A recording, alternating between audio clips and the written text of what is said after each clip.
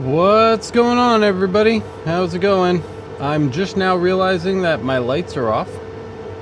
So let me get my lights on. Got that centered up. Hopefully you can hear me okay. I've redone my entire mic setup. Spent hours and hours on this yesterday. And I'm hoping that you can hear me loudly and clearly. So let me know how things are sounding. And hopefully we're in better shape today than we were yesterday. It should be nice and loud and crisp. So whatever feedback you can provide, that would be great. I'm gonna get these lights turned on real quick.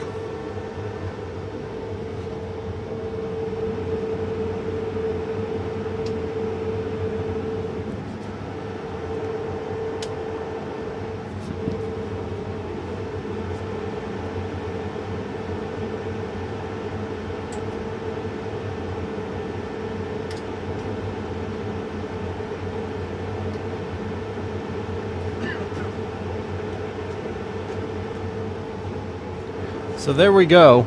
Everything should be as it is supposed to be, hopefully. So, we got a lot of work to do today. So I've been working on, and we're just going to be basically continuing this at this point. But I've been working on these metal plates that are going to be used to identify a well. And there's like 100 of them, so we have to finish these. So just a simple anodized aluminum plate. This one's got some junk on it. Come on. It's better. So those plates are running, and then we also are working on these horribly annoying Yeti mugs. The handles on them are super heavy. We're going to talk about a couple tips on how to run heavy-handled things, but we'll get to that in a minute. So first thing I want to do is just kind of clean this up. I want to show this to you guys. So this is just uncleaned, right? This is, see if I can still do this with my new setup. So there it is, not been cleaned. You can see it's pretty gnarly looking. It's got a lot of paint nonsense on there. We are going to try to get that cleaned up really quick. I'm glad that I sound good. This is good. I'm glad. So we can, we learned some hard lessons yesterday about digital audio on Windows, but we will take those lessons in stride.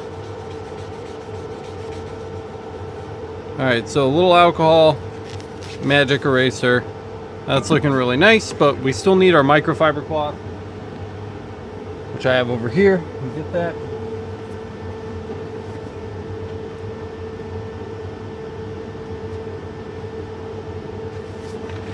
It's a nice clean one. And a little bit of Zep here. This is just the first one, and these are due today, so we really have to move on these. It's not going to be the most exciting stream, but we will have some time to hang out. I've got a lot of just kind of grind work that needs to be done. It's kind of been a grind work kind of week. So anyway, here it is cleaned. So this is after cleaning, and we've got that nice shiny stainless steel reflection on there. Okay, so that's just a little alcohol, a little Zep.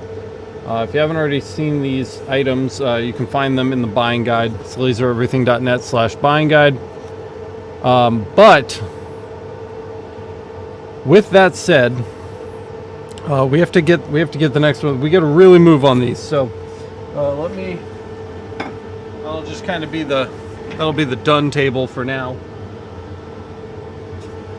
So let's talk about these real quick. So we are going to come into the light burn view here, and I've never actually set this camera up. Let me fix that a little bit.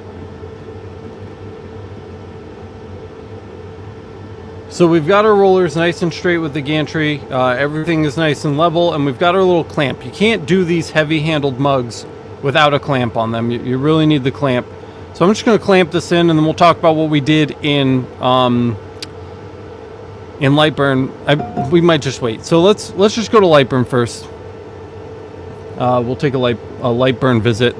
Here's EzCad. This is the mess we're dealing with EzCad with those plates. We'll come back to that in a minute. So here's light burn, and you'll notice usually when we do this, the job runs from bottom to top, okay? But we've changed things around so it's actually running top to bottom.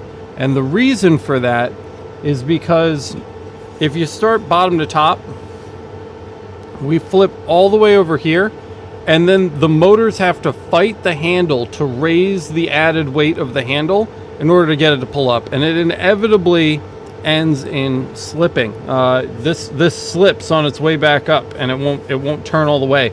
So you get like a weird jarbled engraving. The better thing to do is make gravity your friend. Start at the top and then let it roll down as it's engraving. And then gravity is going in the same direction you're trying to turn the cup with that extra weight from the handle. The way we do that in light burn is very, very easy. So the first thing that you need to remember is that here in light burn, first thing we need to do, since we're starting at the top, yellow is no longer first in our object list up here. Yellow now needs to be last. So it's going to be turquoise, then the engraving, then the yellow, if you need to use this spacer trick. Most of you don't have to do this, so if you don't know what I'm talking about, then it probably doesn't apply to you. But turquoise, blue, then yellow, so that's the first thing. And then in the blue here, we're just going to open up our settings, and you will notice that this scan angle degree setting here, we never use this, right? This is usually sitting at 0, and that's just the way that we leave it. 0 means it's going to start at the bottom and work its way up. If we change this to 180, we are now going to start at the top and work our way to the bottom. And that pulls our handle up into the air in the beginning and then slowly lowers it over time. It's much better for getting this kind of work done. So I've already sent this over to the machine, so we're not going to waste too much time. I see there's messages in chat. We'll talk. I will cover those in just a second. But let me jump over to our light burn view, and we'll get this first one loaded in, and then we can touch base on chat. Okay, I'll take a look at that in just 1 second. Let me throw this in.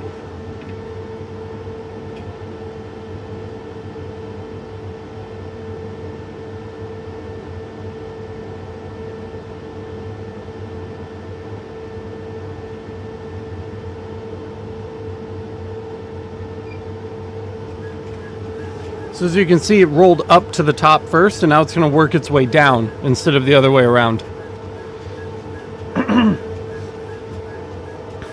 My wife's here. Happy Friday, Liveday, wife. Let's say hello to everybody. We got some hellos in here. So this morning we've got Kyle joining us. Dakota Fisher, what's up? J-Mac. Jerry Cron is here. What's up, Jerry? We got Jace Laser. How's it going? Johnny Sandberg. Good afternoon, Johnny. Brent Roach is here. What's up, Brent? And E3. How's it going, E3? Good to see you. And Mark Cooper. Good afternoon, Mark. Good to see you. Thanks for joining us today. Johnny says, I feel that Alex had to engrave 16 flasks front to back with the fiber. And now I have an order for 857 50 milliliter bottle caps for my buddy's whiskey company. Damn, that's a lot. Anthony says, back the mic up. I can turn the gain down. Yesterday, everybody was complaining they couldn't hear me. So I'm just trying to meet you guys. If it's too loud, I can lower the mic gain. I'm not moving it anywhere, though. It's staying right here. If it's speaking a lot, I can turn the gain down.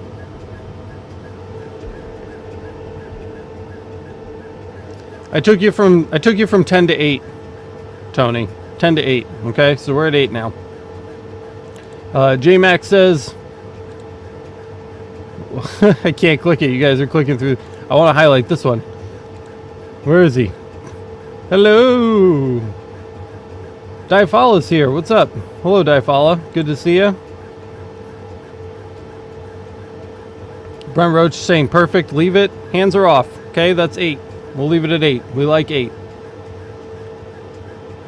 The jig I made can do 100 bottle caps at a time in the CO2. Very nice. Very nice.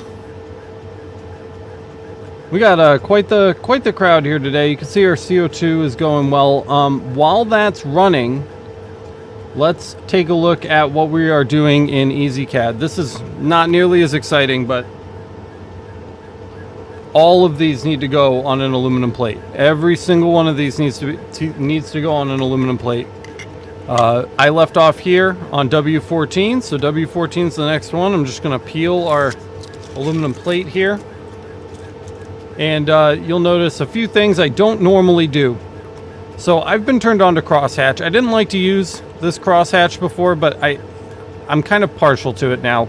So I have hatch 2 and 3 off. We're just doing a crosshatch here. It's just an aluminum plate, so 0.025, no problem there. We're using the bi-directional to keep this nice and quick, because we don't want to take forever, but they are pretty slow. They're like 6 to 8 minutes a piece, which is rough. In fact, speaking of which, I might take the loop count down from 10 to maybe 5, because they're just taking too long. And another thing that I don't normally use that I'm using today is the Mark Select, just because I'm tired of copying and pasting all of this crap back in. Again, I don't normally use this. I feel like it's prone to mistakes, but there it is. Mark Select is running. And we have everything jigged up in a hard jig, so we can come over to EzCad. You can see I've just got my jig there. I actually, if you're paying attention, you'll notice that I forgot to put a plate in for W14. So I've got the plate here. I'm going to go throw it in now, and then we can run this.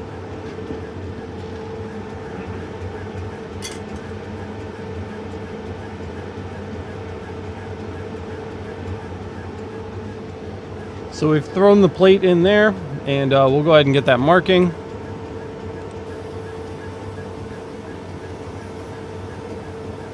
Sam says, hello, I don't have experience with engraving mugs with handles. How would you engrave an image that uses the opposite side of the mug handle when the handle hits the limit of the rotary?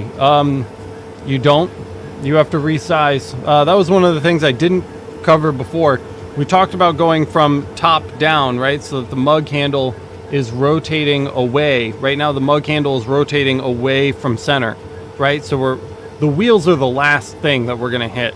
But if you're hitting those wheels, you know, you either have to space your rotary out far enough away so that the handle can pass between the wheels, or if that's not possible, you have to limit your size.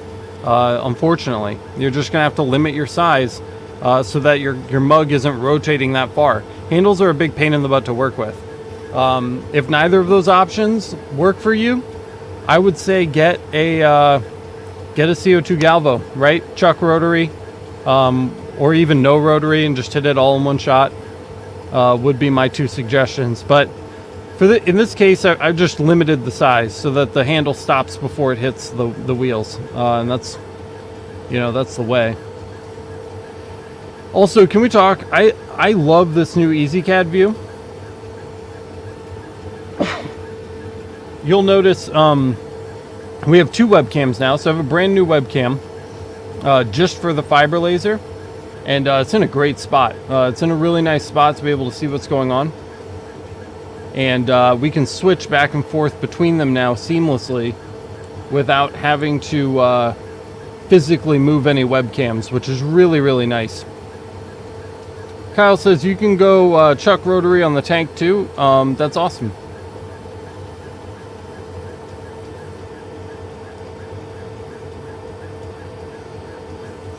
Personally, I don't like chuck rotaries, so if I can get away without using it, I will. But you know, what depth are you trying to achieve on the aluminum?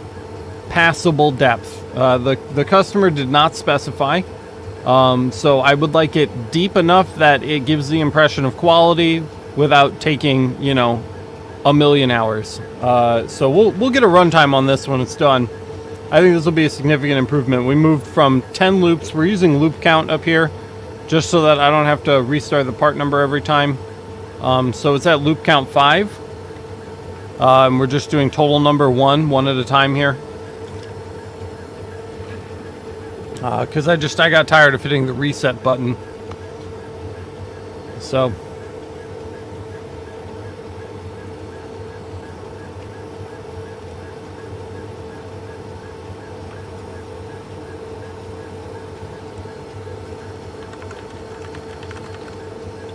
but yeah, that's what's that's what's going on. So other than that, I'm just, you know, I'm kind of stuck here with you guys right now. We're just gonna hang out and hope this goes quickly. The new streaming setup is very nice though. I hope you guys are enjoying it. I've got a bunch of monitors now, so I've got chat over here, I've got OBS over here, I've got my laser stuff over here, I've got my emails and my Discord over here, so I can like see everything all at once. The computer is streaming no problem. You should notice an increase in the stream quality as well. We were streaming at 720p before. Now we're streaming at 1080p. Which is really nice. So hopefully you guys can see that difference in the detail on the screen. I know YouTube is still compressing things, but having the NVENC NVIDIA encoder is really making a big difference. Yep, we're on it right now. We're on it right now. Maybe I'll snap a quick photo and show you guys. In fact, I'm pretty sure I already have one on Google Photos. I'll pull it up and I'll show you guys in a minute. Let me swap this card out here because we gotta keep these running, and then I'll show you a picture of kind of the new setup. It's a little bit of a mess, I'm not gonna lie. There's kind of a rat's nest of nonsense behind my computer, but you know. Does epoxy release toxic gases? Resins are not the best. You know, I wouldn't breathe it in. I don't think it's on the like no list, like PVC. But I wouldn't like stand over it and huff it, you know. Have good exhaust, have good solid exhaust, always exercise caution. So yeah, so we're down from 4 minutes to 8 minutes a piece now on these. So I'll show you guys all I'm doing here. In EzCad now, we'll just grab the next one, group and hatch. And then we're gonna modify align center. We're gonna remove our old one. And then we'll just select to mark again. And then we can switch back here to EzCad and drop our new plate in.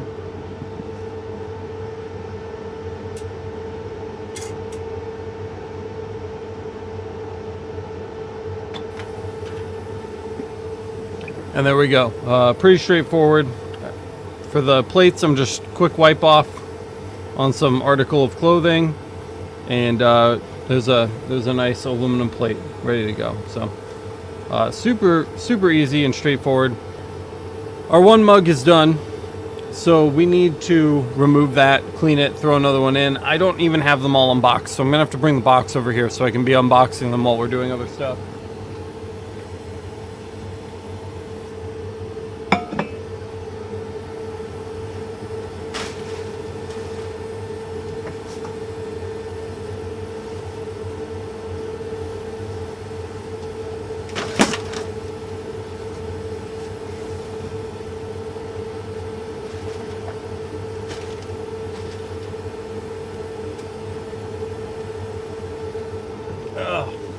I've made a mess now. I'm gonna have to go clean that up.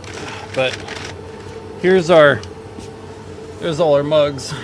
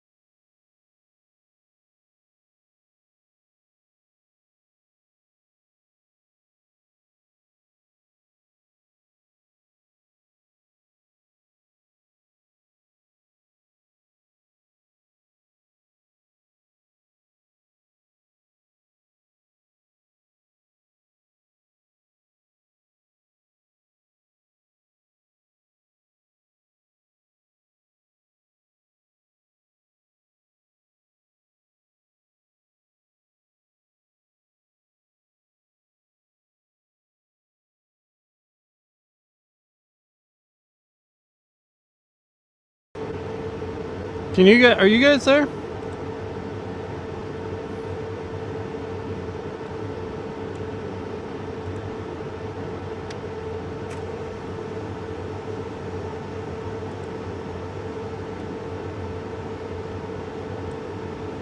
That's good. I don't know what happened. My whole computer just like shut down. And I had to turn it back on. And luckily the stream was still going. I don't know why the stream is it set to go to sleep? It shouldn't be. I'll have to look at that. We should probably check that right now. Maybe no, the whole thing went down. Like I had to re-log into Windows. It was very strange. I had to go up front to help cash out a customer, and when I came back, it was just like the Windows login screen. But let's check our power settings. New computer, right? Better than yesterday's issue still. I would still take this over whatever else we were doing with the old laptop, right? So let's just check. Let's see, best performance, screen and sleep. Never sleep, never do anything ever that I never explicitly tell you to do. Good, good. All right, so that's better. I think we're in better shape. I don't know what happened, but we'll just chalk it up to new computer and pick up where we left off, right? I'm just glad it didn't end the I'm just glad it didn't end the stream. Don't forget to check USB power settings separately. What?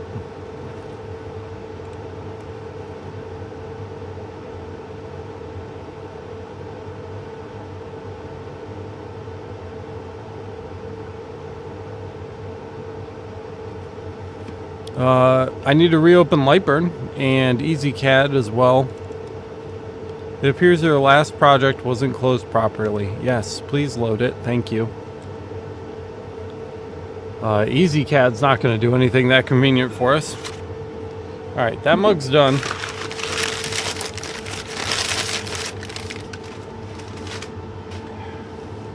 What a mess. I can't wait to move downstairs. I can't wait to show you guys the basement. The basement's so nice. It's going to be so much extra space for us to move around and do stuff.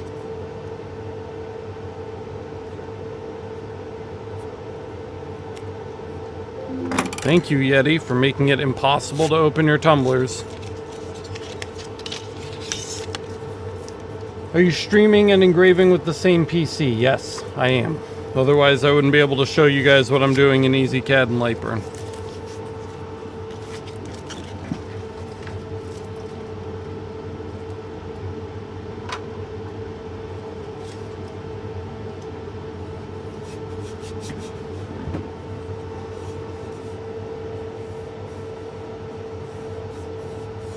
Ah, okay. I'll make sure I take a look at that, Manzi.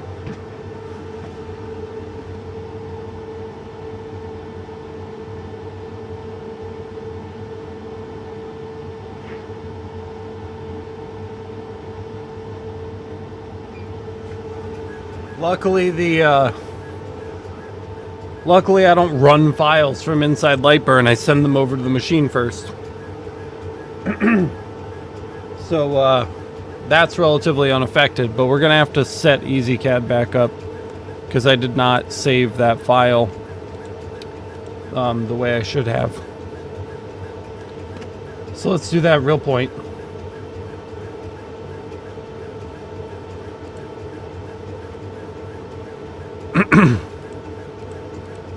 Oh, this is a bummer. I had everything lined up with our little square.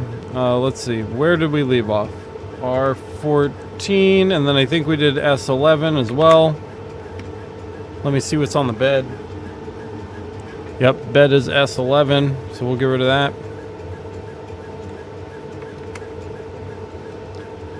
So S2 will be next, but before we do that, we need to fix this. No, that was kind of like over here somewhere. Ish. I'm gonna have to light that though. Let me go line that up.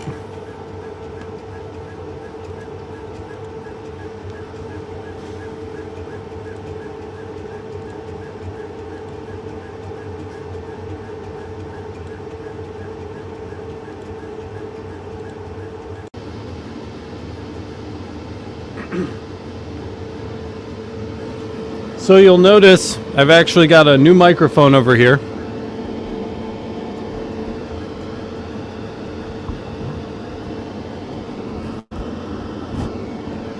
And sorry, I was just trying to get the gain to match the gain on the mic over by the desk.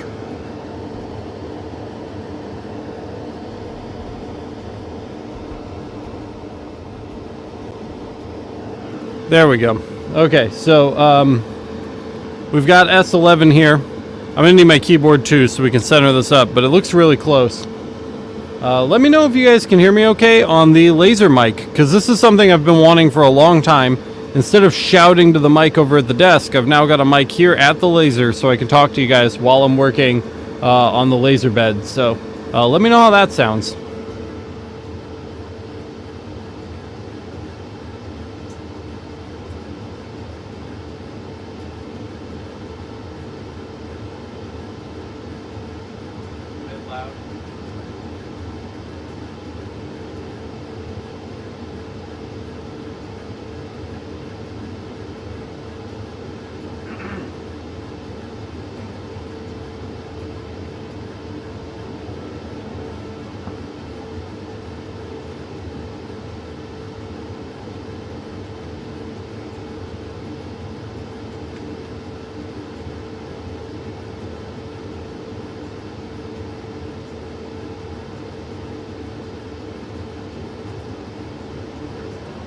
So it's $3 per plate. Tony, I saw you asked how much each plate was. And Manzi, thank you for the screenshot. I appreciate it. I'm going to try to just center this up really quick.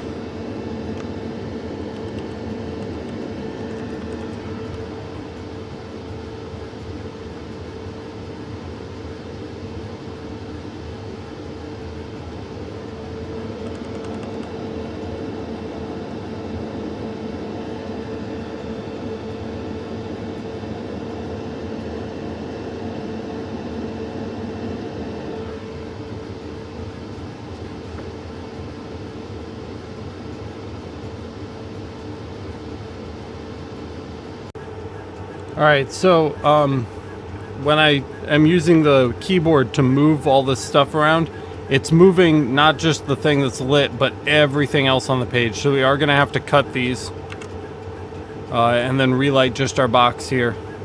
That way it doesn't lock up the computer as we're trying to move this around while it's lit up. So that's why I'm back over here. You're saying it's still loud over on the other one. Okay. Well, I'll turn the gain down over there a little bit.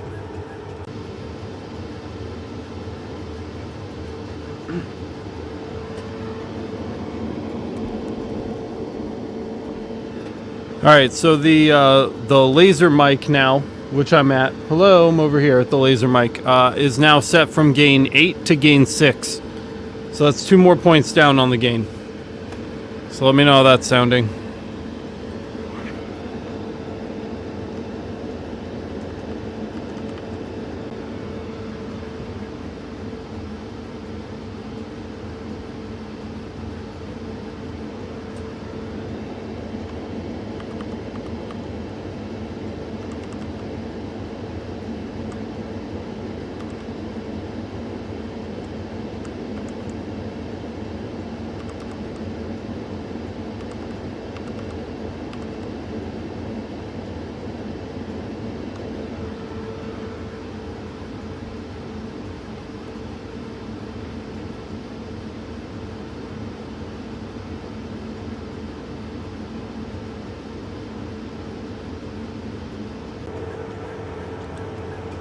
Still pretty loud but doable. Interesting. That's weird. It's the same mic, same interface. I don't know why that one's so much louder. Very strange. We'll have to look into that sometime. But for now, we've got the plate there, ready to go. So we can drop all of that data back in.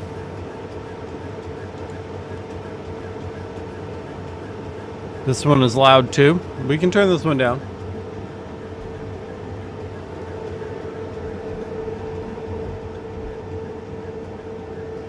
Okay, now this mic is at a 6. So we've come from 8 to 6 now on the desktop mic.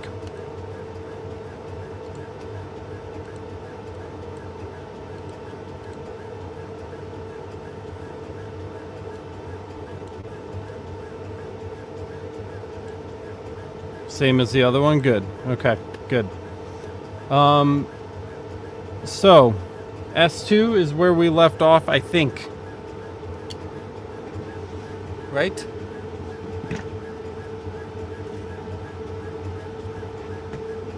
Yes. Alright, S11 can go there. So just so you guys can see, here's the desktop. We're just moving to S2. Very straightforward. You're not really missing out on anything there. So back to EzCad. We'll throw our new plate down, run S2, and we can get on with our lives. We also want to make sure, so this is still set to part number 5 from an earlier job because it crashed. So let's set that back to 1. And let's make sure our loop count here, right, we need this set to 5, I think is where we left that. So 5 on the loop count, 1 on the total number. Aluminum plate.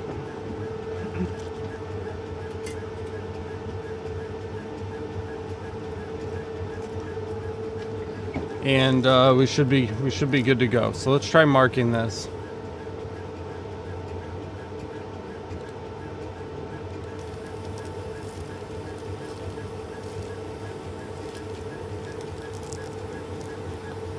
The power settings should not need changing again. They should be good.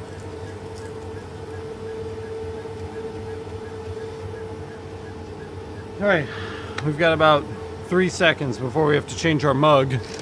So let's unwrap the next mug.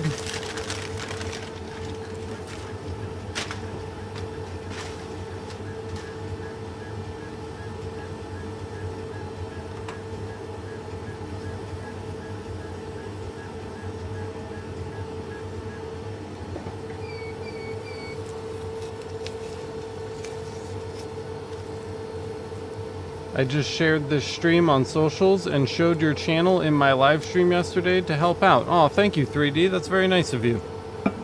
I appreciate that.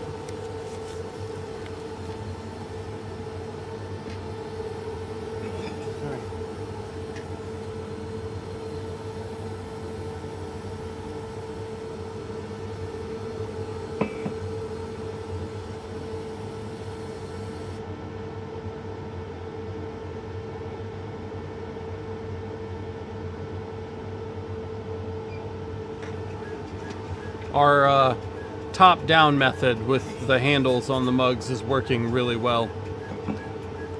So I'm really happy with that. Now we have 2 we need to clean. Put those up there for a minute while we try to get our next EzCad plate going. I hate multitasking. I feel like I'm going to make a mistake, but we have to do it right now.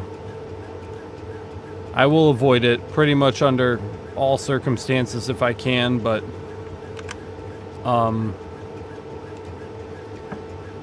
we just don't have that luxury today. We just got to keep moving.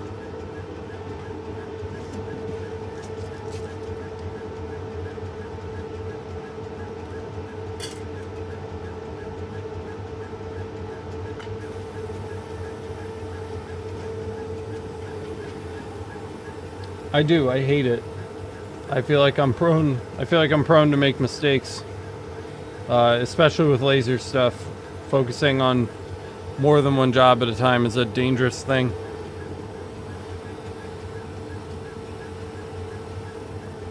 Alright, let's try to get a couple of these mugs cleaned here. Try to catch ourselves up a little bit.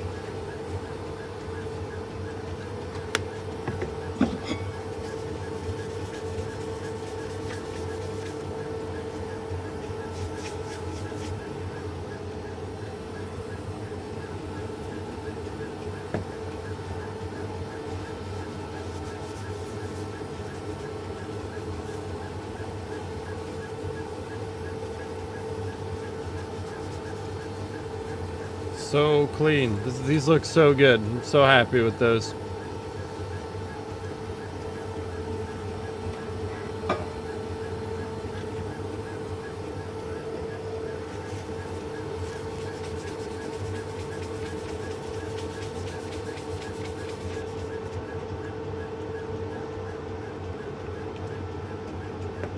These S plates are moving too quickly because there's so few characters.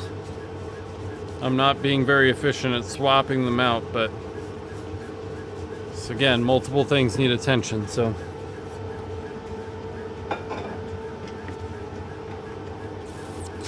Need a new plate.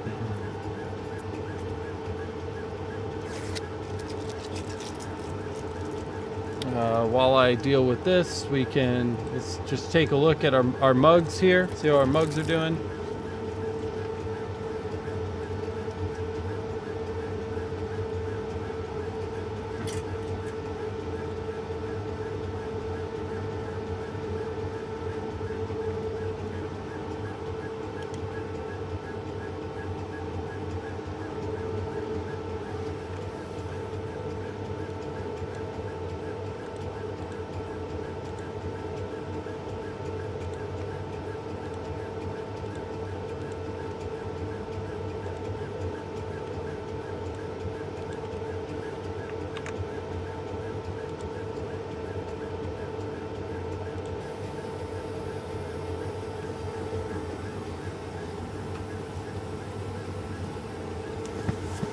And we'll unbox our next box of mugs.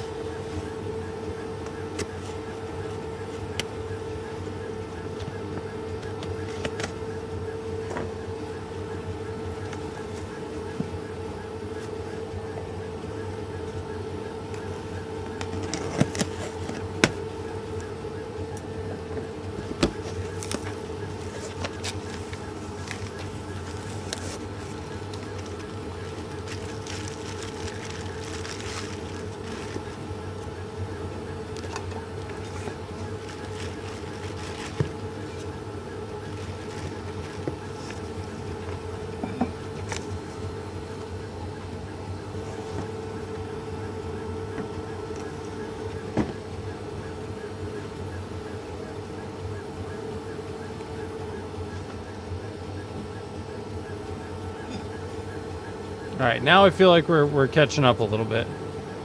I've got a mug ready to go for the next one. I have a second to breathe between plates. Feeling better. We got behind there for a second.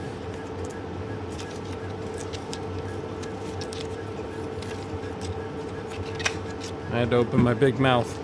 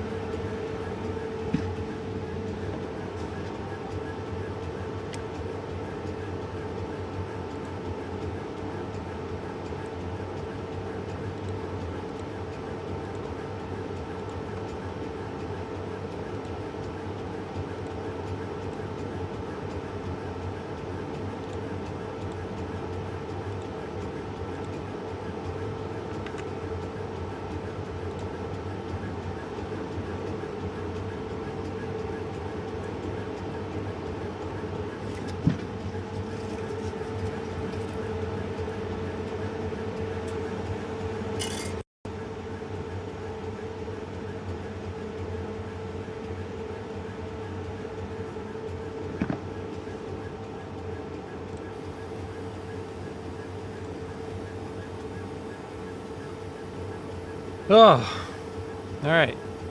We're in good shape. This feels good. We're doing okay.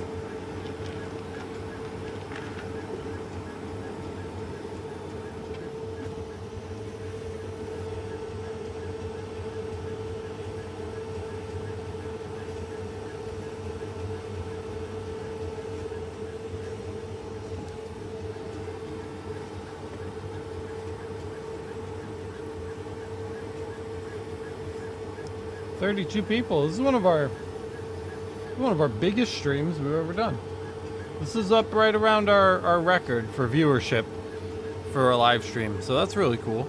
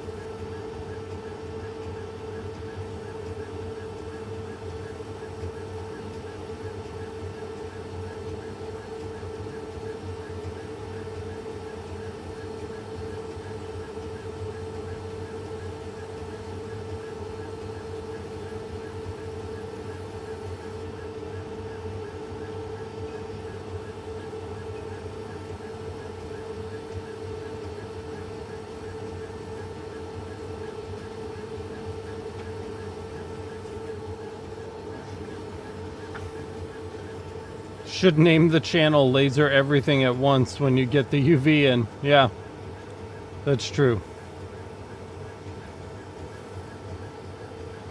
I can't wait for the UV. They said it should be shipping this week. It always feels a week away, like nuclear fusion. You know, always 10 years away.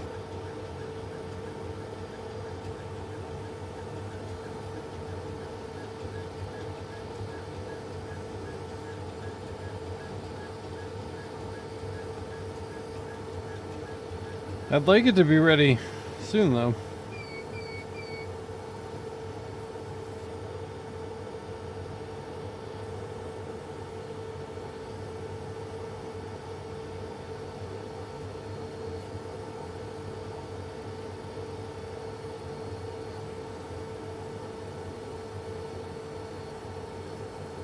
I last talked to them on October 29th. I think it's appropriate to reach out again.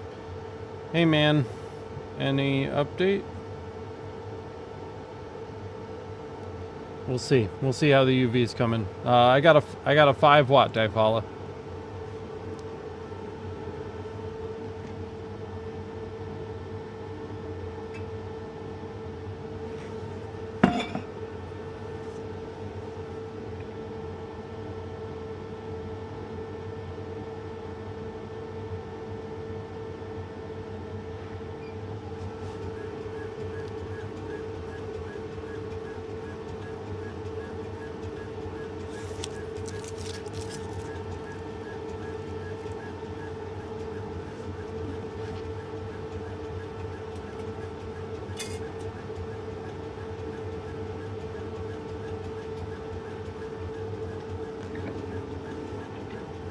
Alright, there's T100S2.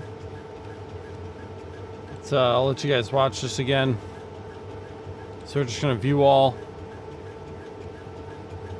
And we're going to select our next one. Group. Hatch. Shift, select, modify, align, center. Zoom all.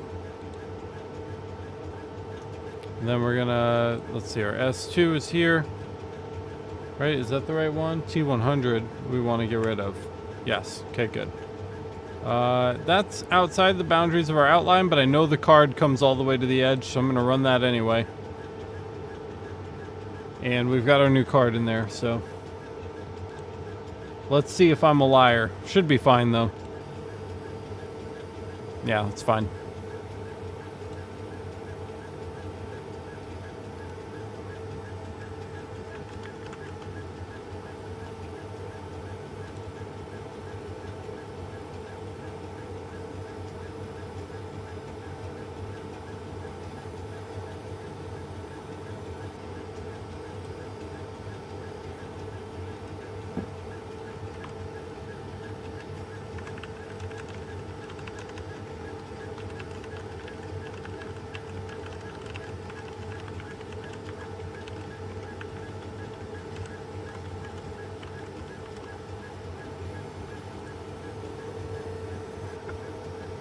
What's up, BD Laser?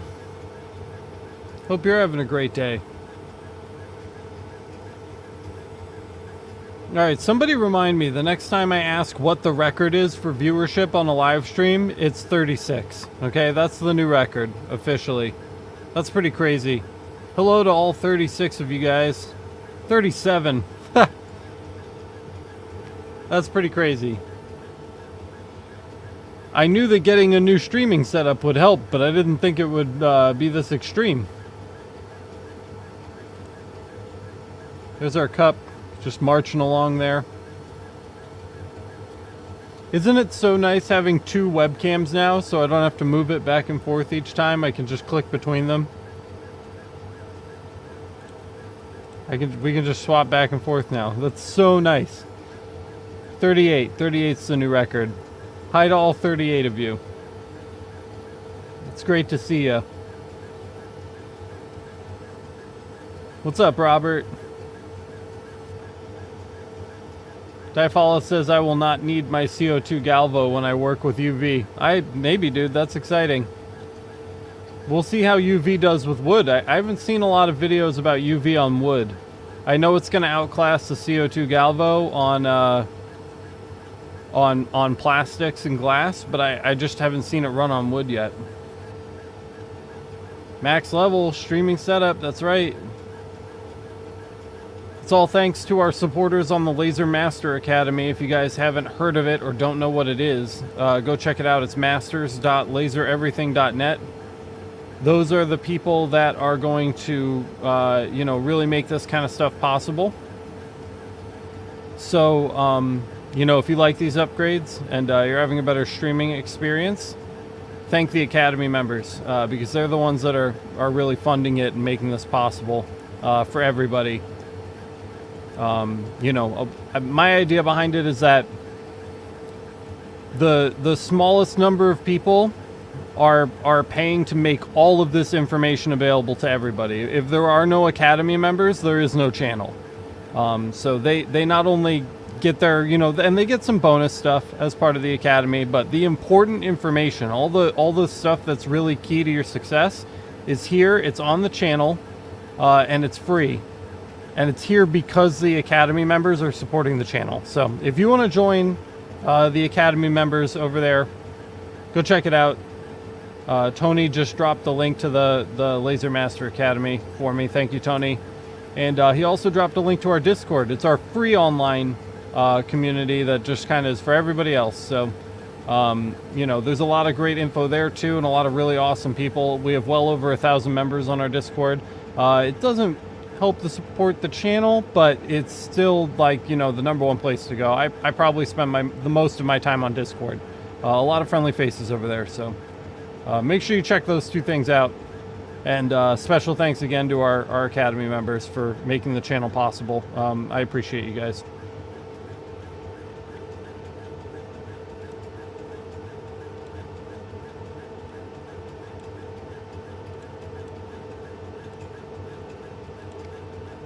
Just switching out the plate here.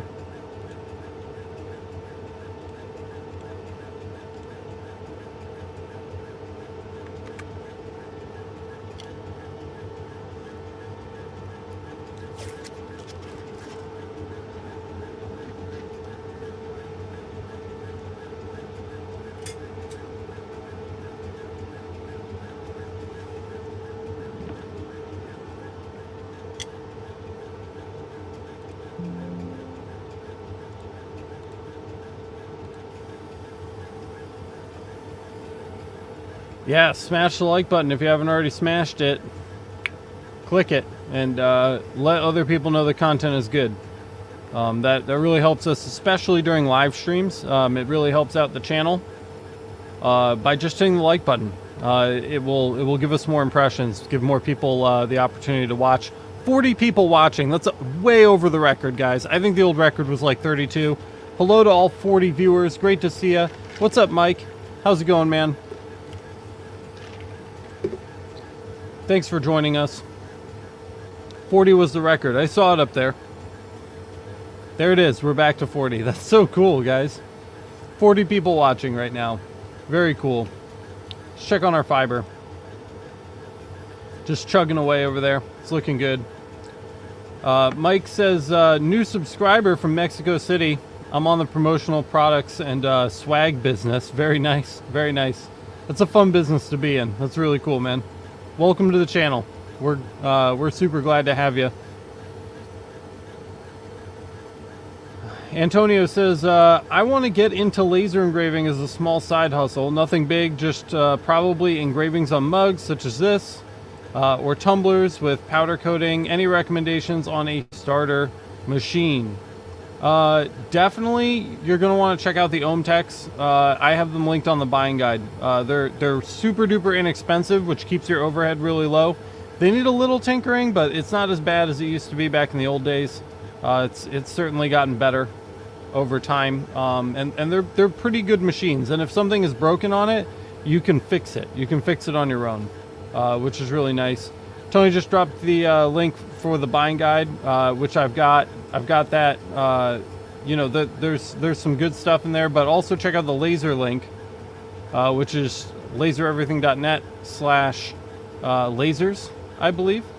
And we have a link to the OhmTech machines right in there. So I would definitely check those out. That's what I use.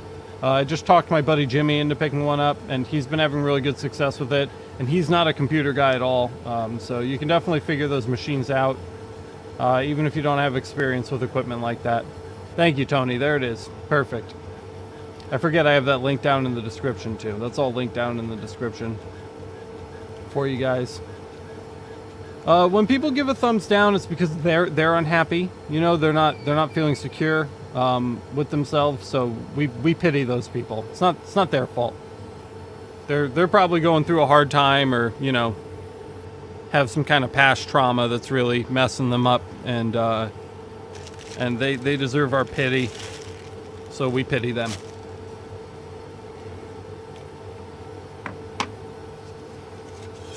I'm sure they're doing the best they can.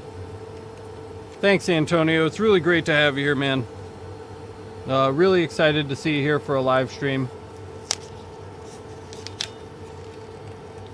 Well, you know, whatever. Some people are impatient. I can't help them with that. So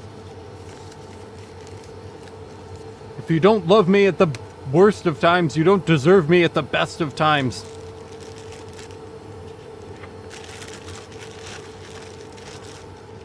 All right, next mug. Here we go.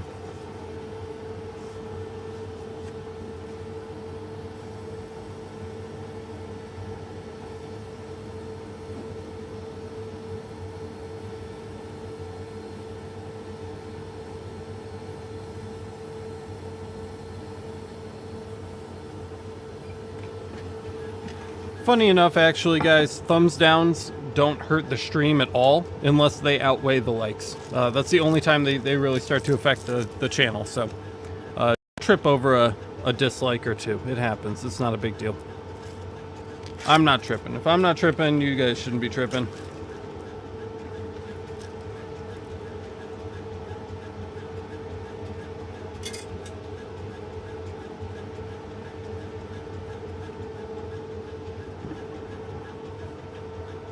No, actually, it can adjust in the front and the back for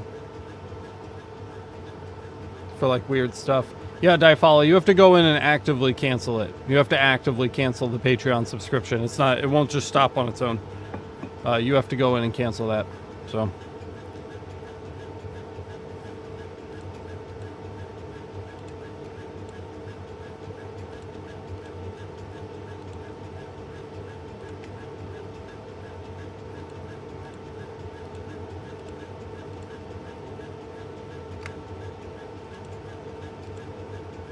Alright, do we have a new plate? I forget. Let me see. Yes, we do. Alright, here we go. Alright, those are running. Got my magic eraser. Don't know where my... Here, alcohol. Here we go.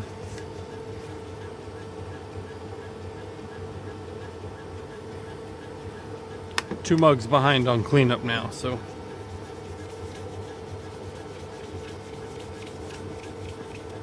I want to try to clean as we go so we don't have like a big pile of stuff we have to clean. Because that's particularly boring to watch. So I'd like to just kind of get stuff cleaned as we move along here. Where's my zip?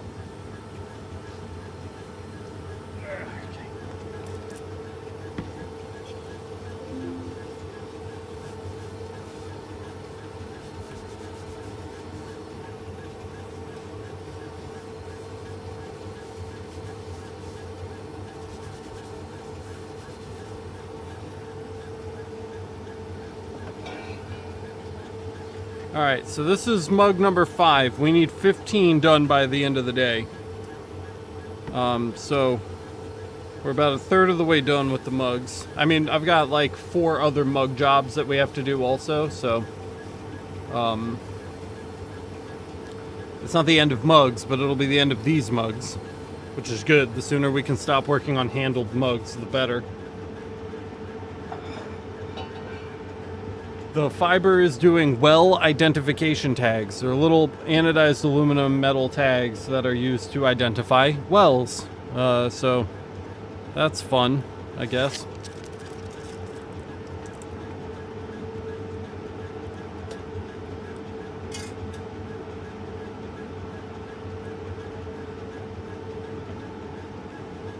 I wanted them to be deeper, but we're simply not charging him enough to go to the depth that I would like to go to on something like this. So is what it is. Not gonna lose sleep over it. And again, he didn't really specify the depth that he wanted, so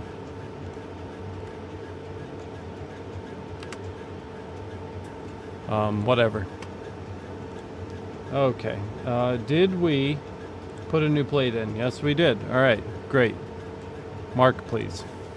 Thank you. Check out light burn. That's looking pretty good. Everything's going well. This is we're having a good day. It's nice and productive. That's what I like. I've been stressed out, man. There's just like so much going on right now. And I'm just waiting for this baby to come. Like, come on, baby. Just get here already. Stressing me out waiting. I don't want to wait.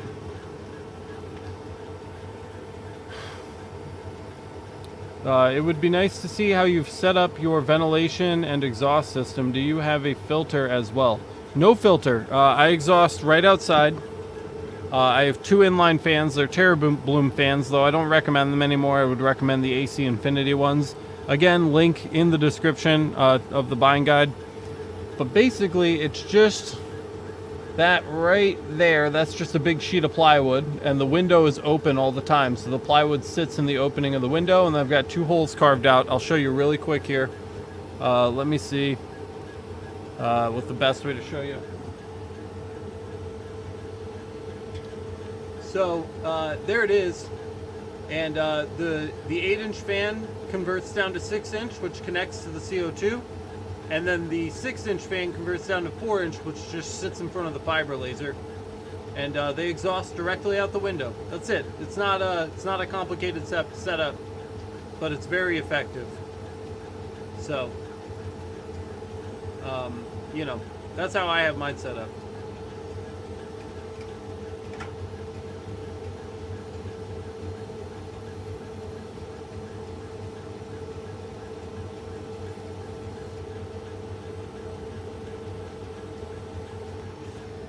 All right, there's that. Yeah, no problem. Francisco says, hey Alex, try to engrave tumblers in your CO2 Galvo laser. I will. In fact, we might do that today. After this job. This is due like right now, so I just needed to do it the way I knew it would work the first time, and I know this works. So before I start experimenting on there, I just wanted to kind of get the things that were due right now out of the way and done, so they weren't like haunting me while we were experimenting. 42, new record, 42 viewers. But we will, because I have, again, many more things that need to be done, many more tumblers, and they're not quite as big of a rush as the stuff that we're working on right now. So when this job is done, we can mess around with some of that 100%.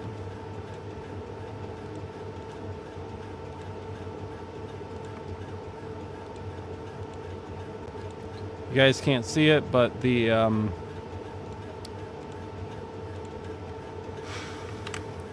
fiber plate just finished.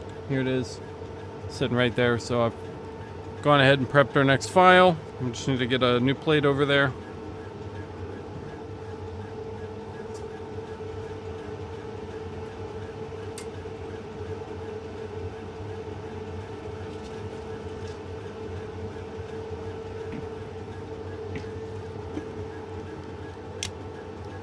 And we're just moving through these, moving right through them.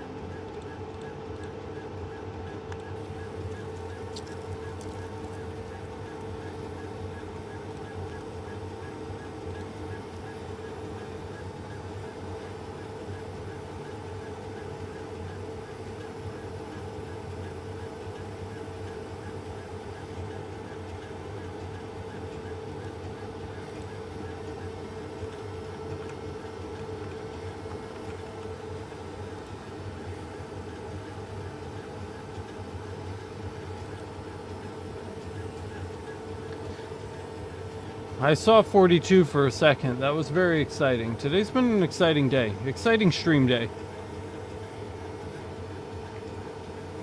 Galvo lasers are so cool, guys. I'm still not over it.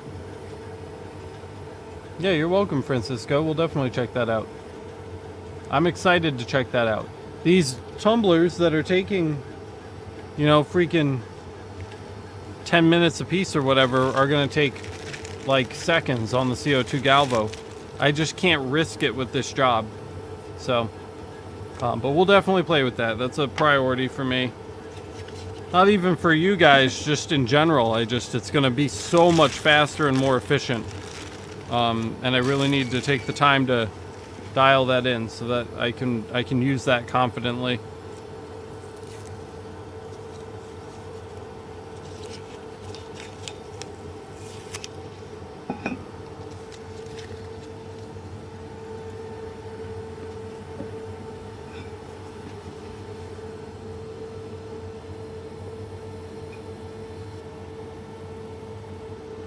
And again, in case you guys missed it, watch the action here. You'll see the tumbler rotate up so that the handle's in the highest position first and then moves down over the course of the job. It's really important for these handled mugs.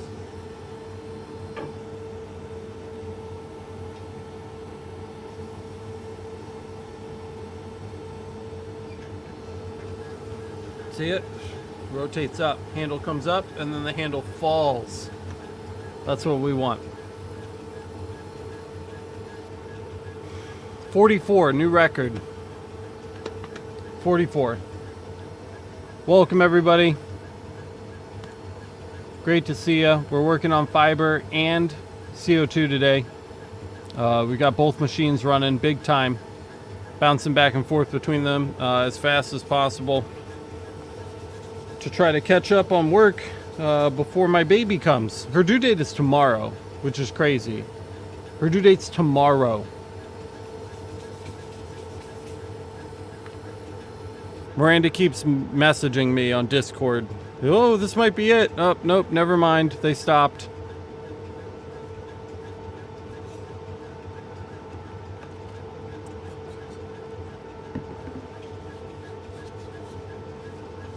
Yeah, it is crazy that someone figured something like that out. It's also crazy that any of us goons are able to use them.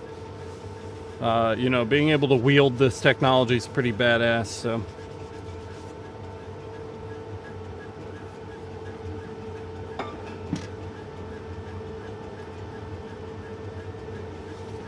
Okay, PZ14R done.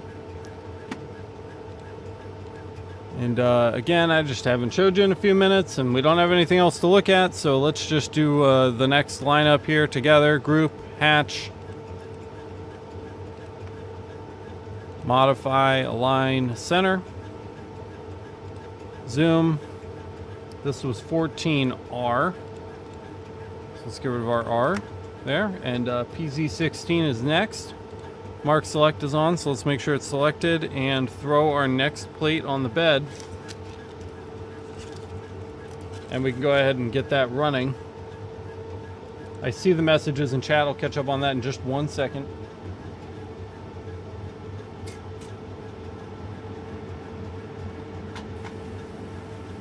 All right, plates in and we're marking. Let's see.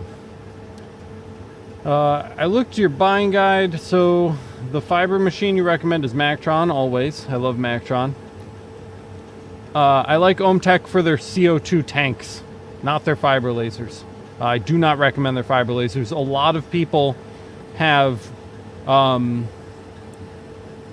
posted some really scary horror stories of OhmTech's fiber lasers in our Discord community, and I do not recommend their fiber products. So if you're looking for a fiber laser, the Mactron versus the OhmTech is no competition, and I don't recommend the OhmTech fibers at all. So steer clear, because that's gnarly. What's up, Rodney? Good to see ya. Business is going really well, so well in fact that I need my wife to come help me. So my wife is going to be coming in and taking over the brick and mortar business with the customers so that I can focus on the channel full time for you guys. So I'm going to be going full time with the channel very, very soon. And we've got a lot of new things coming along with that. 48 viewers, new record. What's up, all 48 of you? It's great to see you. thank you so much for joining me today. We're working on some fiber stuff and some light burn stuff. If you're just joining us, I'm really excited to have you all here. Frode says, hi, do you recommend paying up extra for fiber to get the M7 MOPA source? Planning to buy my first laser and thinking this is the most unique and future-proof. If you're gonna get an M7, make sure you don't get the 30 watt. The 30 watt M7 has a very low pulse power, which means every time the laser pulses, the amount of power you're getting out of that pulse is very, very low in the 30 watt. So if you're going to get something like an M7, make sure you get a 60 watt or greater. Do not settle for the 30 watt MOPA. They're so weak. They're really weak. So I wouldn't recommend that. But 60 and up, good to go. But really the LPE units, like the one that we're using over here, let's see here, the LPE units are great. The 30 or the 50 watt, there's nothing wrong with them. Most people don't use the MOPA features enough to make it worth the extra cost. If we're being honest, but that's a subjective opinion, not a fact. So take it with a grain of salt.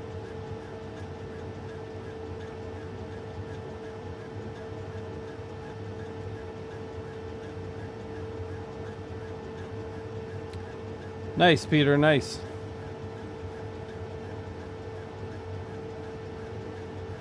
Oh, Big Mike came from 3DHP posting it. That's awesome. Very cool. Well, I appreciate you, 3D. Thanks for, again, for the shout out. You know, anything we can do to help the channel grow, I'm always going to be excited for. So I do appreciate your effort on that. I'm just switching our fiber plate here, going from PZ16 to PZ17.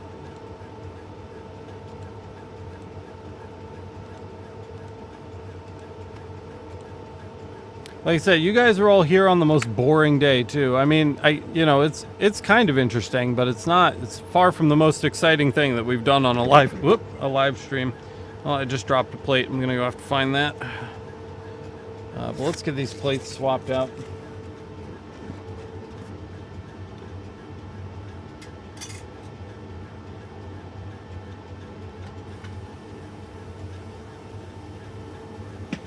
All right, there's 16. In the pile. Done. There's the blank plate that I dropped. So got that. Patrick dropping a link to something nice there. Mike says, with MOPA lasers, if you're planning on marking color on stainless steel, you need to consider that the marked color surface tend to rust in a couple of weeks. Very true, very true. You gotta watch it on those MOPAs, guys. That's, you know, the LPE units are great. I think I don't think they get enough love. Everybody sees MOPA and they're like, I need the most expensive thing in the world. But then other people are like, I'm gonna spend $1,000 on a fiber laser. Like the middle ground, people, the middle ground. Come on. You don't need the cheapest thing in the world. You don't need the most expensive fiber laser they've ever fucking manufactured. Just, you know, something in the middle. Which is what the LPs are, and the LPs are awesome. They're really good machines. For your guides. For cigarettes, maybe. I could use one. God knows. Thank you, Peter. I appreciate you, man. Thanks for coming through for me on the super chat. Those are always nice little surprises. I never expect them because we don't get them very often. So whenever they come in, I'm like, ooh. Thanks, Peter. I appreciate you, man.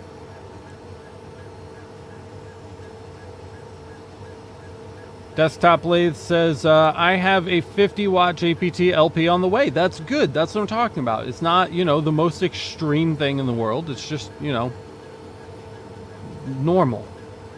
Normal is good. Just about at the end of this mug, so we'd better be proactive here and get another one unmugged, unboxed, unwhatevered. Come back over here to Lightburn.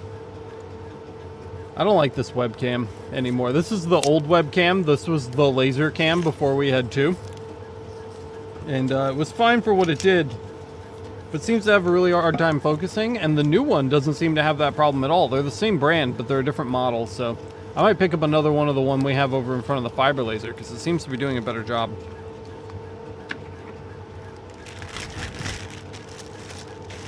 Alright, next mug's unboxed. We also need to swap a plate. Busy.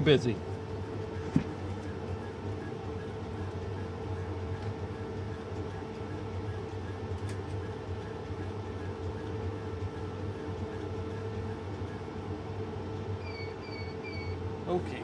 Alright, two things at once. If you ever have two things finish at one time, set up the thing that's going to take longer to run first. In this case, the mug. So let's set up our mug first.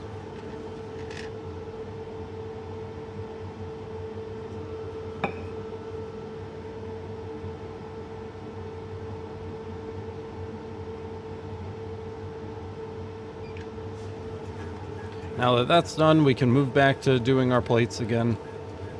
I'm so glad the mic situation is fixed. I was so angry yesterday when our mic thing just like happened all day. It was really bad. I'm glad that it's working again. It was really frustrating not being able to communicate with you guys. All right, let's check EzCad. New plate is in. PZ28. Let's mark it. Jamie says, gotta fly. Getting late in the UK. Catch you later, people. It was good to catch you live for once, Alex. Jamie, it was so great hanging out with you, man. Thank you so much for swinging by and hanging out with us for a little bit today.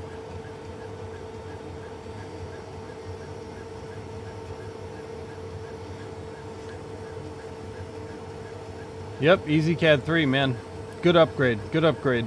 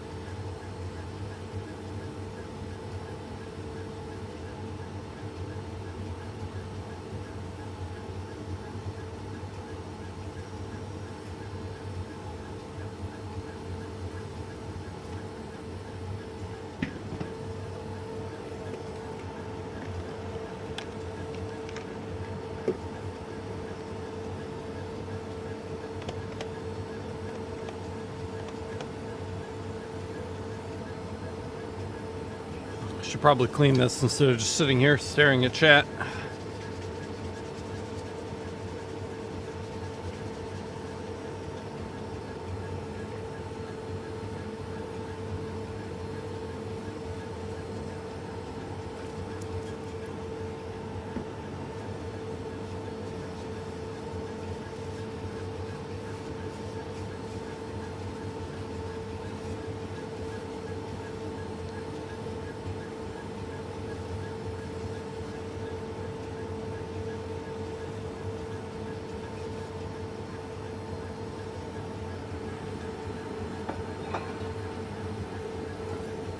Fred says, I'm guessing you can clear coat MOPA engraving pieces to protect them from the corrosion. You can. It's not fun, but you can.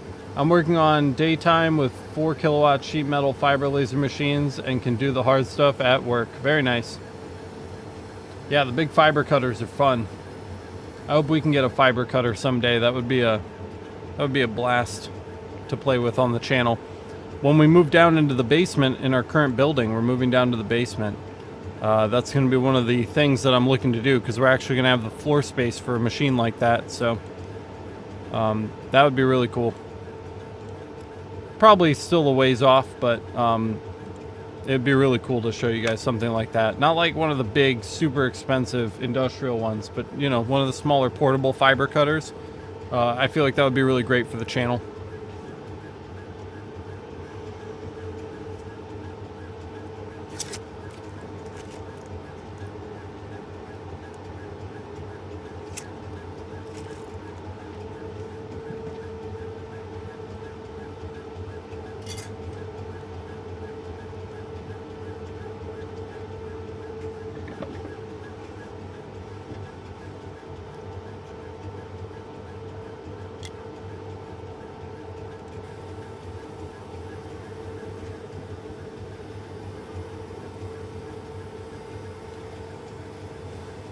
Hi-Fi Jim says, so can you run EzCad and Lightburn on the same PC at the same time? Yeah, we're doing it right now. Here's our Lightburn file with our JRB for our mugs, and here's our EzCad currently marking our aluminum plates. Do you use anything specific to treat an annealing engraving on something like stainless steel? I usually do citrus acid. I've heard great things about citrus acid, but I haven't tried it myself. Haven't had much experience on how high the chance of rust is. What I usually treat with is 3-in-1 machine oil, which is linked in the buying guide, lasereverything.net/buying guide, and a toothbrush or a rag, depending on what I'm cleaning up.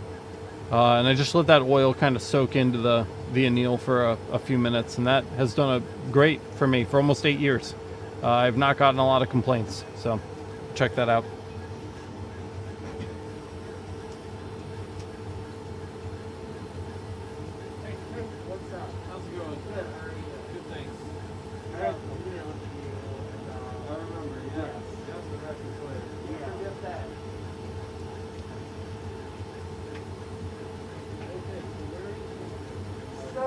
I think for this one, I would just put it on top here.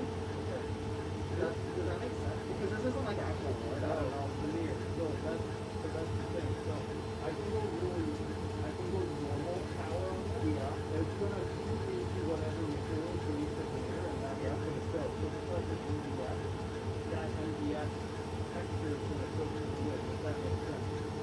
Is that hideous? I have no idea. It can be, but not Okay. always. Yeah. The alternative is to go super light on this. Yeah. Just enough to let the surface of the veneer. It's not going to have a lot of depth, and that's going to hurt the contact. So it's kind of like a double-edged sword. You know, either way, you're going to do some kind of a walk. Would there be a way to spot test it, like in one of the other like? It's going to look like this. It's going to burn. Yeah. Do you think that would look good? Do you think that would look good? It's fine. It's going to be that. Okay. Not super fast. Yeah. It's not going to be too fast. Okay, that's fine. Yeah. Okay. What do you want?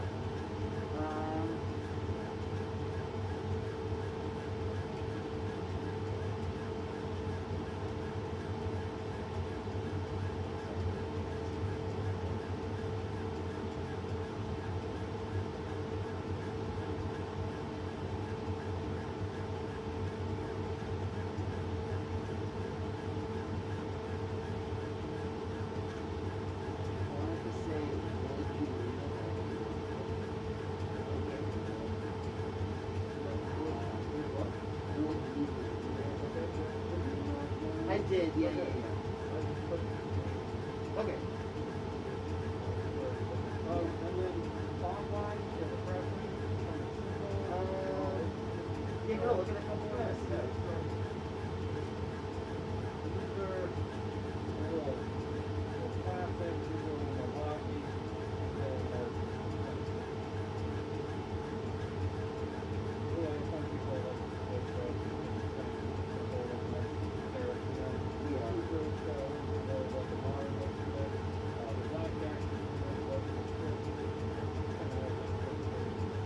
Do you think that show the blackjack will show up over there?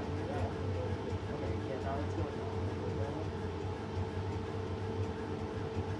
and then do you want me to organize the back of the way? Take up the whole thing, or do you want to have something over here for the middle? So like most of the time we have it, not, I guess not most of the time we have it up, but maybe like this way instead of it. So if you were standing where I was standing, so it could be like this way. If the back is over facing,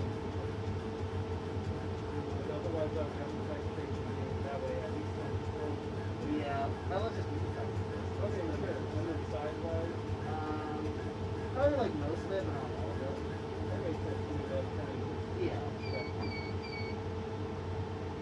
And then, let's see. This one. So this one, I think what I would like is like some lettering on this side, and then some lettering on this side. Would that be okay? Or is that too tight? It's gonna be small, not because of the height, but because of the curve. Okay. So I can't go too far off the edge of that curve.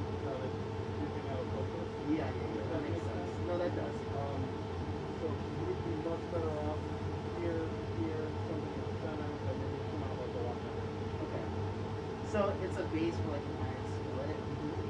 So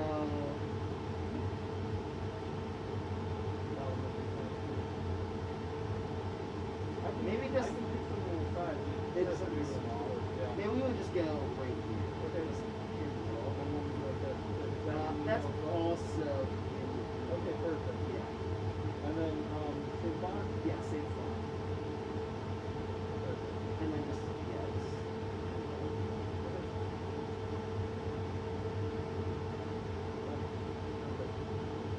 Cost-wise,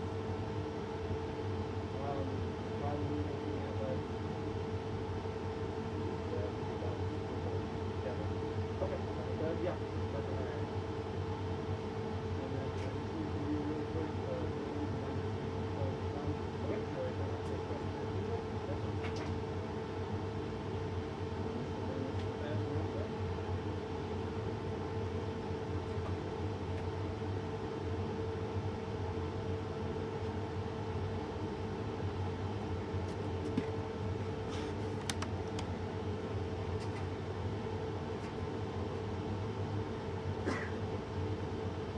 And that's it. You're good to go. Okay. You leave right still here now? I mean, Okay, cool. It's usually 3 to 5 business days. So okay, we'll yeah, get that's all perfect. that stuff right away, okay? Perfect. All Thank right, you so man. much. See you later. It's open Monday to Friday. Yes, sir. Monday through Friday, 8 to 5. Okay. Awesome. Thank you. Yeah.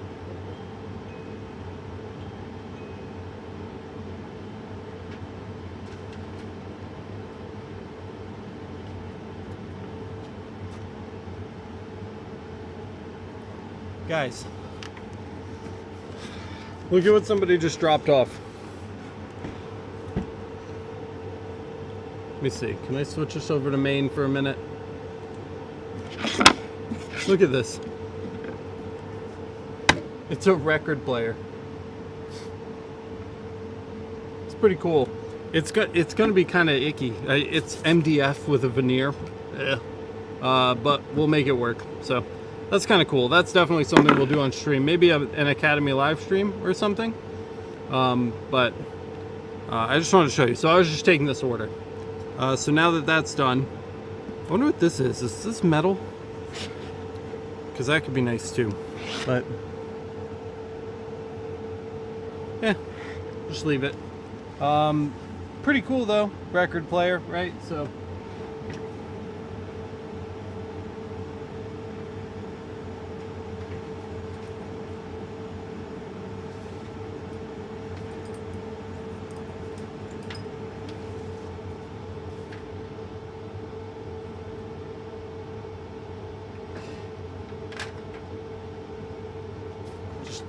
leave that up there for now. All right, let's catch up on chat. Sorry guys, customers come in from time to time, and that's just, you know, gotta stop and do that. Blah blah blah blah blah blah blah blah. You guys are just doing your own thing here in chat. That's fine. Do do do do do do do do do.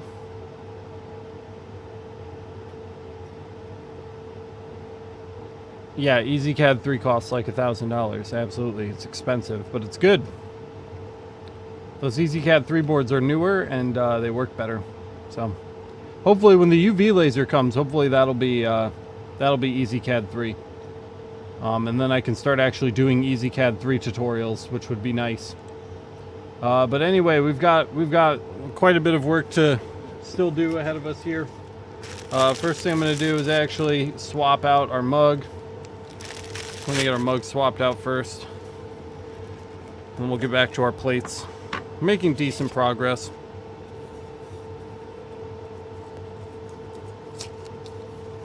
Yeah, the upgrade's far more expensive after the purchase instead of before. So I'd definitely get it before if I were you.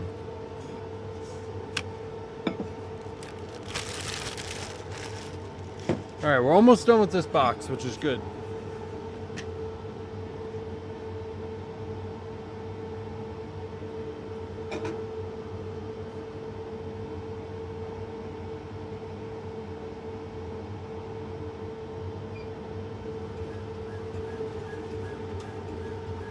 Okay. Done. Now let's get a plate rolling. I believe, let's just double check. 29 was the last one. That's good.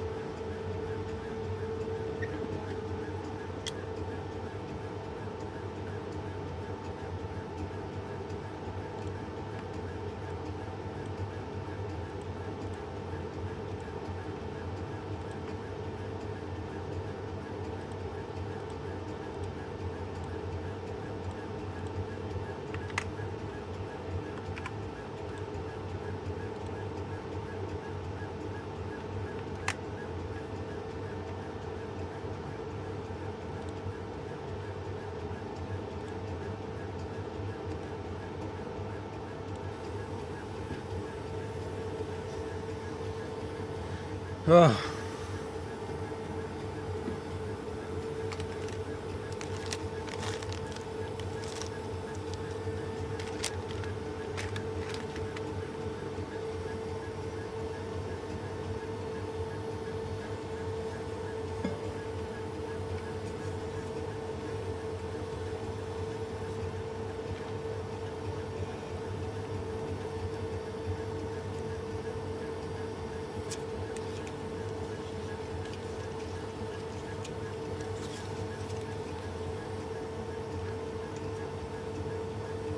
Sometimes they'll increase the prices of the laser and then put them on a further discount for Black Friday, but they're usually the same price.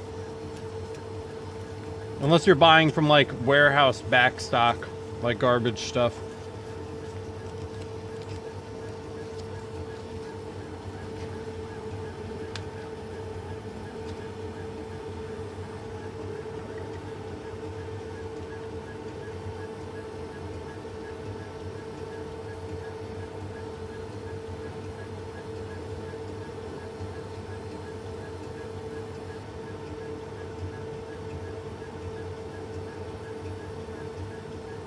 See you later, desktop blades.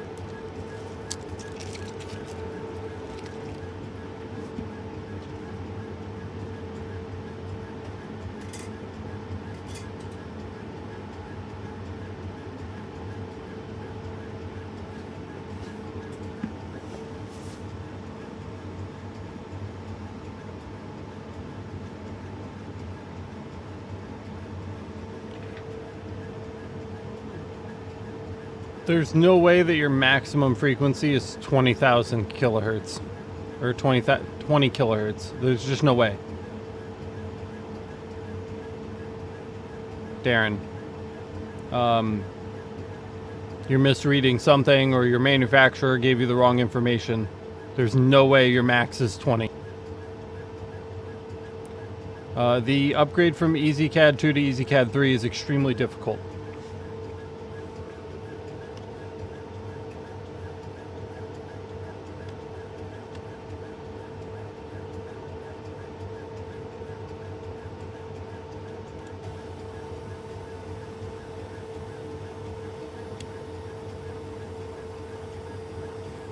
But yeah, Darren, I don't know who told you that, but you know, whether you read that somewhere or like a sales rep told you that was the case, but that's wrong. So if you can, find out what model number your laser source is. Open up your laser source case, look inside, find out the model number. You know what I mean? The make and model. It's just like a car, has a make and model. See if you can find that and post it to the Discord or post it in chat here. And we can let you know what your min and max actually are, because that's not correct. Alex asks, when are you expecting the UV laser? Soon. Now. Yesterday. I don't know. I actually this came up a little earlier in the stream, man. And I sent a message out to Mactron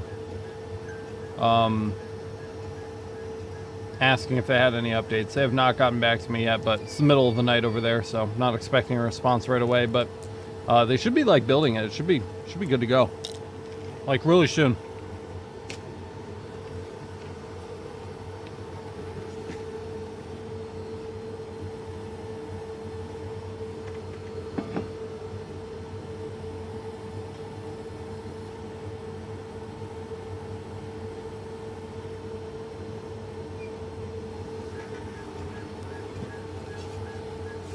Yeah, me neither, man.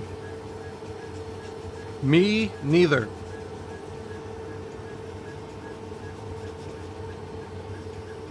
I'm real excited over here for some UV action. Hopefully it comes sooner than later. Before the next Chinese holiday, you know. We'll see.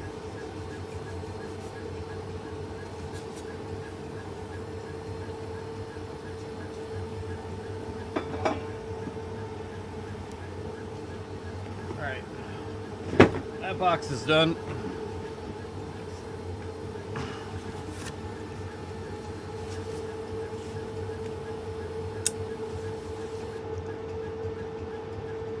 Yikes, dude.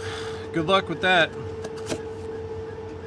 Be careful. UV lasers are dangerous.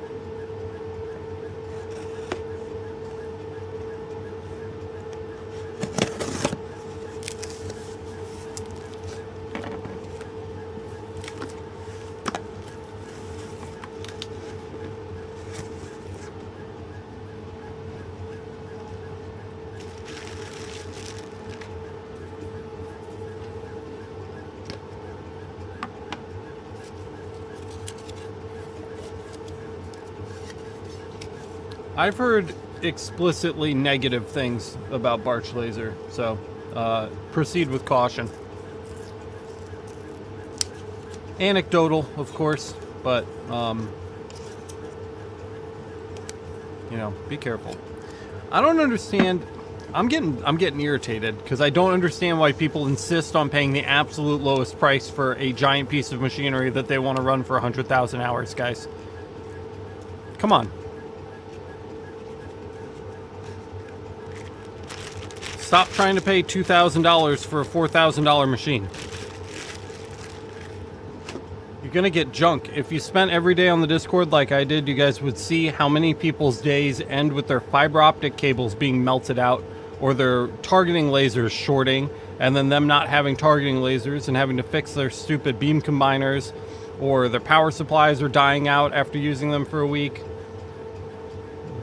Spend more money on your machines. The machines that cost $2,000, people are cutting corners to make them that affordable. They don't just cost $2,000. It's not like company A is charging you $4,000 and company B is charging you $2,000 and company A is just making an extra $2,000 off of you. There's no Q&A. You're literally getting something that somebody assembled with a blindfold, and they push it off on you, and then once it is shipped and it's out of the country, they're gone. No more talking to you. Have a nice day. You get nothing. It's not good, man. Spend more on your machines. If I have any polarizing opinion on this channel, anything that offends people, it should be this. You should feel offended. Stop buying the lowest priced fiber laser you can possibly find. That's not the right way to do this. You're not doing it the right way. Spend more money on your equipment. Not a fortune. We just had this conversation that people are overpaying for machines they don't need, buying 80-watt Mopa M7s, right? That's too far the other direction. Now you're buying too much machine. You're buying more machine than you're going to end up using. That's too far the other way. But like this whole like lowest bidder, like fucking saving $10 here and $100 there on machines that are inherently thousands of dollars is ridiculous. And it drives me nuts because people are just going to come back in here. I've seen it. I see it every day, guys. It's like nobody listens. People are just going to come back into the Discord. I'm going to see you guys in 3 or 4 weeks when you're like, my fucking laser source just shit out on me. What do I do? And I'm like, buy a new laser source. You know, like, I don't know what to tell you. I just had a guy who bought, he dropped like $2,500 on his machine. And it was like the last of his money that he had to like get his business going, and the source died out like 2 days after he got it, or like 2 weeks after he got it, or some shit. And he wanted to pay to get a new source, and his wife was just like, no, sell it, you're done. And that was it. So, you know, yeah, I just like stop. They're cheaper for a reason, okay? The manufacturers are cutting corners. You're getting bad wiring. You're getting bad fiber optic cable wrap jobs. You're getting counterfeit EzCad boards. You're getting shitty build quality. You're getting bad alignment on your laser lenses. You're getting no optimizations on your warp settings. You know, they're not doing any kind of like lens warp fixes before they're sending the machines out. So you're responsible for the core file setup. They don't give you any tangible information about your machine. You don't get frequency charts. You don't get power pulse output charts or anything that lets you know where your max power output per frequency is. I just, you know, you can go cheap on a million things in life, and this is not one of the things that you should be doing cheap for, you know. I'm not saying buy the most expensive machine they make with the most wattage, you know, that's, again, not my point.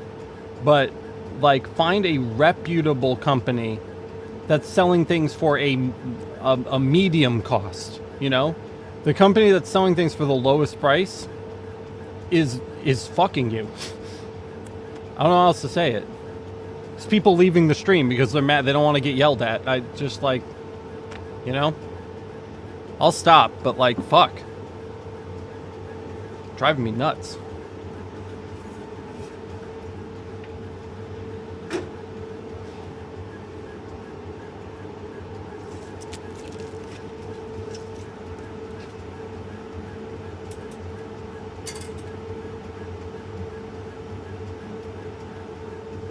Some people don't want to hear that, and that's fine. You don't have to listen. You can go, but... just gonna be back here in fucking 3 weeks when your fucking piece of shit comes in and it doesn't work, so... you've been warned.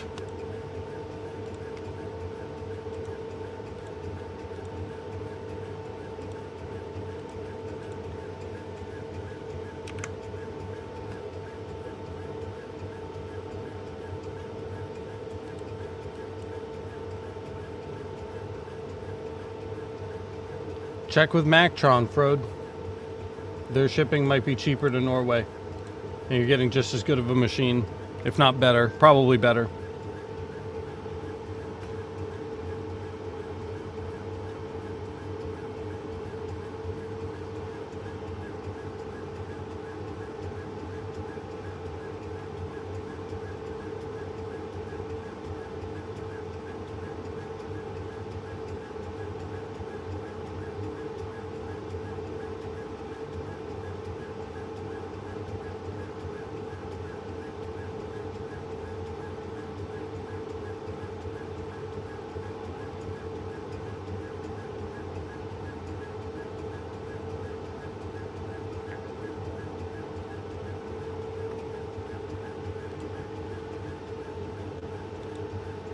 The source should have info.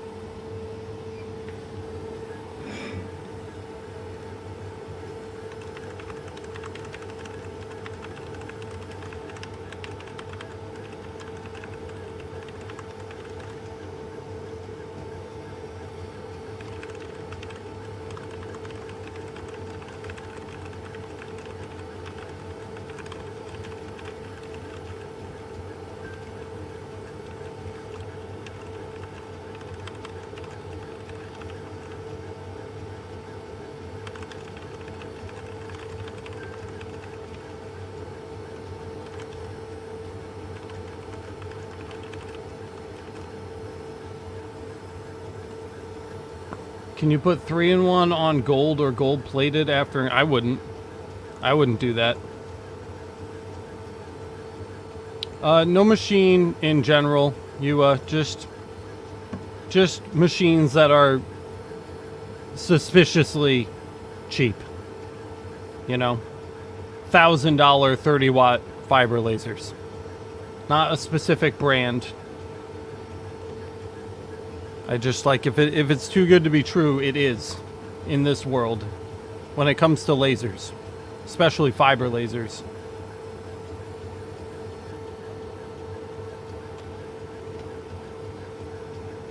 Yeah, and people are like, I got my 50-watt JPT laser for $2,000. It's like, okay, you know. I don't mean to rant. I just, you know, It's like my job 24/7 is to support you guys, and like I can't help you if you guys aren't helping yourselves. So it just gets frustrating sometimes.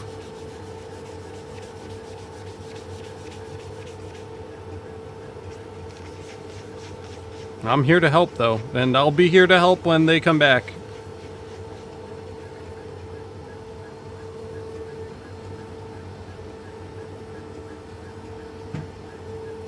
I've never said, oh, you got a crappy laser, you didn't spend enough on it, I'm not helping you fix it. I've never said anything like that. I'll never say anything like that.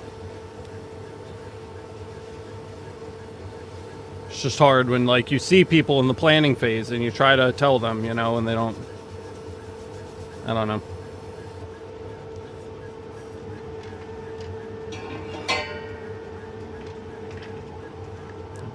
Doing my best.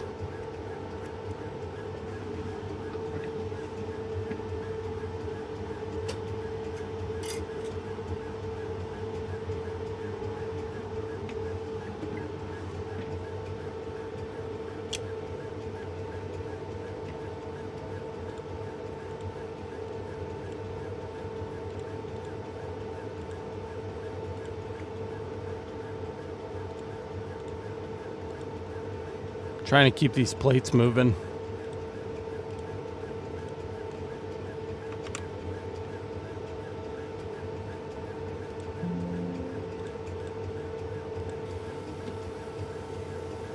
No, I have not started an I told you so counter. I haven't looked at light burn in a while.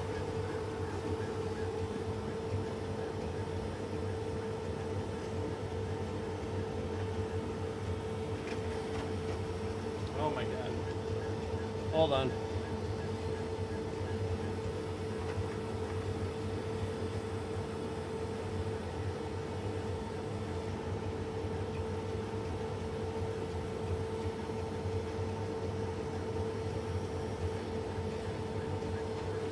I don't know. Autofocus doesn't work very well on that webcam.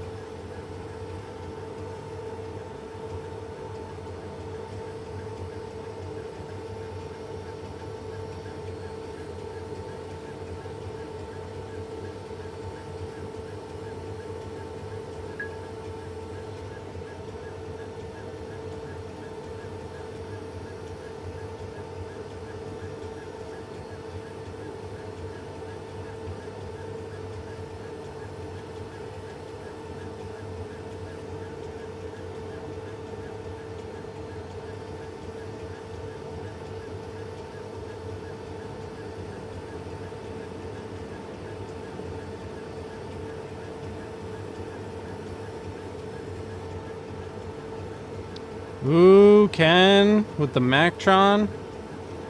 It's exciting, man. You got the 50 watt too? I'm jealous.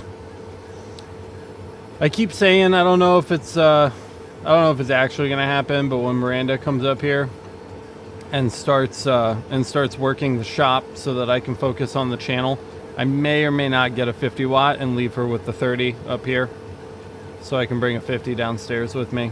So I've always wanted a 50 watt, and I couldn't afford one when we started the business. So, Craig, you should get as many lenses as you can afford, man. A 200 would be great on a 50 watt. The 110's going to be amazing. That's my go-to lens. That's the one that I'm always using my 110. But pick up a 50 or a 70. Pick up a 110 or a 150. Pick up a 200, 220. You can even mess around with 300 on a 50 watt. Not a lot. It's not going to do a ton, but you can mess around with them. You know, you can like remove anodizing and stuff with a 300, which is pretty cool. So just buy as many as you can. Don't buy them from Mactron. They're too expensive. You can get the lenses from Cloud Ray for much less money, and they're great quality. So that's what I would do if it was me. I tell people to get a spread of lenses because the lenses are so much cheaper than the machine, and you're already spending all that money on the machine. You might as well spend an extra, $300, right? And have all the lenses you could ever need, and then you have a lens for every situation. Because some lenses really are better in some situations than others. And just having them is very convenient instead of, you know, waiting 2 weeks and then being like, I need more lenses. And then you have to wait for them to show up. Just get them all at once. That's what I say.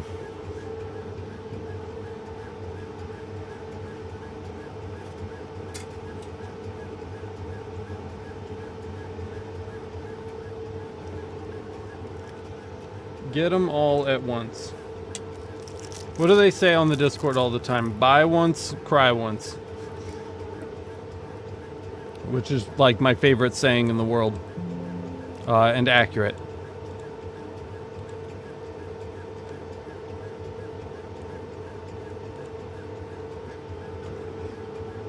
Uh-oh.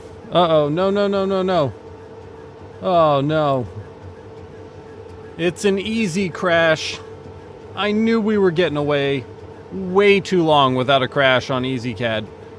I'm going to give it a minute and see if it catches up with itself, but we might have to restart it. Ugh. Hey, Randy, no news yet. No news yet. We're still awaiting. Due date's tomorrow. She should be here any minute.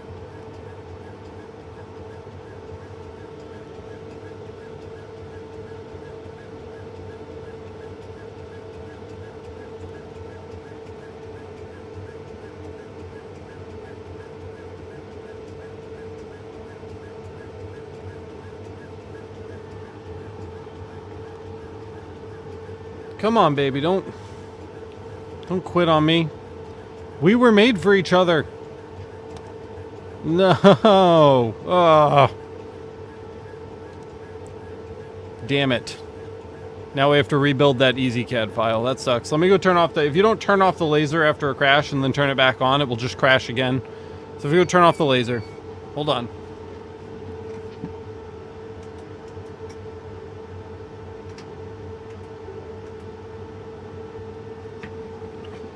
Oh, damn it. All right. Let's just let me get these mugs switched out on the CO2.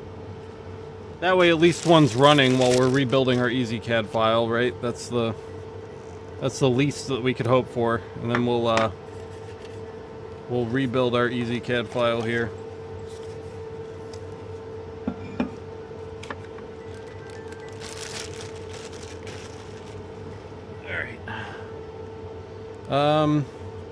Here, we can at least let's get EzCad opening up.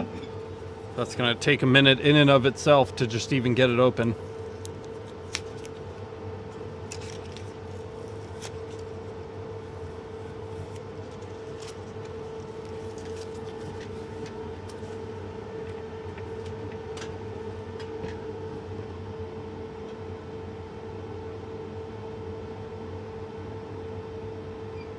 All right. The new mug is in and running.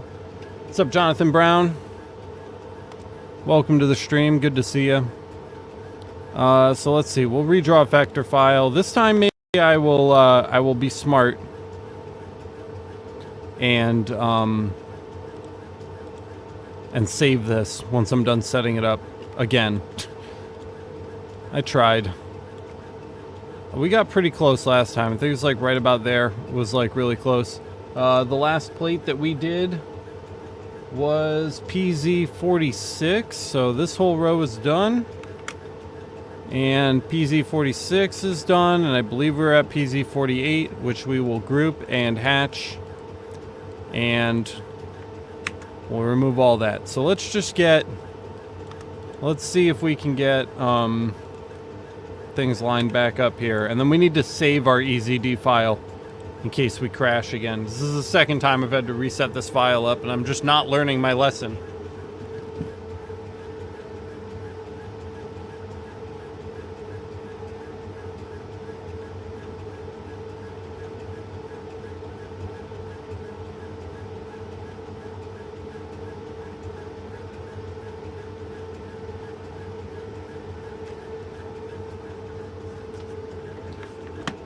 Okay. Yeah, 1.6 thousand viewers. We're cruising. Look at us. Almost 6,200. We're almost to 6,200, guys.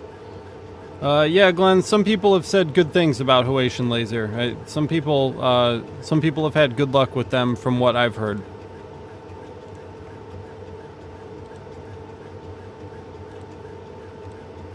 Secondhand.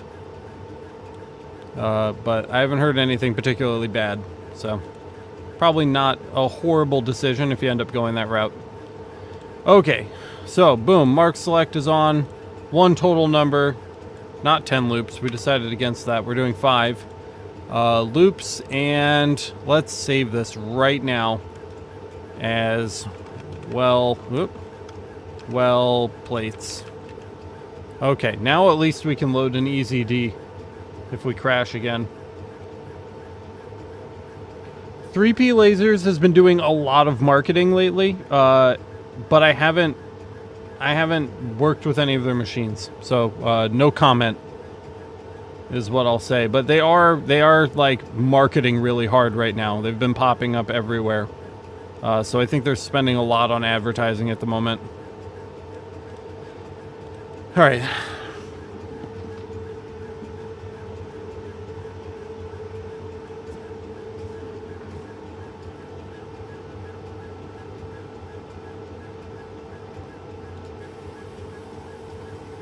I'm just going to make sure this is going smoothly before we move away from our desktop screen.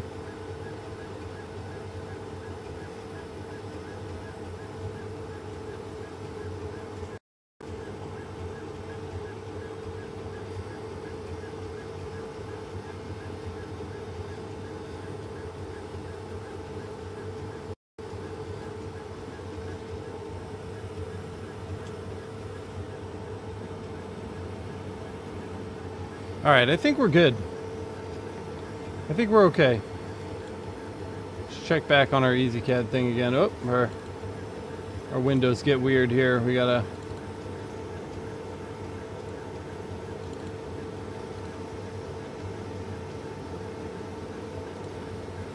There we go. All right, okay. Okay, guys, OBS and EzCad don't really get along very well.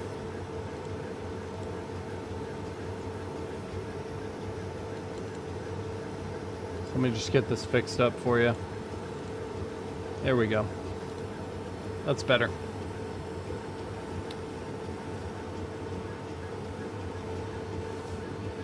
Yeah, the Mactron shipping is so expensive because they ship air. They don't ship sea freight. So you don't have to wait for 2 months for something to arrive on a boat. It literally shows up at your door in like a week because they stick it on a plane. So that's where a lot of that extra expense is coming from, in case you're curious.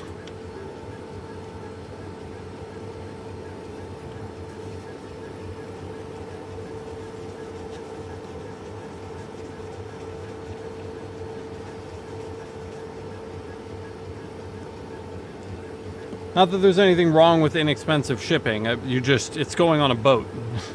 So it's going to be a long time before you actually see your machine.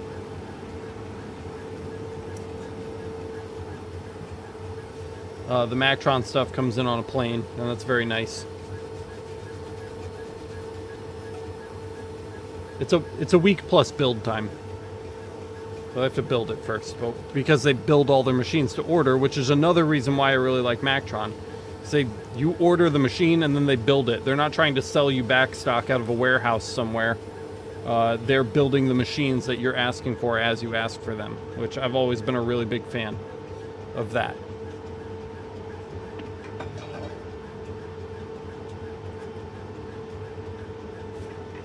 Alright, EzCad seems to be behaving again, which is good. There's PZ48.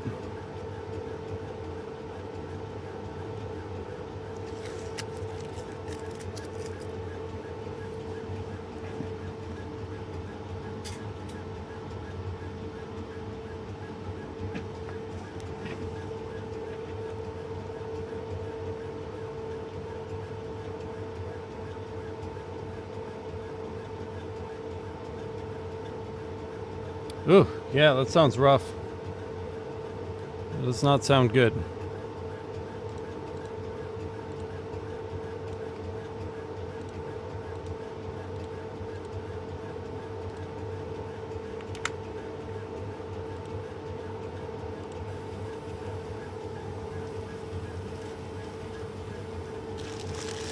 Got to keep up with our mug unpacking as well.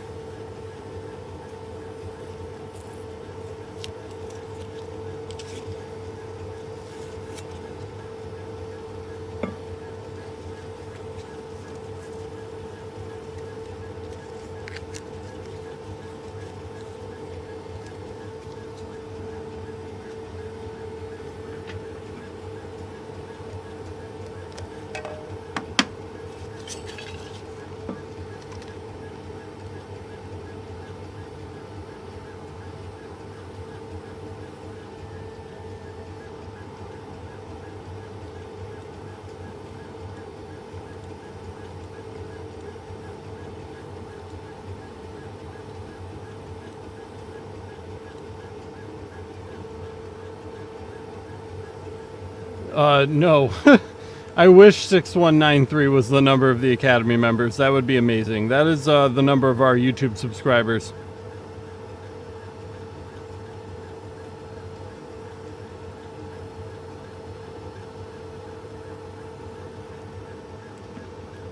Which is still a really impressive number. I'm so grateful to have almost 6,200 subscribers. It feels like we just celebrated 6,000. It feels like we just celebrated 5,000. So the fact that we've got 6,200 now is just like kind of ridiculous. When we get to 10,000 subscribers, I'm going to make my own 10,000 subscriber YouTube play button. That was J-Mac's idea. It's been an idea for a long time. Oh yeah, you got the 713 Maker fixture set. Tony recommended on the accessory videos. Nice. Yeah, they're so nice. Very, very cool, Ted. I'm glad that you picked that up. It's a steal. Honestly, they're extremely inexpensive and very helpful. I have still not purchased one, and I really need to get some because right now all I have are like the little Cloud Ray jigs. They're fine. That's what we're using on the metal cards right now. But the 713 ones are so much nicer and more versatile. They do a lot more.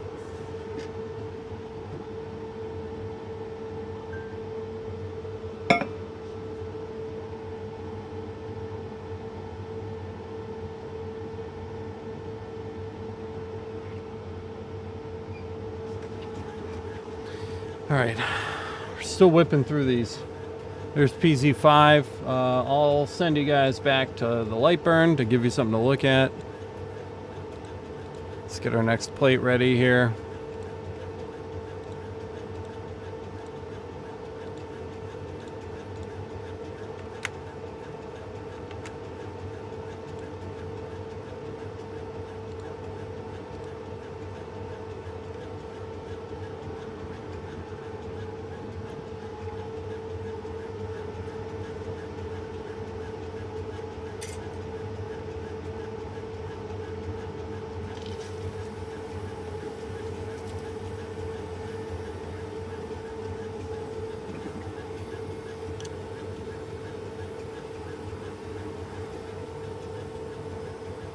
J-Bro's got them too. Nice, nice.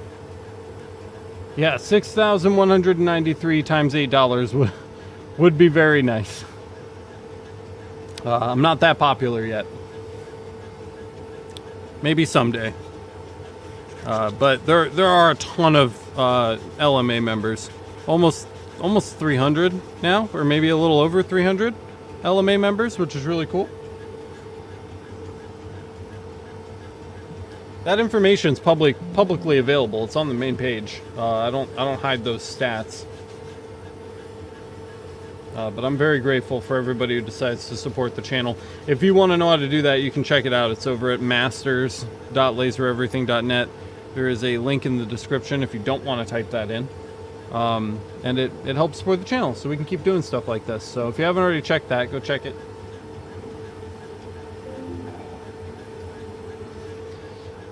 All right, 3 mugs left. 3 mugs left.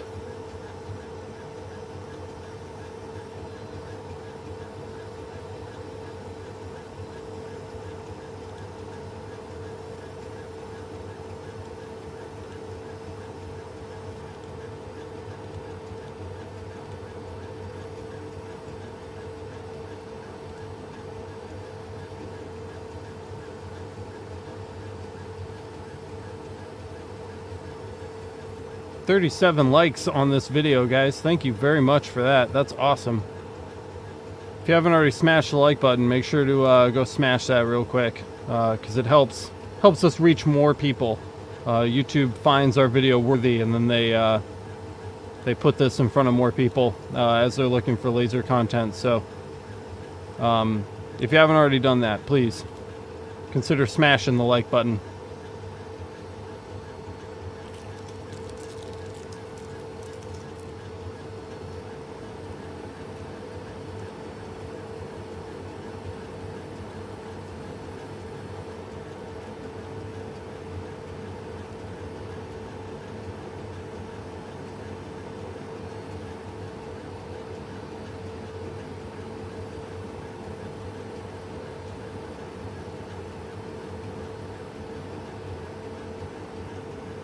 So many emails.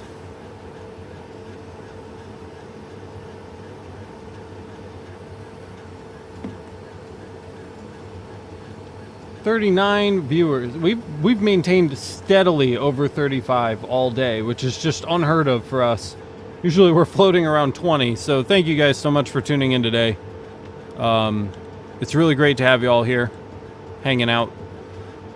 Normally we're kind of bopping through a lot of different kinds of jobs, you know, the quick one-off stuff, so we can cover a bunch of different materials and things. But today we're kind of stuck doing the same thing. But I'm so glad you guys are here hanging out.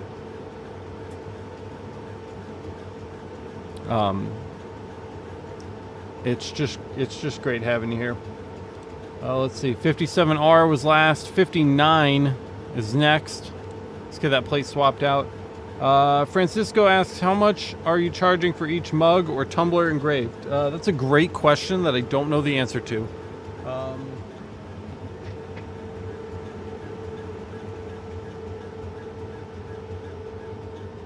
I literally don't know.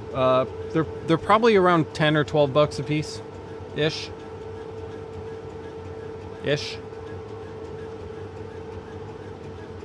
If I'm guessing, but probably somewhere right around there.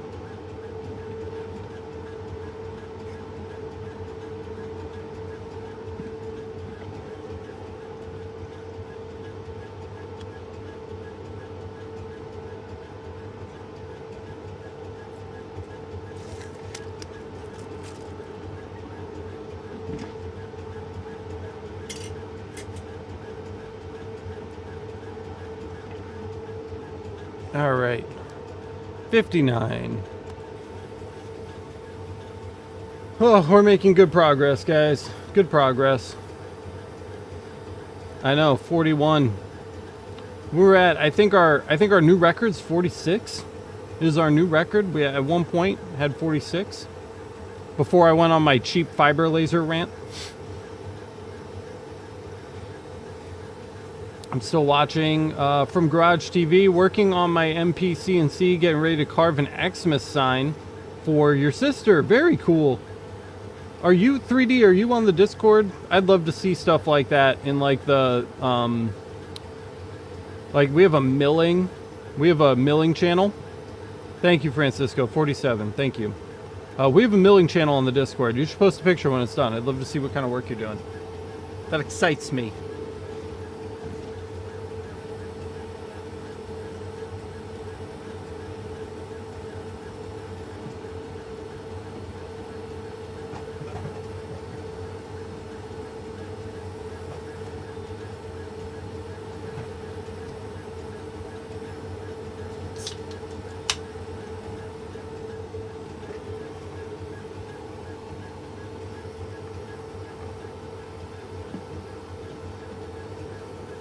Oh, okay, cool.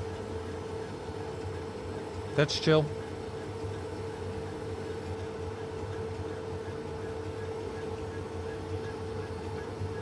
I did Twitch for a hot minute. I couldn't keep up with it. Too much.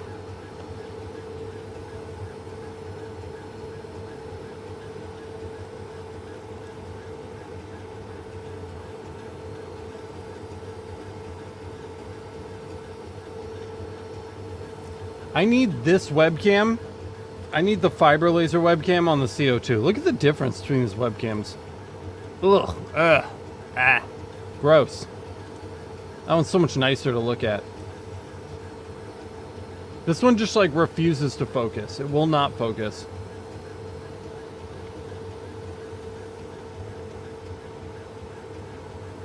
But I really want to, I don't know, maybe I'll replace it this weekend. Get another of whatever model we have pointed at the fiber right now, because the one on the fiber is so much nicer. It's so much better than this one. I mean, like, you can kind of see it, like, you got an idea of what's going on, but it's not the same. It's just not as crisp.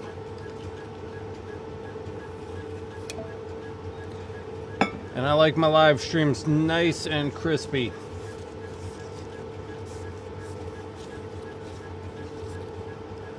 Yeah, that's true. There's a good bit of interaction here, but, you know, you find a way. We make it work.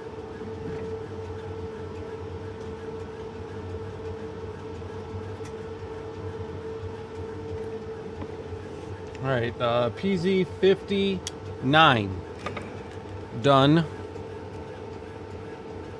64 is left. We're not even halfway through these plates, guys. I'm not going to finish them today. That's the reality that I'm facing right now. Is that we are not going to complete these plates today, which is a bummer because I wanted them out, but they're just not going fast enough. Did we swap plates? I can never remember. No. Okay, good. I'm glad I checked. Last thing I need to do is mess my fiber bed up worse than it already is.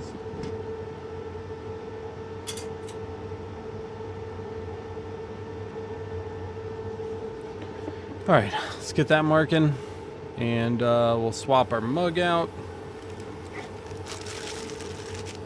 2 left after this one. I guess 3 total. These are coming out so nice, though.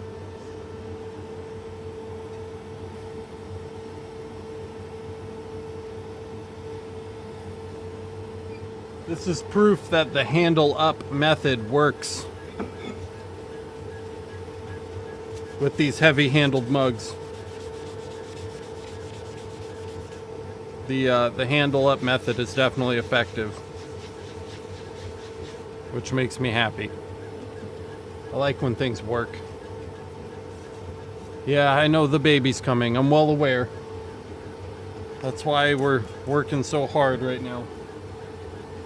Trying to get everything done that needs to get done before, you know, the baby comes.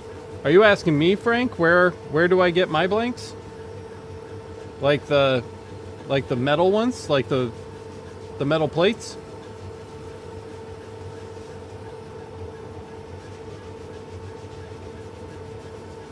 I will drop the link for you right now. This is a website owned by my good buddy Mark. I'm not an affiliate. I don't make any money off of this. He's just a badass and makes a great product. It's customengravingplates.com. Every size you could possibly want, different corners, double-sided adhesive, holes for screws. Really great resource. So check that out. He makes really high quality stuff, and it's affordable.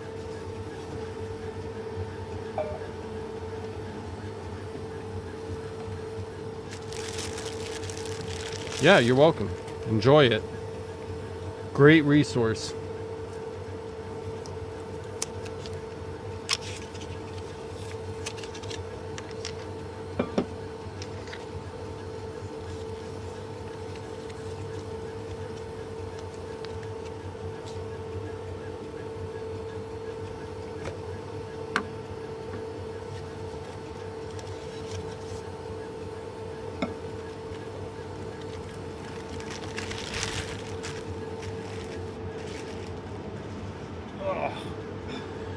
Keeps going. I finish a cup, a plate's done. I finish a plate, a cup's done. Just gotta keep moving.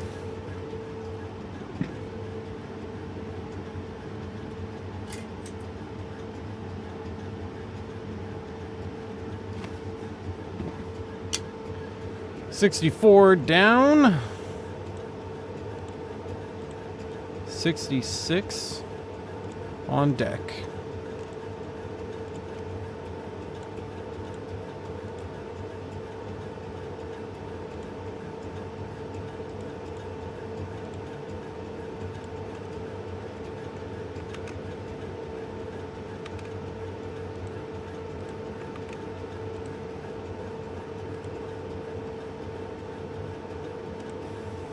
All right.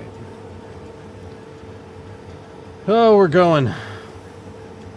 Thanks for dropping the Laser Masters link there, J-Mac. I see you're trying to get your ambassador status up. All right, Big Mike.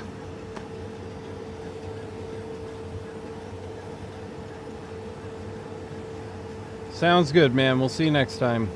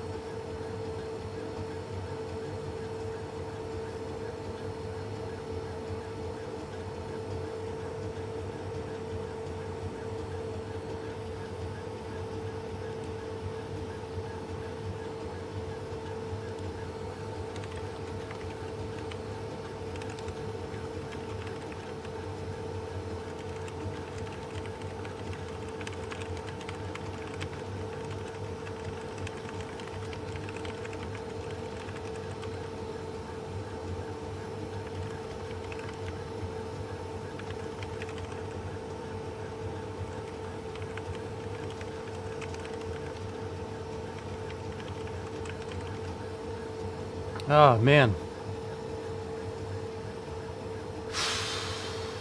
Back up to 45. That's what I like to see. 66 is done. 79 is next. We got 2 more rows. Here's the desktop. We're not quite there, guys, but we're making progress. It's not great progress, but it's progress.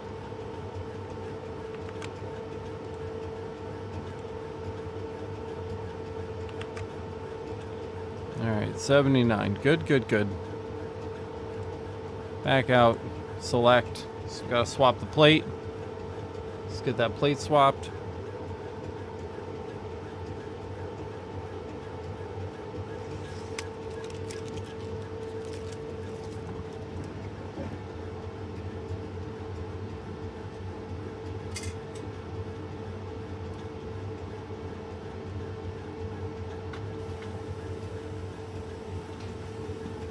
All right, 66 is done. And I think this is the last mug we have to unbox, which is exciting. But 15 of these we do have to turn over and do the other side. I don't think I've mentioned that yet, but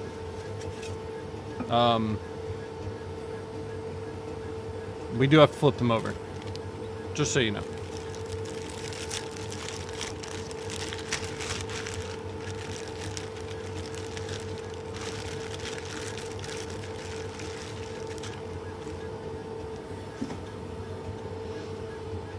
Oh, is this one not done either? Okay, sorry, no, we still have 2 more. I'm getting overly excited.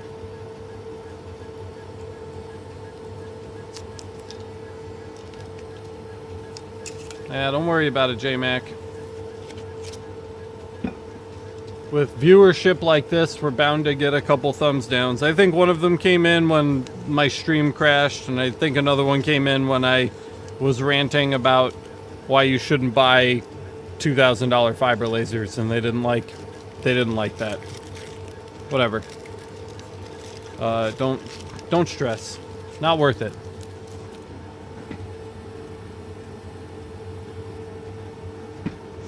We've got plenty of people here that are supporting the channel.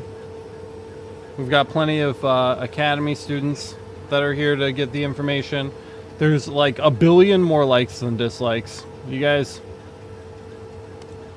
don't lose sleep over it, because I'm not losing sleep over it, so you shouldn't be either. It's not that big of a deal.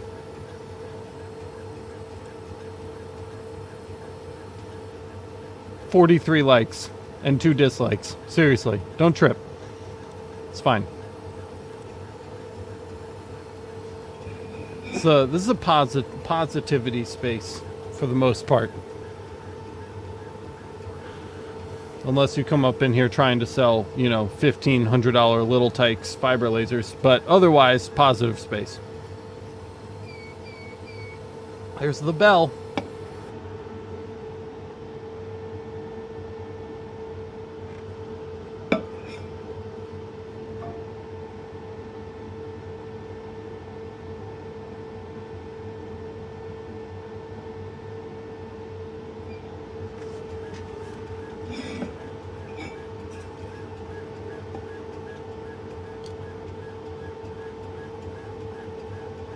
Yeah, that's true. Actually, dislikes boost your channel engagement unless there is a disproportionate amount of dislikes. So it's like, unless there's 40% dislikes or more, dislikes actually boost your engagement. So, you know, stop tripping. It's all good.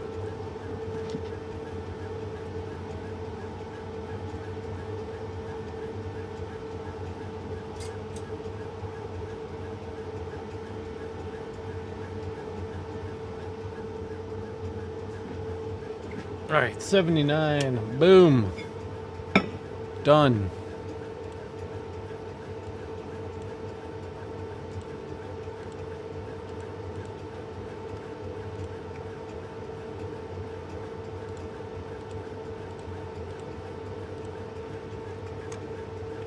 Nope, wrong one.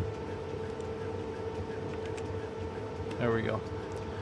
PZ8.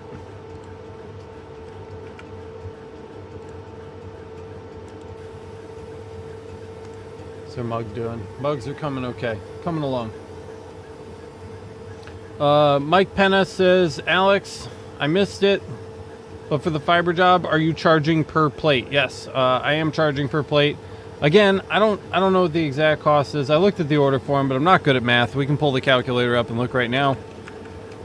So they're paying $379 for the fiber work that's being done, and there are 107 plates. They're paying $3.50 per plate on average.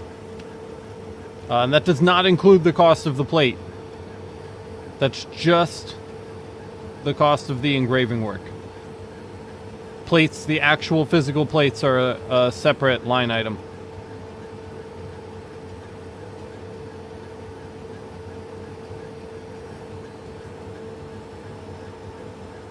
Yep, you got it.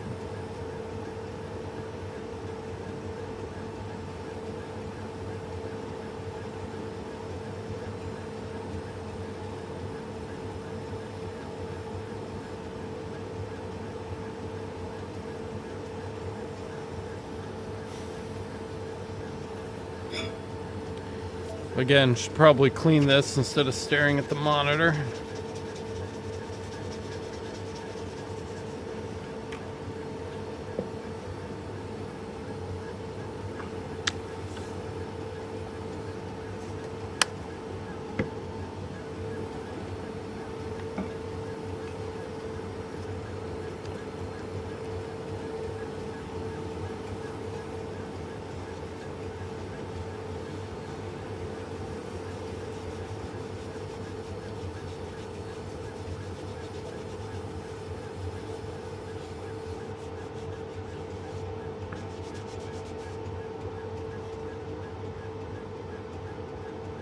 These are still coming out perfect.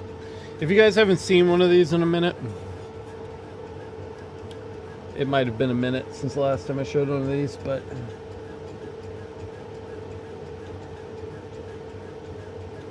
there's that.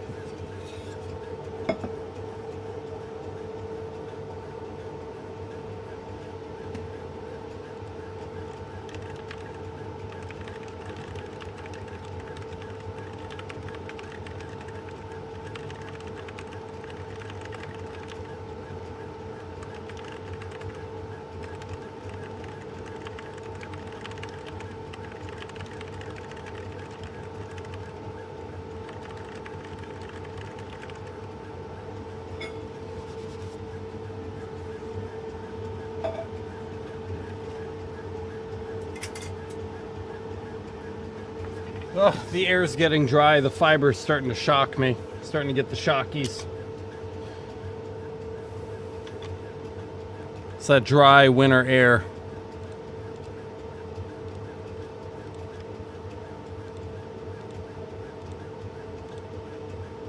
When I can't see, we have to zoom in.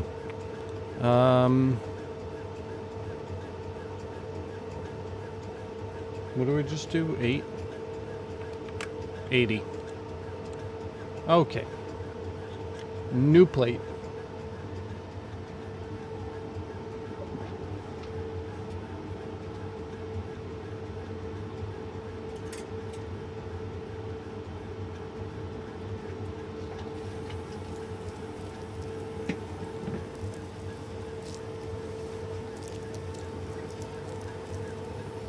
Wow, great timing. Great timing, J-Mac. That was really pro, man.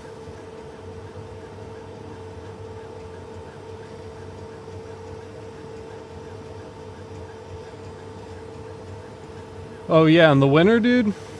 In the winter, it's like the Sahara Desert, like dry, like really dry.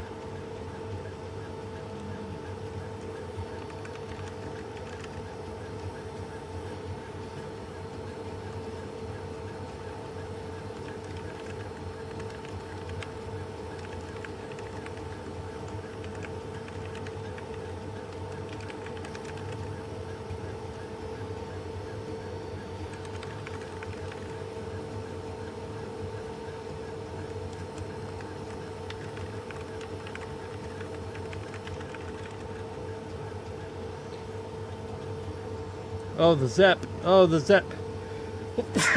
Oh, shit. Ooh. Ah. Jesus. Oh, man, no. No moist. No M word. We don't say that here.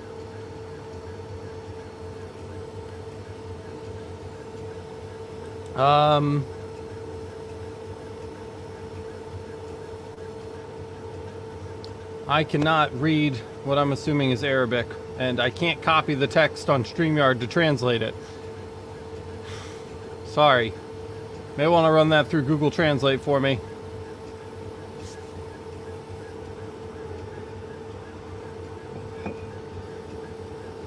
But hello, nonetheless.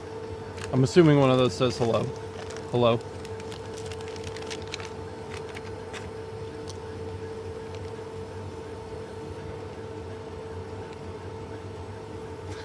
Oh my god, J-Mac, stop. Keep feeling like I need to switch something, but both lasers are running. I actually have a second to sit here. It's a miracle. Brandon, what's up? Neow, neow, neow, neow. Freaking super chat. Brandon asks, what would you get for $25,000 right now? This is a really good question that you have asked with me having candy in my mouth. I'm gonna chew my candy and swap the plate out. And I'll come back and we'll answer that.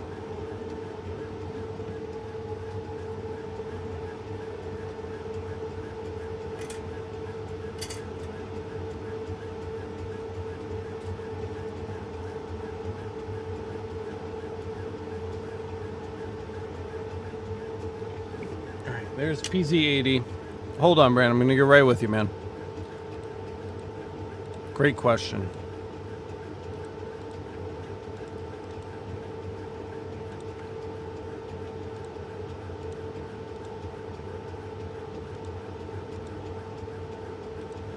that was 80. 81. Perfect. All right. Let's mark that. Okay, so what would I buy for $25,000? Let's see if we can build a list really quick. What I'm going to do is we're going to come to the desktop here, and we are going to literally go straight into Chrome. And we're going to go to AliExpress, and I will show you exactly what I will build. We have a budget of $25,000. What can we get? Well, the first thing we need to do is we need to go to Mactron. Right, because, nope, wrong search box. Mactron.aliexpress.com. Alright, I have a budget of 25. This is fun. I like this game. This is a fun game.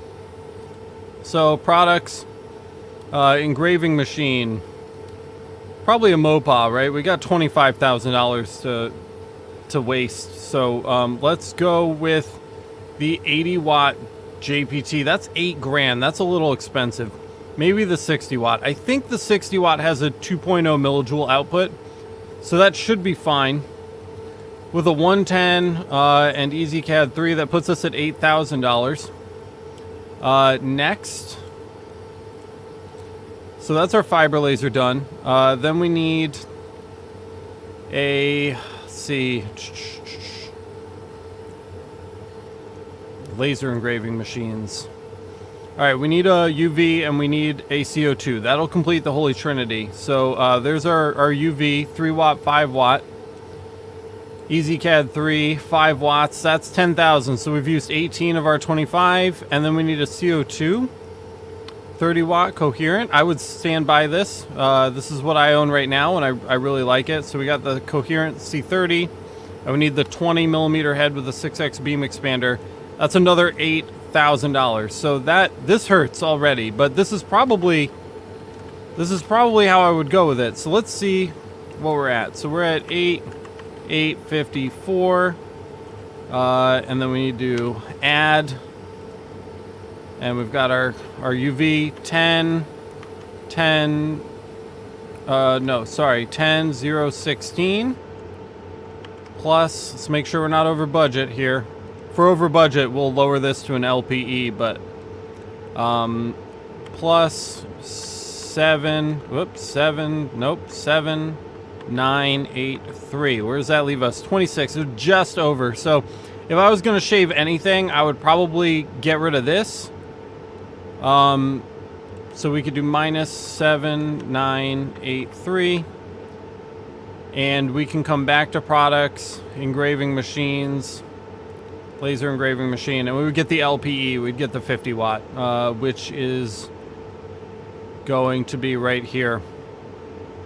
So we'd get that with a 110 and EzCad 3 for a total of $6,013, which would be much better. So we can go ahead and add this back in. So 613. We're not doing change. 24.8.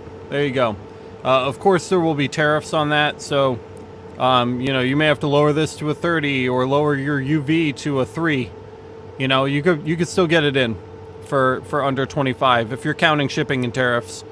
You would get like a 30 watt fiber and a 3 watt UV.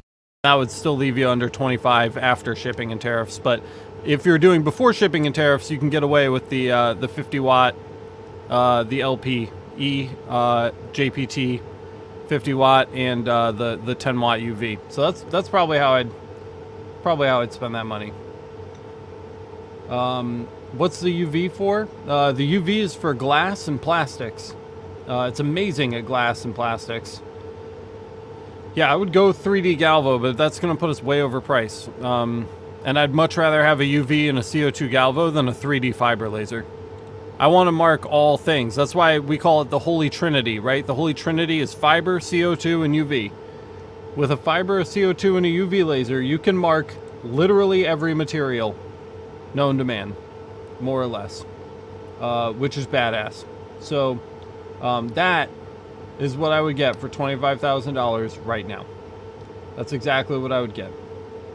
A fiber, a UV, and a CO2 Galvo. I would even get the CO2 Galvo over the gantry. I would work on my marking business first, and then I'd pick up a big red later. No problem. Is exactly what I would get. So, Hope that answers your question. But yeah, UV is for glass and plastics, and it's very good at both of those things. So the UV covers your synthetics, CO2 covers your organics, fiber covers your inorganics, your metals. That's it. Moving on. Oh wow, is this the last one in the PZ series? No way. It is. That's crazy.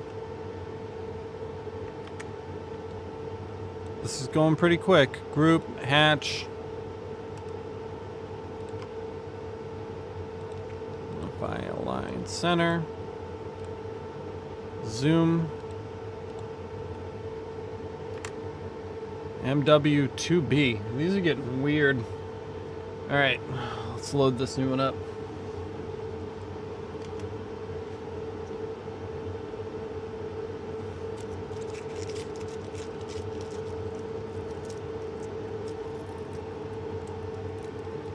Too much trash on my desk.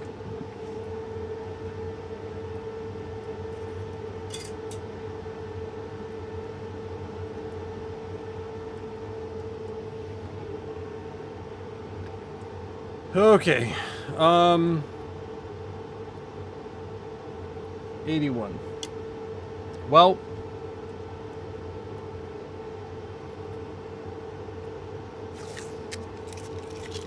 here's the new plate.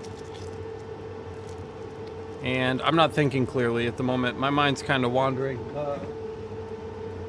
I just peeled the plate and put it in there. I'm going nuts, guys. You know what I'm thinking about right now is this baby in my head.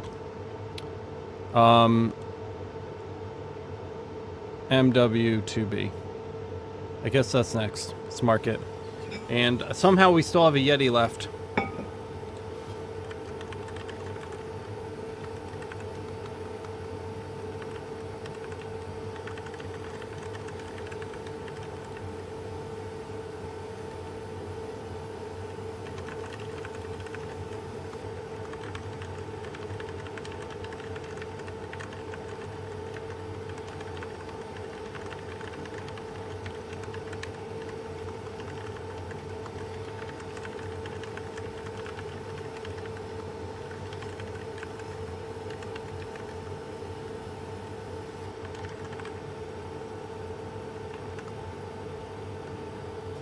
Okay, last mug.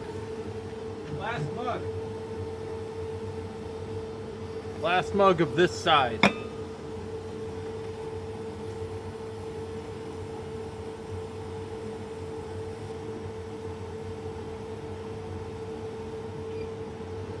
Okay. Guys, I'm gonna have a new baby in like days. Freaking out, man.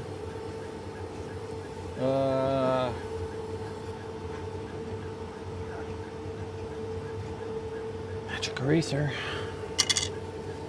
Okay, alright, refocus, recenter. Yeah, oh shit, we're having a fucking baby. It's driving me nuts.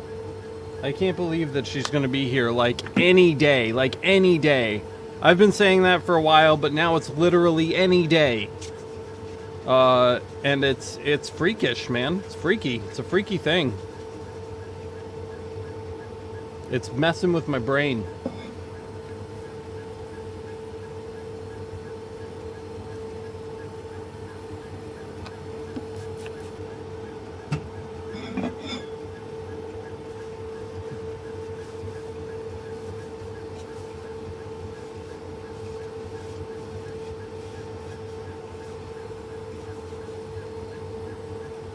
All right, there we go.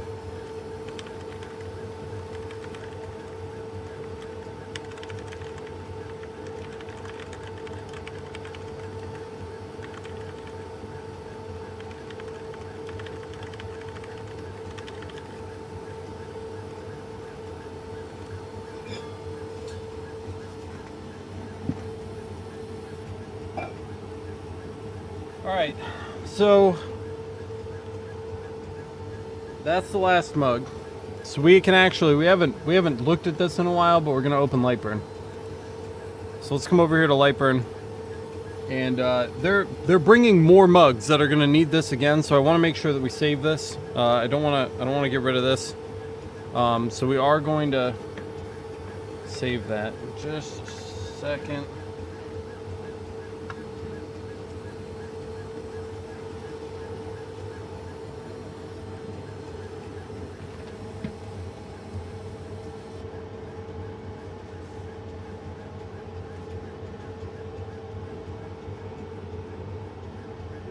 I gotta swap a plate, guys. Hang tight. Just give me 1 second.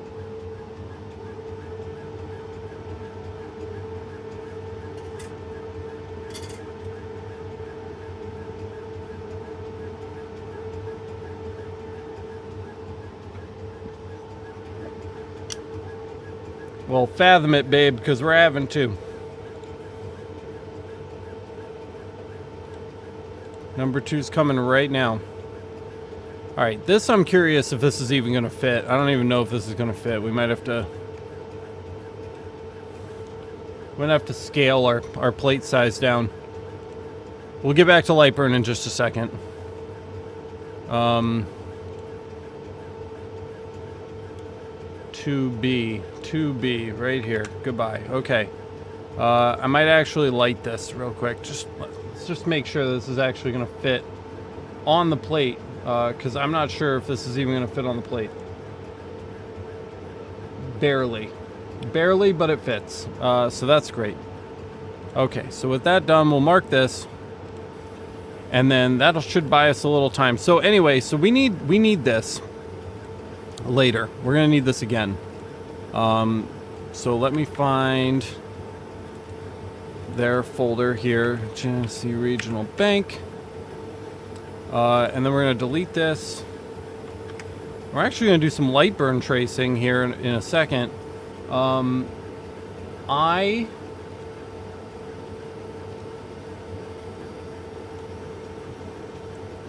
do not think this is going to trace really well right in light burn. Yeah, that's small. Even for light burn, that's like really, really small. Just to show you what it would look like.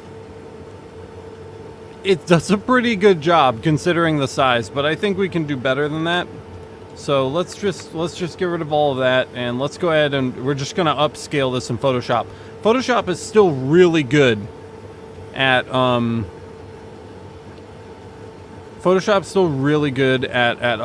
things, but we will use the live trace feature in Lightburn. So we need to come in, image size. We're gonna set our resolution to 600 dpi. And we're going to set our width to at least 8 inches. And hit OK. Ugh. I don't know if this is going to work, guys. We might need to... That's really rough. Let's see if we can do just a Google search for this. Greater Rochester Chamber Top 100. Maybe we can find a better version of this graph. Oh, instantly better. We can add 2021 to this. Is that of decent size? This looks sufficient. I'm pleased with that. So let's grab this instead. That looks better. We'll save that to our downloads folder. Let's get rid of this garbage. Ugh. Gross. And we'll come into our downloads folder, grab our new one. Much better already. We're still gonna resize it. So again, we're gonna take it up to 600. Did I say Illustrator? I meant Photoshop. So 8 inches, 600 dpi. Better. Usable. Image, adjustments, threshold to get everything nice and white and or black. Somewhere right about here is gonna be looking good. And we'll just save over the original, and that we can bring into Lightburn and trace. No problem. So back in Lightburn, downloads, we'll drop this in. Oh yeah. Much better. So this should trace up no problem. Trace image, okay, default's fine. We can get rid of our bitmap here. And we're left with this juicy graphic. But we can't forget, we got to get rid of this 2020. It's got to say 2021. That'd be a big mistake. So let's make sure that we replace that with our text tool, 2021. Bold. That's it right there. They're just using Arial. Very simple. Just try to make this look good.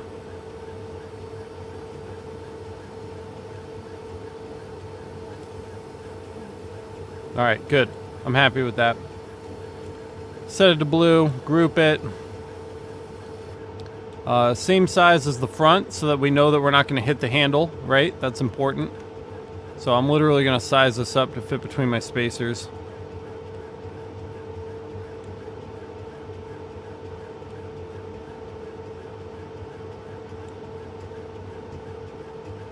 Close enough, and bingo.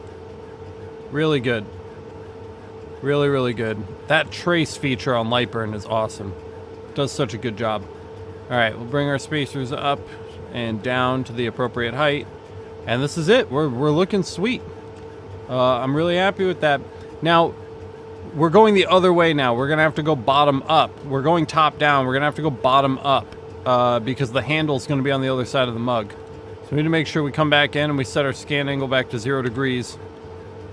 And if you're using spacers, we do want to set the yellow to first now and the turquoise to last, because we're going to start bottom and come up. So there's the adjustments that we need to make for that. That's pretty much all we need to do. So when this last mug is done, we'll send the new file over to the CO2, and we can just keep going.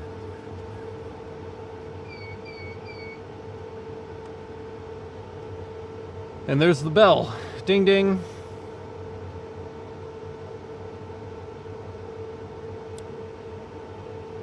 Did the original say that? I don't know. Now we have to look. Great. This is Rochester chamber. Let's compare. That was a good eye if that's true. I don't think they would have noticed, but let's just pull up our downloads folder and take a look.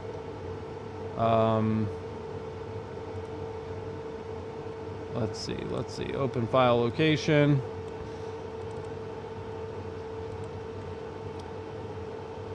Greater Rochester chamber. Are the proportions the same?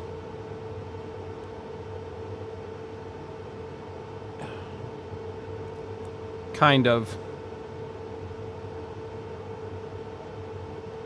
Well, that's a bummer. That's gonna go a little. That's gonna get weird. So we have to redo some stuff. So let's just delete that. Now that you've pointed that out, we have to do it the right way. So let's open that expanded JPEG up. And actually no, we're not. We're gonna do it in Illustrator. So now we're getting into advanced territory where I'm not proficient enough with Lightburn to do it in Lightburn, so we're gonna do it in Illustrator. That is a good catch. Good catch.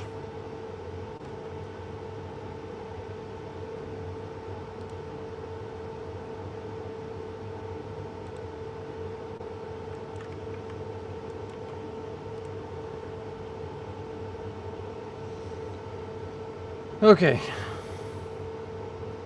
So, this should be, nope. Well, good for reference. We'll keep that as a reference image. And then here's the redo. So let's try to get these to match. So the first thing that I'm going to do is I'm gonna use Illustrator's trace now. So let's get that traced out. And expanded on group, select same fill color and delete. And then we just want to make sure we get these proportions right. Yeah, so let's create a box here. We're going to fill that with black. And we're going to select the entire vector and unite. Everything else generally looks the same between the two, so it's just that. We still need to fix the 2020, but we'll get to that in a minute. So this is just 2 lines, Greater Rochester and then Chamber. Chamber looks like it's a little smaller. Making some guesses here, but Greater Rochester Chamber. We want this right justified. We want aerial, narrow, bold. That looks fairly good. Is there like a heavier bold? Black bold would be nice. I don't think we're gonna get black bold though, but narrow bold looks good enough. Object, expand, ungroup. We'll group each line separately. There's 1, there's 2.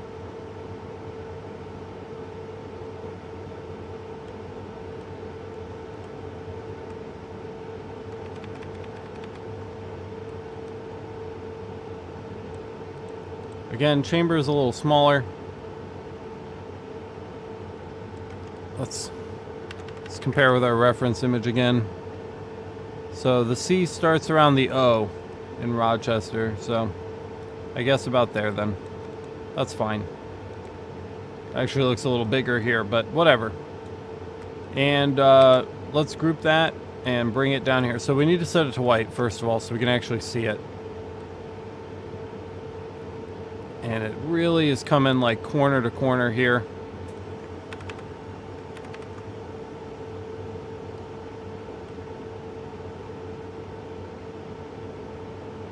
How far out does the G come? Just looks like the R is kind of lined up with the side of that building. Like that.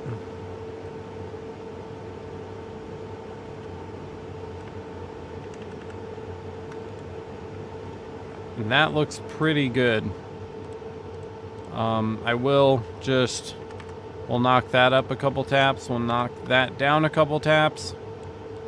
I think that looks great. I'm really happy with that. And then 2021 we need. So let's delete that. New text 2021. Instead of narrow bold, we'll just go bold. Object expand. Alright, this is your daily Illustrator tutorial, okay guys? Here it is, you're getting it now. 2021, we'll resize to fit. Looks good. Cut that. Ungroup this. Delete that. Control Shift V to paste in place. And last but not least, we just need to chippity choppity our Greater Rochester stuff over here. So let's get that all selected. Pathfinder. Trim. Ungroup. Select the white. Select same. Fill color. Delete. And then last but not least, we do just have to check for double lines. So if we just move that out of the way and we select here. If I move that, move this, move this, move this, move this, and then we click and drag, right? We make sure no weird shapes are showing up. Great. Then no double lines, and we can just back that all up. Zoom out, group, and that's it. That's more or less it. I want to try something new. I've never tried this before. Can I drag a vector from Illustrator right into Lightburn? That would be really cool if I could do that. I've never tried to do that before. Let's see. No. Okay, that was worth a try. So we'll just save this instead. Top 100 version 8. Okay. That was definitely worth a try. But we've got it over there now.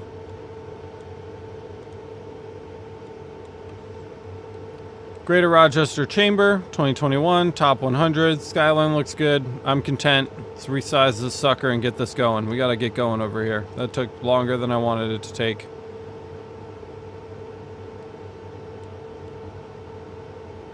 Don't want it touching my spacers. I just want it close.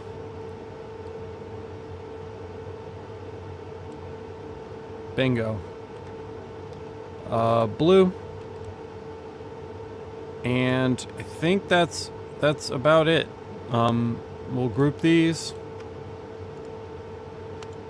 Vertical center. Let's just save this while we're at it. Why not? We'll do top 100. Light burn project. Make sure these are in the right order. Yellow first now, because we're going bottom up. Blue second. Turquoise third. Laser. Job origin still center. Send. Ooh, let's double check. Let's double check this fill. 0 degrees. Okay, that was the last thing. I just want to double check that. Send. Top 100. 2. And we'll send that over. Boom. Okay. Light burn. Hi. Same mug, but we gotta flip it the other way.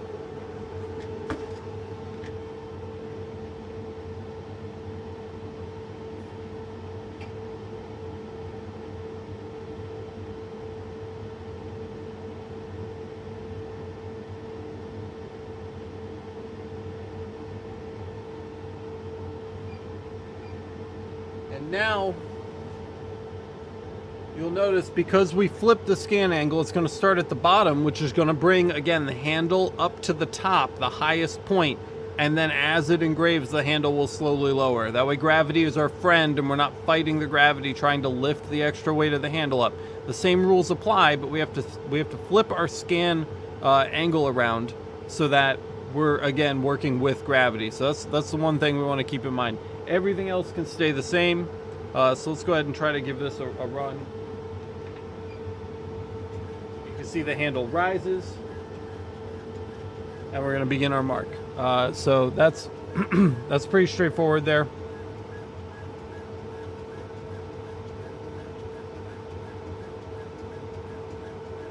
Oh, you uploaded a file of it? I didn't even see that. Sorry. This is good to learn how to do it on our own, though.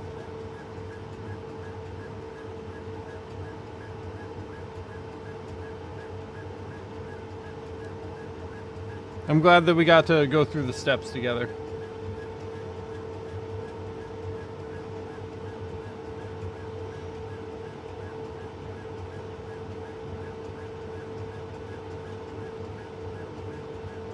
There better not be audio dropouts.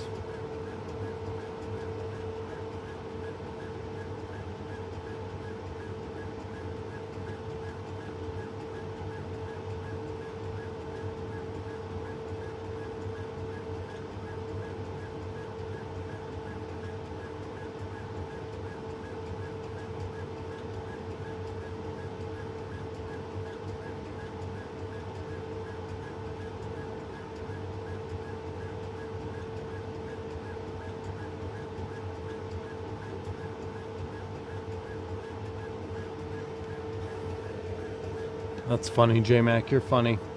Okay, so with that done, we need to get back to plates over here. Oops, I think I just clicked Minecraft. It's my subconscious. I don't know what I'm doing. I can just click that. Okay. Group, hatch. Okay. Modify align center. Zoom. Delete. Okay, B1 should be where we're at. Let me go look.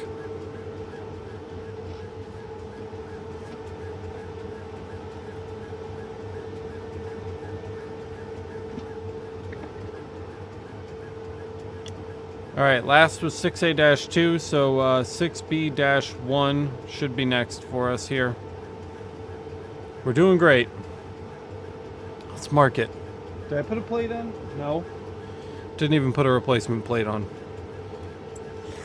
Oh, I'm getting tired, guys. This is exhausting.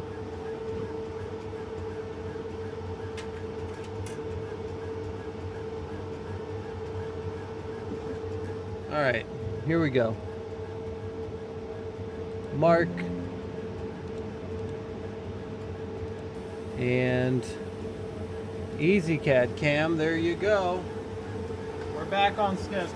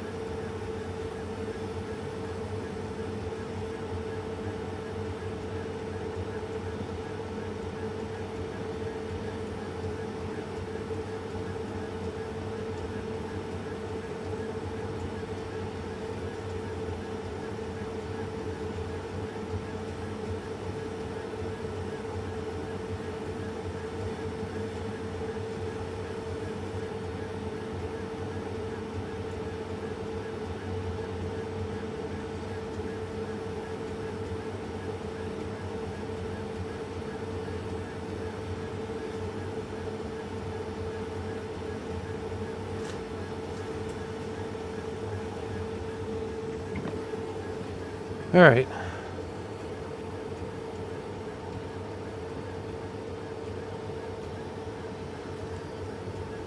Oh.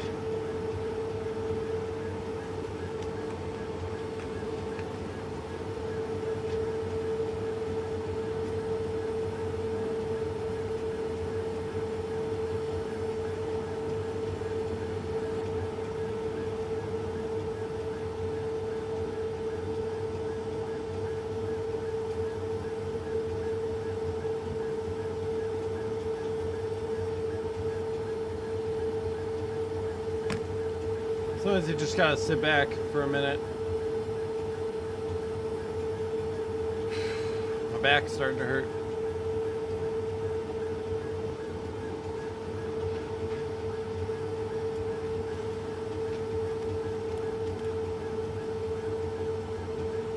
Our top 100's coming out nice. Check it out. Not that you can see it because everything's blurry. It's a bright, blurry mess, but it's there.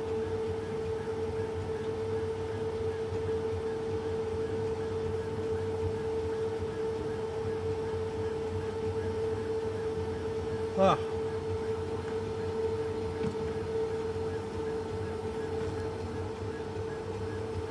Does look good though.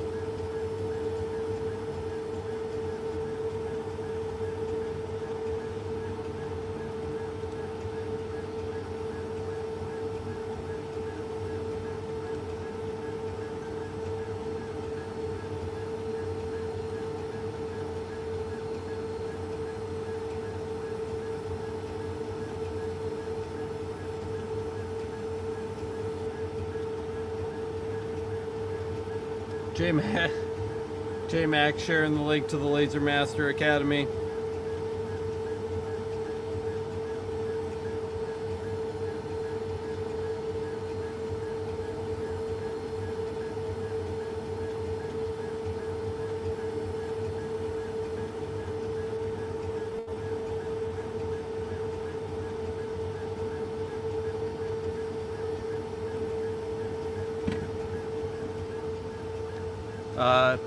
I guess I'll take this opportunity to say, if you enjoy the channel and you like hanging out with us here and you get value out of these videos, consider signing up for the Laser Master Academy. It's the best way to support the channel, and it helps us to continue making these videos for you guys. So go check it out. You get a lot of extra perks, like instant access to my fiber and CO2 parameter libraries. Every week we do a bonus Master Academy live stream. You get bonus episodes of the podcast every week, which is super cool. Lots of great stuff. So definitely go check that out.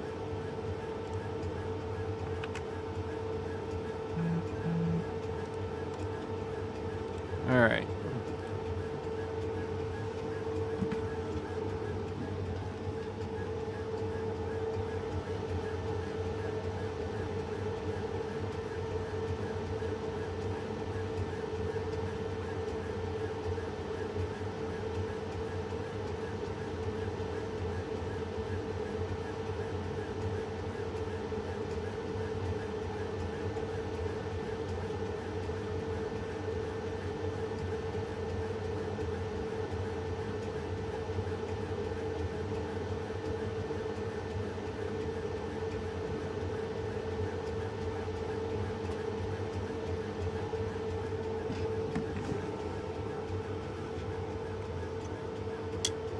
All right, there's B1.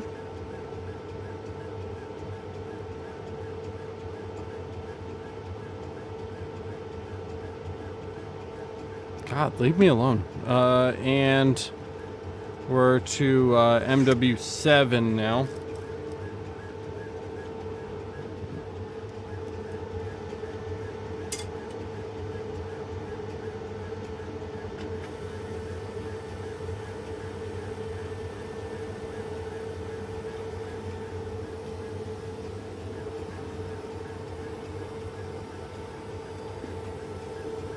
Hey Navarre, what's up, man? Good to see you.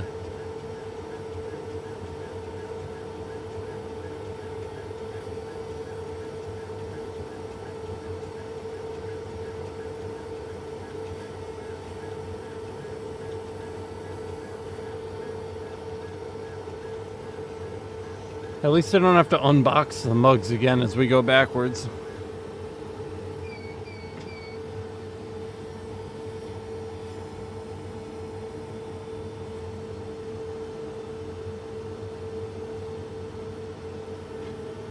Well, there's a little bit of slippage, but it looks okay. I'm probably going to leave this one as is, but if we look here, let me just switch you guys over to main so you can actually see it. We get a little swoopy there, a little slippity dippity. Does not look amazing, but you know, we'll just run it again. I don't know. We'll see how it goes. Let's head back to Lightburn. Just run another one. I can't really do anything about it.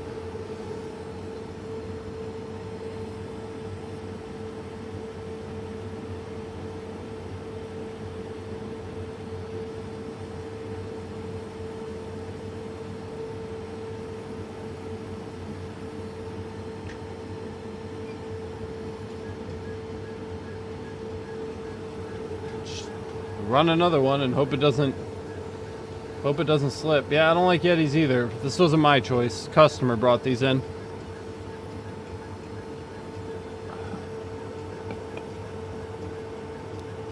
So we got to work with what we got. It's a little wobbly, but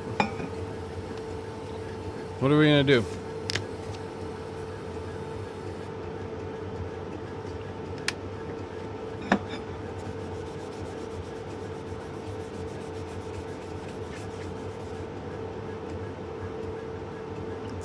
It's a shame because the rest of it looks great. Hopefully it doesn't happen again. That's all we've got in our arsenal. I can't set the rotary up any better than it's set up right now. So just need to hope that was kind of a one-time thing and move on.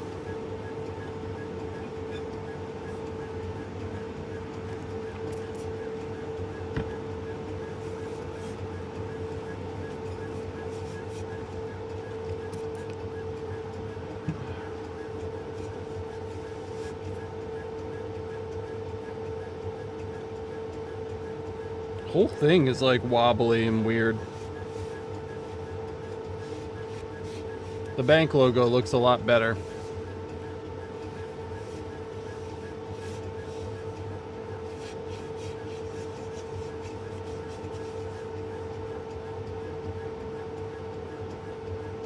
At least it's straight. It's relatively straight, which is good. I hate this rotary tool so much. I just want to throw it in the garbage. Drives me nuts. It's not very good.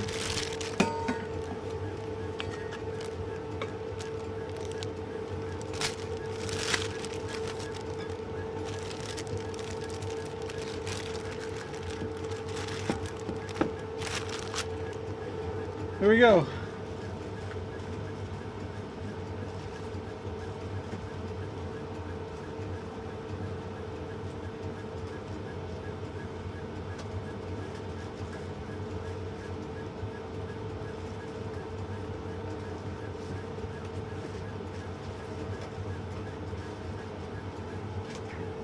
How the heck did this go in the box?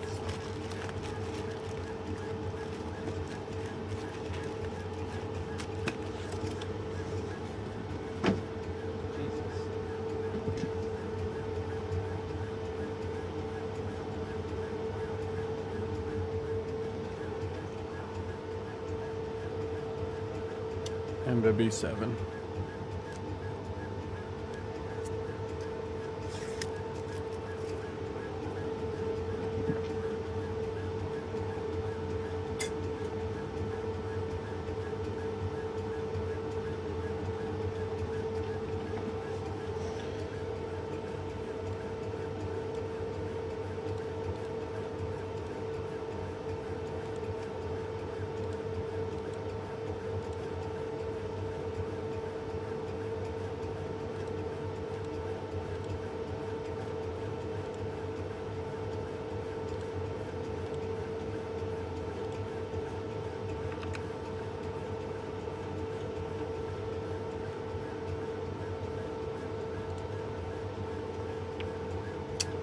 Already got a plate.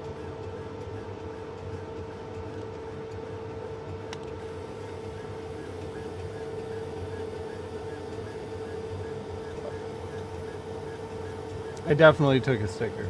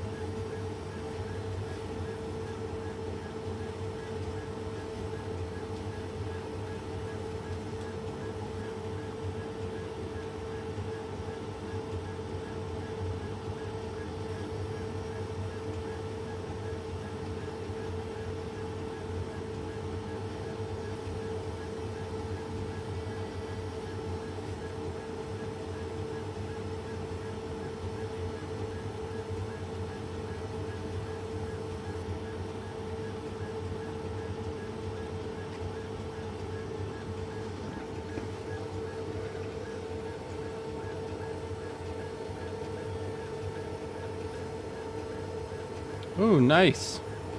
You got a 50 watt from Mactron? It's gonna be a good machine, man. You're really gonna like it.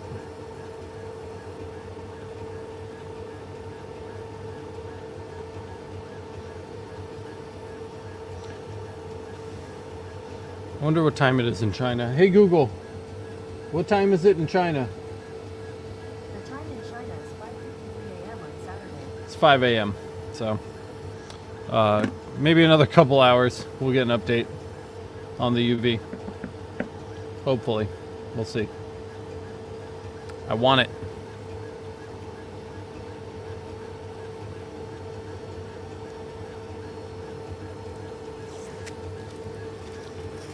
I can't believe it's 6 o'clock. Oh my god, where did our day go? I feel like we started early today too. I guess we didn't. 3:20. 3 hours and 20 minutes. Which would put our start time at like 2:30. Started later today than I wanted.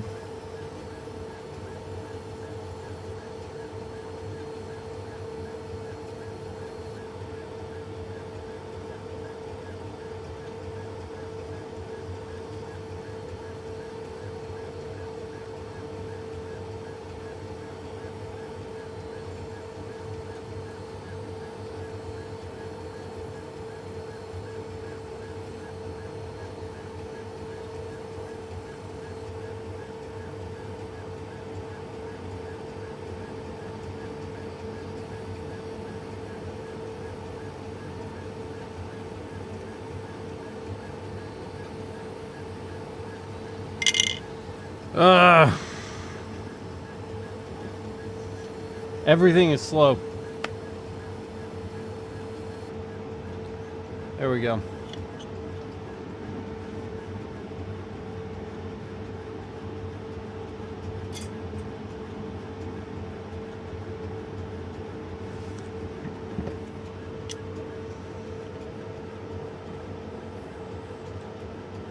It's going, man. It's going. I'm alive. I'm still here. My world hasn't crashed around me. I'm far more concerned with the baby at the moment. That's the thing that's really stressing me out. Is that there's going to be a new baby in my face. Like any minute.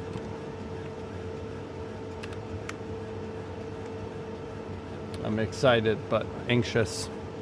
I think my wife and I are both anxious. We just want her to come at this point. Tired of waiting. We have a 7-year-old boy at home, and then we've got a brand new baby girl. Literally hours to days away. She could come tonight. Her due date's tomorrow. So, we'll see. That's what I've been focused on. Even now, doing this. I'm just constantly thinking about it, so. There's the mug. See if this one has the wobble.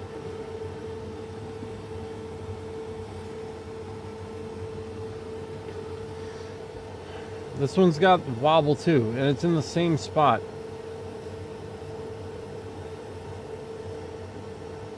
That's disappointing. I don't know what to do. I don't know how to fix that. That's this is outside of my oh my god, it stopped spinning. Ugh. That one, now we're really in trouble. Look at that. I wasn't even watching it, but that one just straight up stopped. Like, just stopped rotating. Well, that's a mistake. Now we're in trouble. That's really bad. Why is it not going as well the opposite direction? It should be fine. The other sides all came out great. The other sides all came out perfect.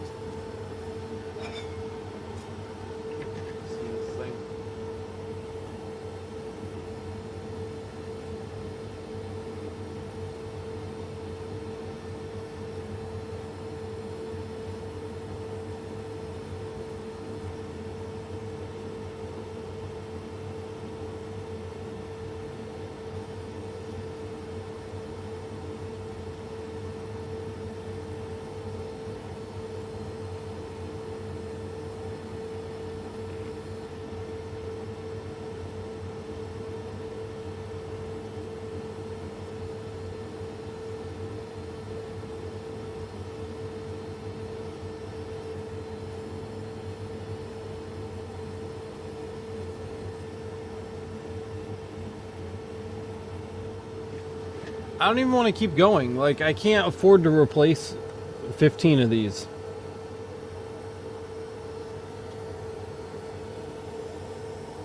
No, the wheels are fine, just the rotary's a piece of shit. Fuck.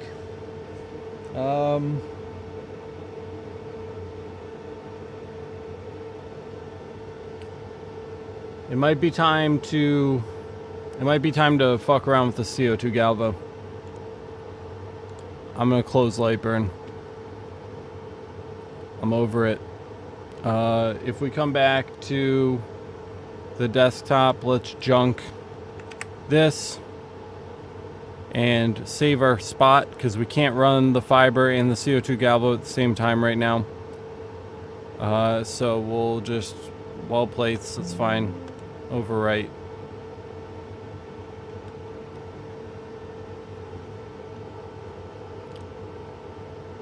Yeah, I thought I opened Minecraft. Okay,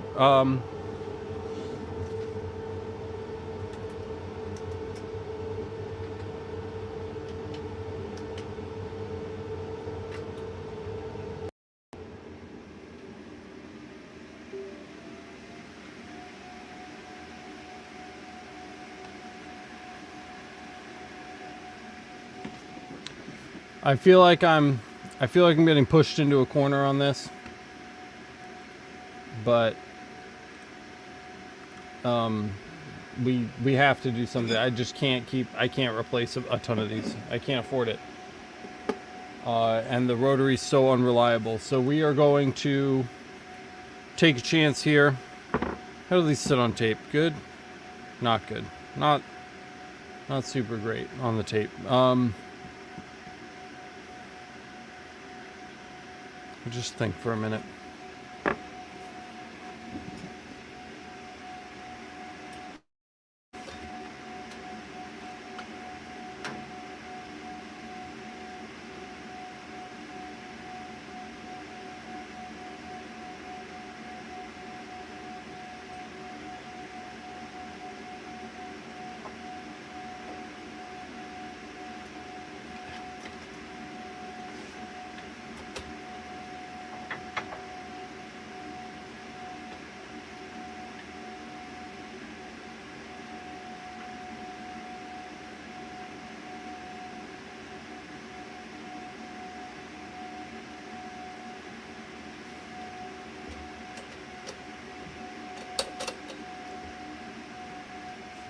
All right, well, my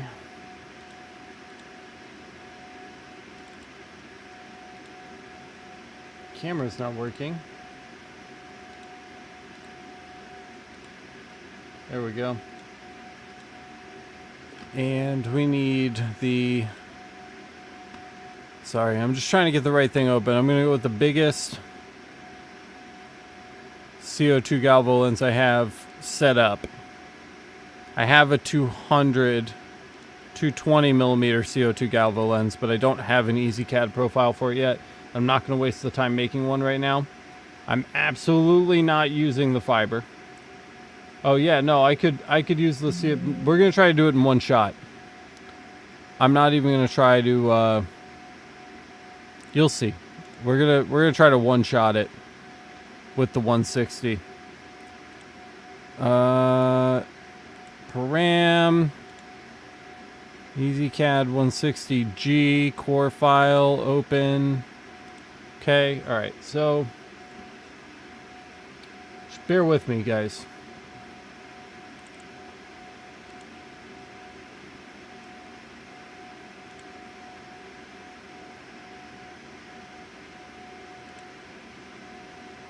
Let me get the... I have to switch the EzCad windows every time. So, sorry in advance. For this, should only take a second. Okay? So, here we are. Alright, I gotta swap my lenses.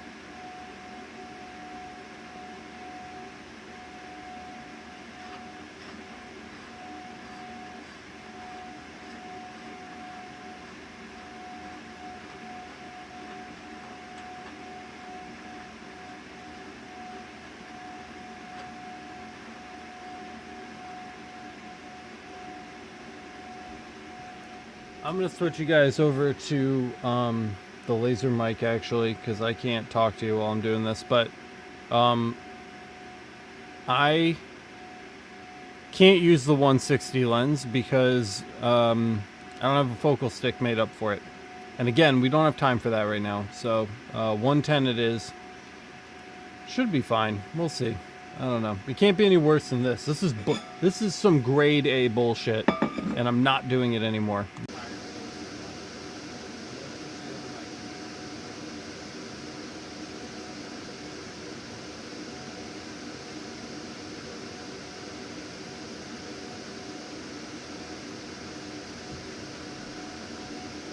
Okay, I've switched over. Hopefully you guys can hear me. The CO2 Galvo fans are very loud. But I've taken the 175 back out, 175, 160, however they have it labeled. And we're going to go back to the 110.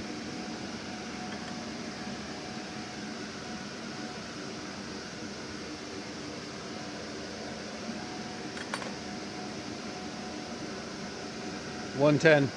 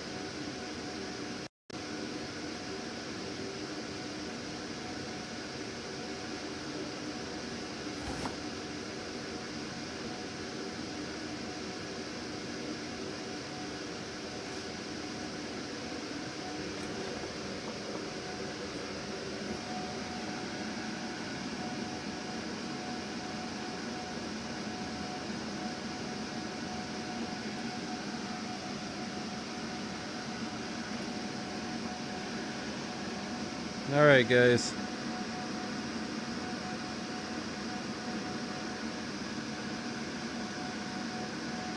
If this works, we'll jig it up.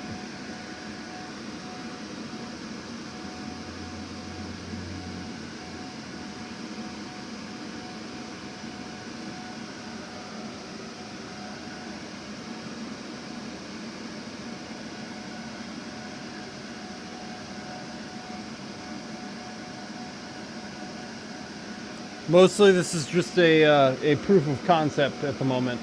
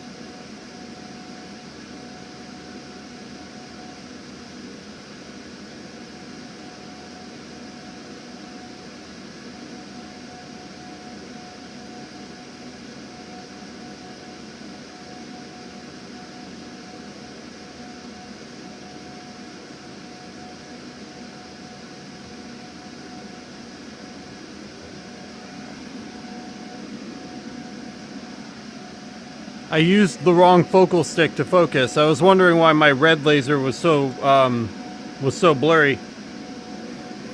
This is the fiber laser 110, and this is the CO2 Galvo 110.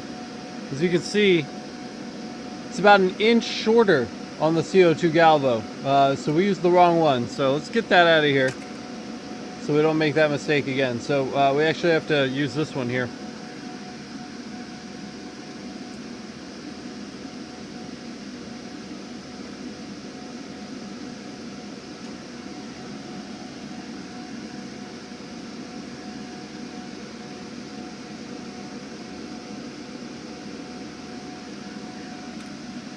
It's a big difference. We should probably relight and make sure everything still looks good before we continue.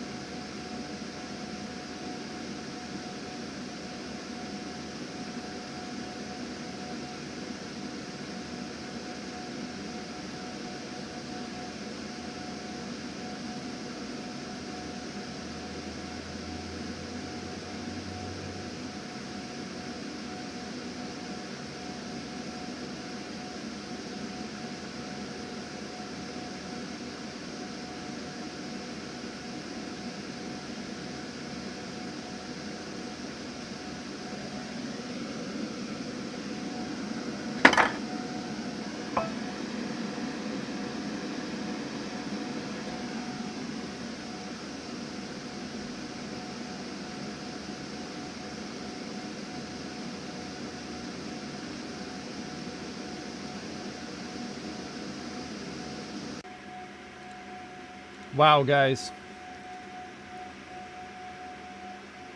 The only thing I can say is that, wow, we should have done this earlier.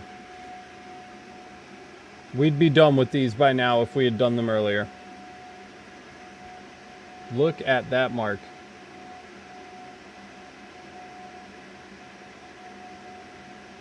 Perfection. Really great. Is it totally center? It's pretty close. I'm not really holding it straight here. Everything's backwards in camera, but hot damn. What was done different is we switched we switched lasers. This was done on the CO2 Galvo instead of the gantry. We'll just give it a quick wipe with the alcohol here. Is there anything I want to change? Probably. Sorry, I'm out of focus.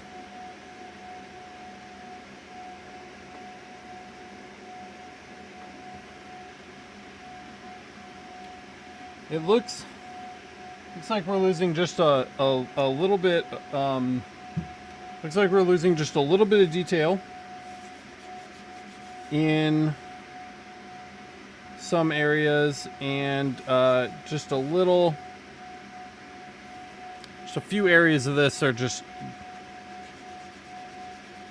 not quite giving up their powder coat.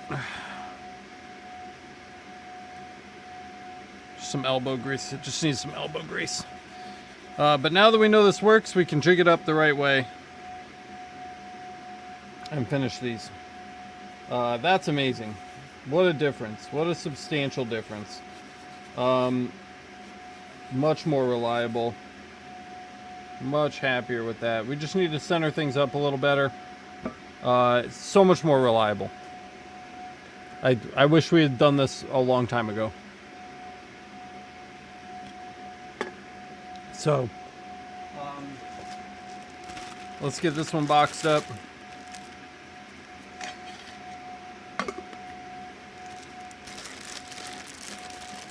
And we'll grab the next one and we'll continue on.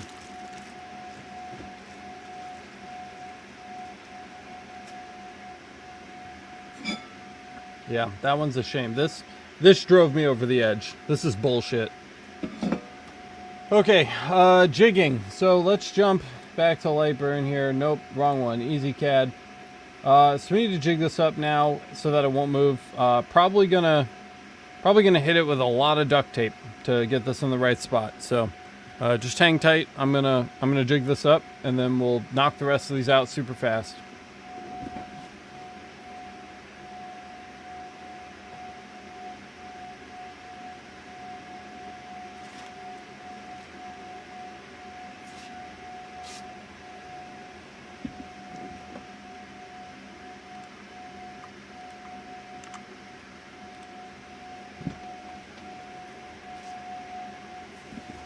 I might start with the jigging process. I think the first thing I'm going to do is just bring this over to the left here so that we're not like hanging off the edge of the table. That'll make things easier on us.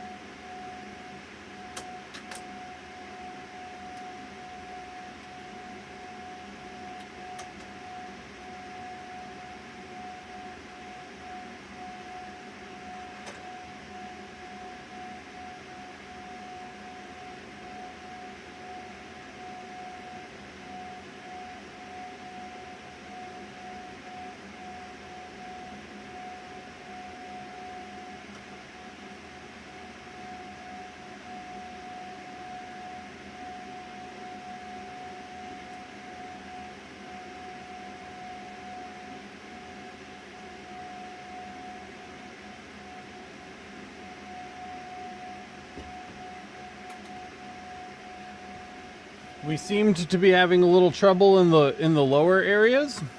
So I dropped our focus down just a little bit. I'm also going to raise our power a little bit so we get a little bit more reach. I'm going to take it up to 60. And then, you know, that's that. We'll paste our graphic back in. Bring you guys over to desktop. Paste the graphic back in. Align center. And we can just go maybe just a touch bigger with this, with our extra power. Apply. Get rid of our outline, and let's try this. Let's try this again. Let's see how this goes.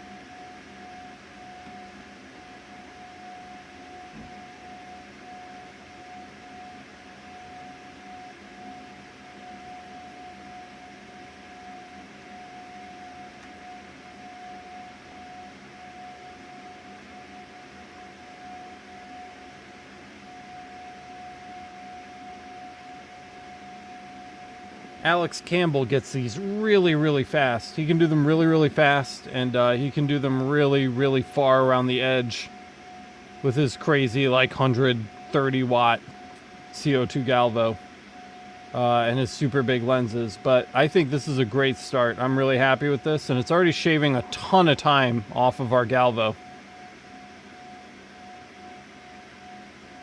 Off of our gantry time. Our gantry time was like 10 minutes each. These are like, what, 3 minutes maybe? Not even. A minute 15. A minute 15 on these. All right, let's examine this one.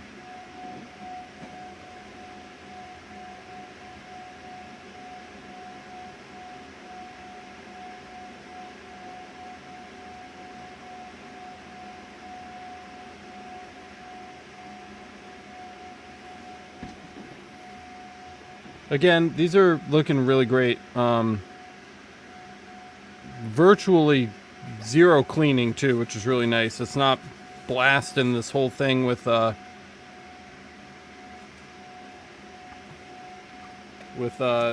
know, powder coat residue. So that's great. That's really awesome. So yeah, we'll just load in the next one. We'll just keep them going. Let's wrap through these real quick. Why did I go with the gantry at first? Because I've literally never done a powder-coated tumbler or mug on the CO2 Galvo. Ever. And I didn't want my first time to be with something that needed to be done in a rush and needed to be perfect the first time. But ironically, it's working much better on our first try. So here we are. I don't know. You live, you learn. Now we've added a tool to our tool belt.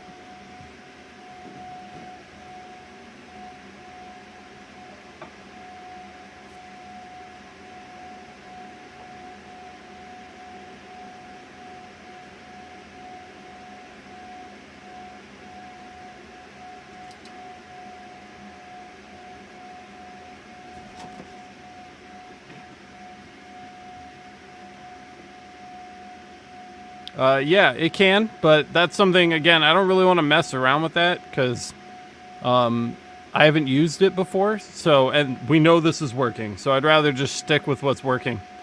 We can definitely break that rotary out another time, though, and look into that. Because that would be obviously ideal. We'd be able to go larger, faster, likely faster, but for now this is working, and again, if it ain't broke, don't fix it, right? So let's just stick with this until we're done. Notice how much easier this is than trying to do tumblers with a fiber. I don't have to worry about ablating the metal at all with the CO2 Galvo, which is really nice. No matter how much power I throw at these tumblers, it's never going to mark the metal, which is really, really convenient.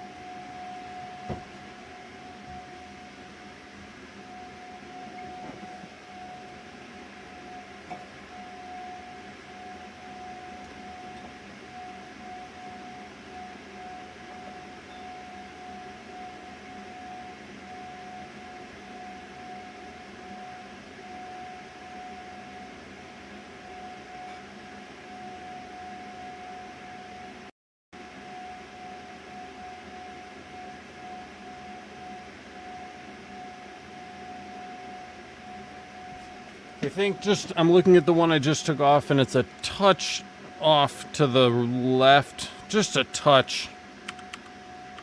So I'm gonna knock this one over just a touch back to the right, and hopefully this one comes out a little better. I'm gonna try to improve your angle of view too.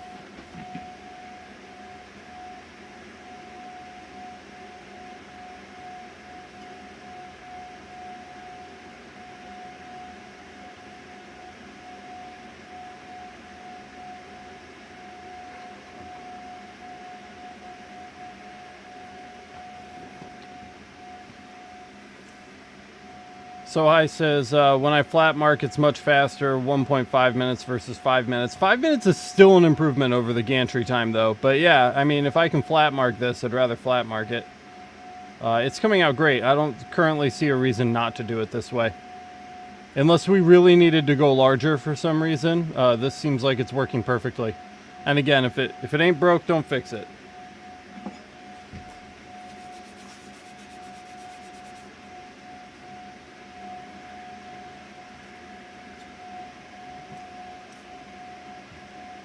I am still hitting these with just a little alcohol and a little Zep because it puts a nice shine on them, but I don't think that it's entirely necessary. If we didn't do it for some reason, I think we would get away with it.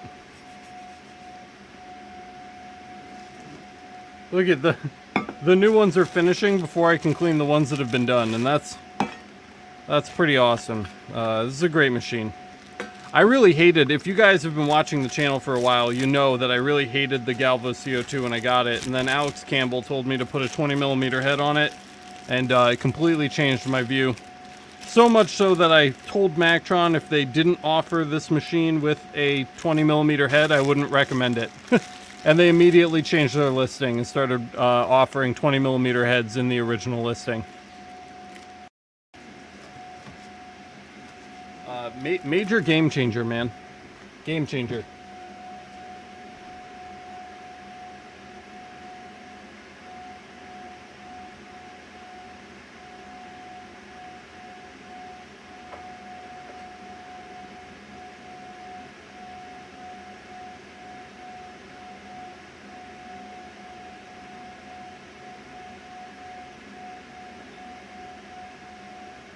Still seems off to the right, or off to the left a bit.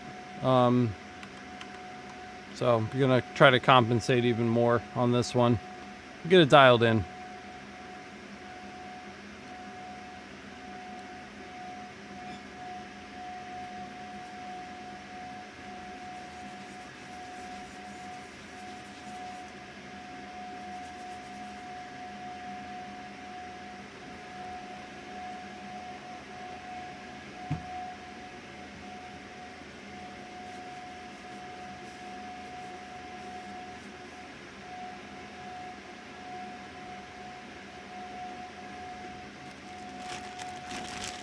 That looks better, just based on what I'm seeing on the camera.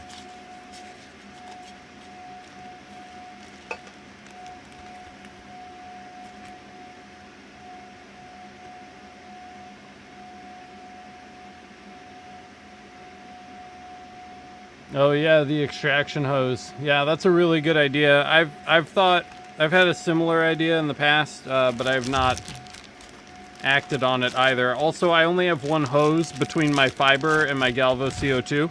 They share a hose, so I'd have to add a fan to do that, which, you know, is more work, but... Alright, Jerry, see you later, man. Thanks for stopping by and hanging out for a little bit. It was good to see you.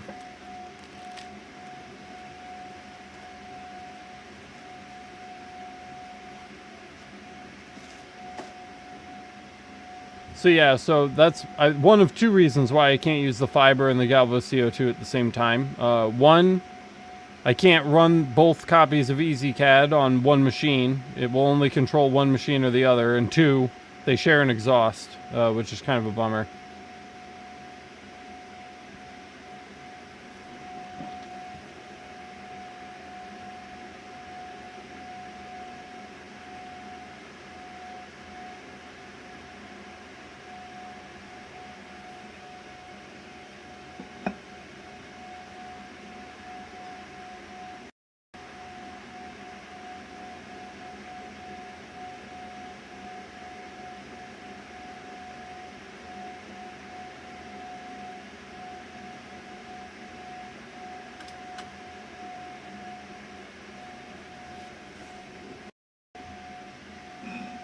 This isn't the best jig I've ever made, but again, we're kind of in a rush, so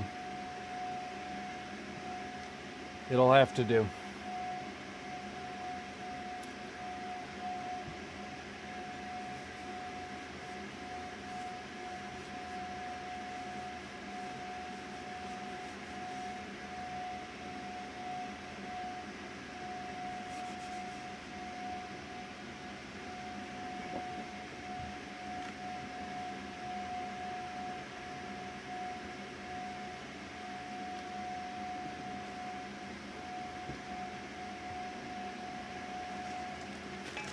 Man, if Alex Campbell could see me right now, he'd be proud.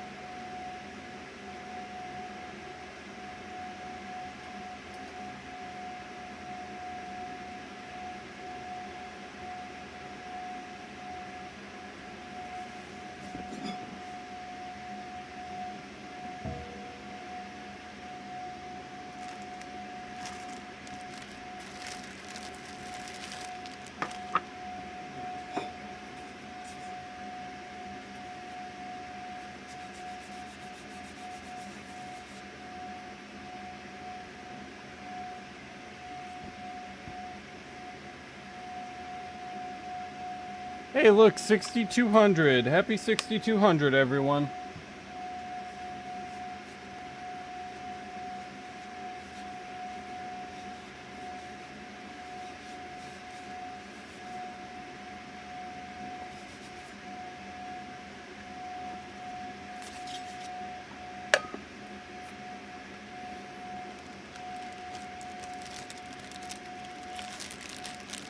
We're on our way to 10K.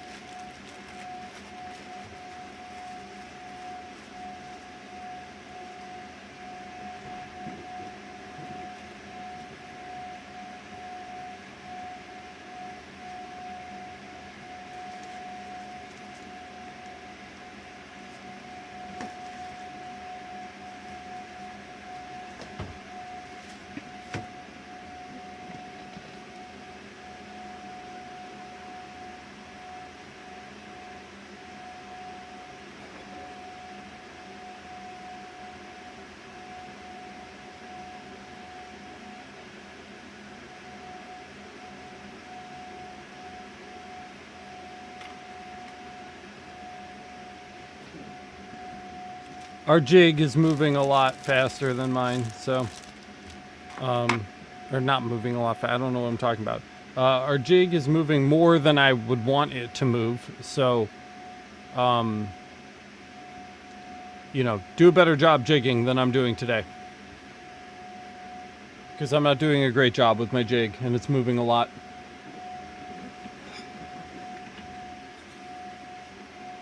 If you take anything from this video, don't let it be the jigging advice.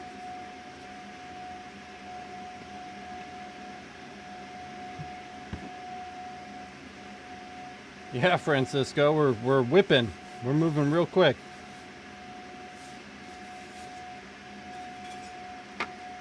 Makes me really happy to see. I'm glad people are enjoying the channel.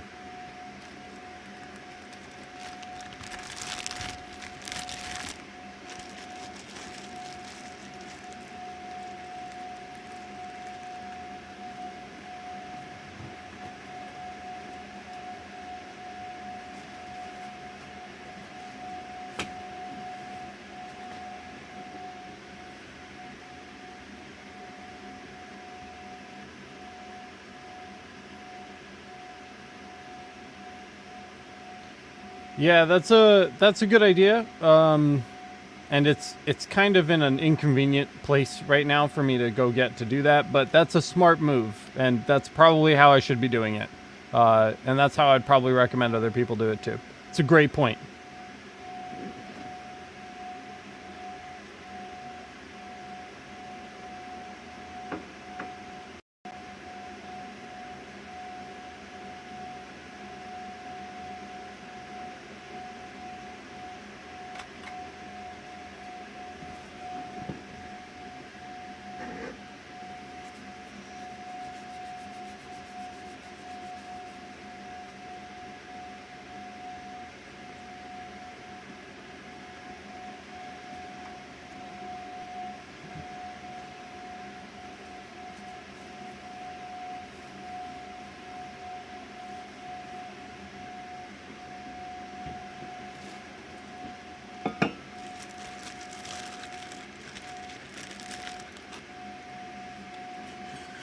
That's another really good idea, Manzi.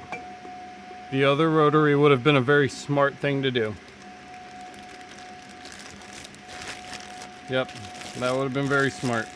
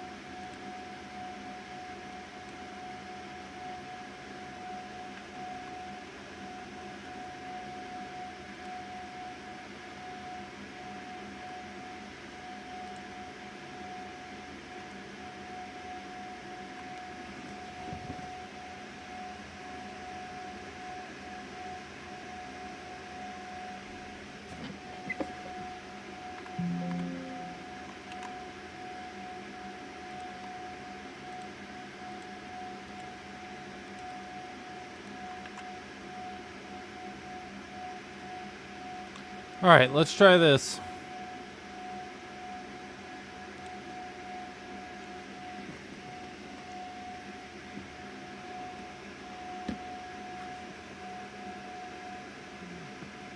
I'm making, I don't know, we've got like 5 of them left, but they're coming out really inconsistent.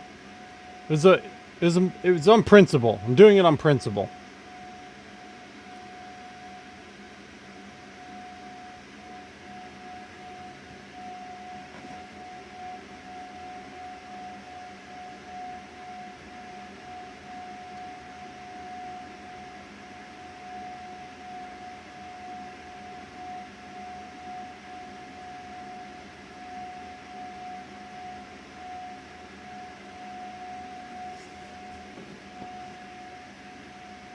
No, it's fine. It's not you. I was watching them go, and every time I cleaned one, it was different than the one before it.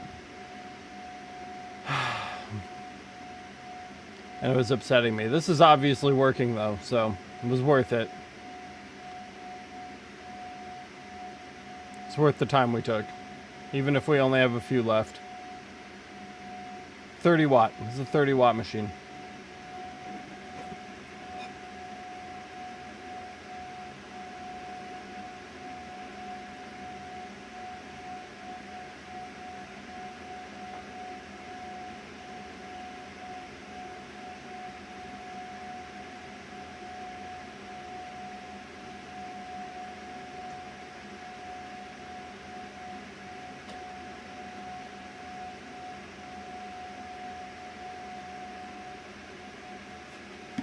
Now we're getting bend because it's too far from the center.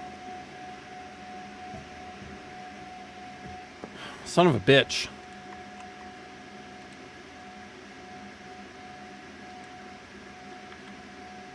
We have to be closer to center. This sucks. I might as well just be doing these one by one at this point.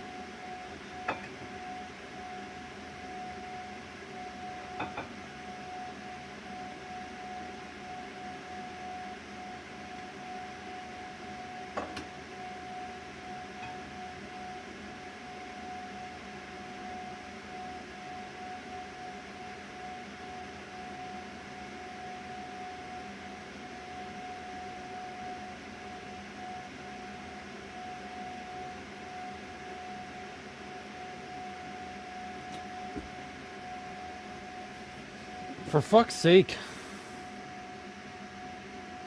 Yeah, I could do that too. Another good idea.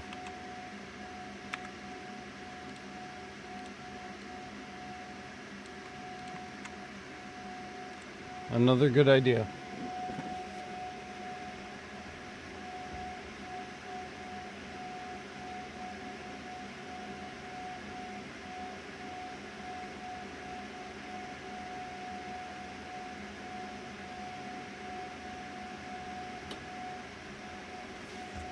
I'm just tired and agitated, and I just want to be done. Like, we're so close to being finished. Fuck.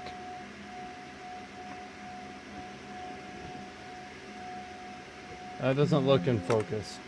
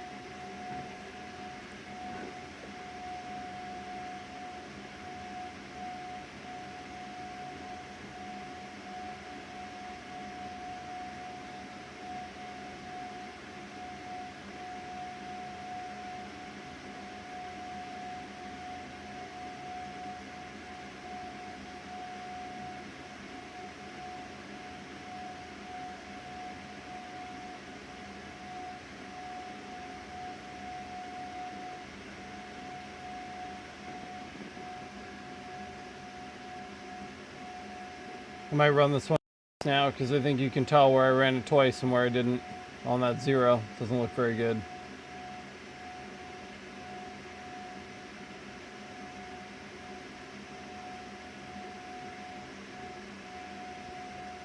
Yeah, the one up in the corner, that was a decent jig, but it was like bent from the warp from the lens along with the curve.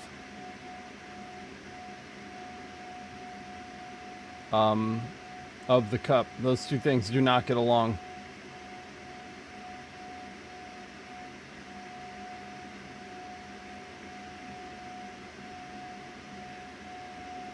We have 2 left. We're almost done.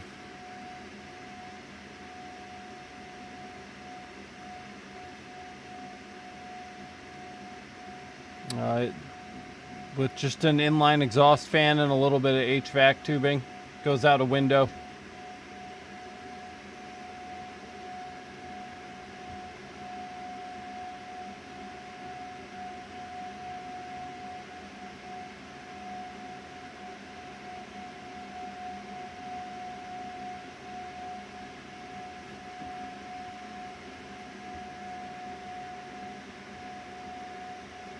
Man, the CO2 makes it hot, dude. There's a lot of heat. I'm hot. Hot in here.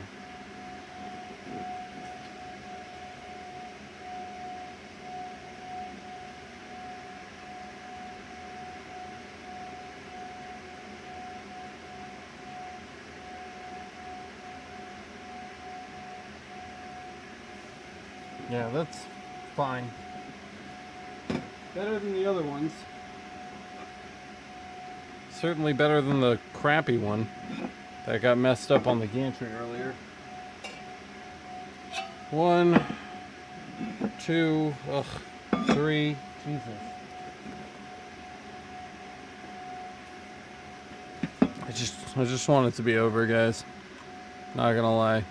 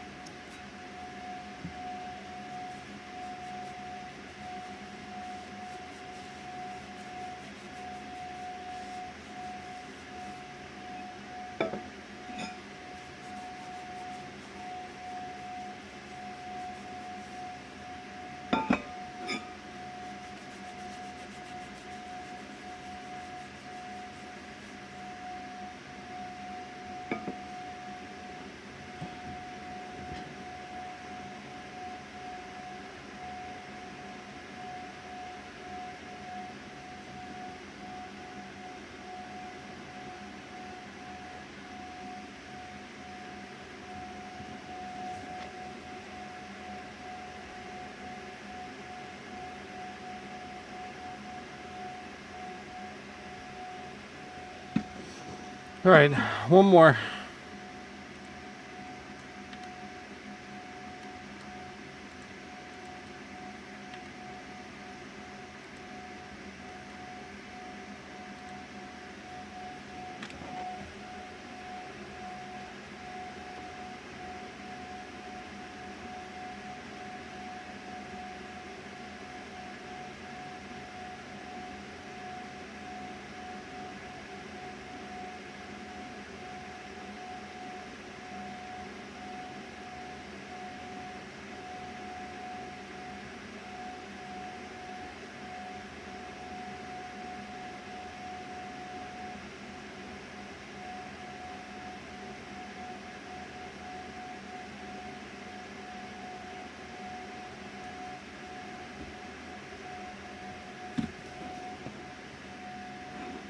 Let me make sure I need this one. One.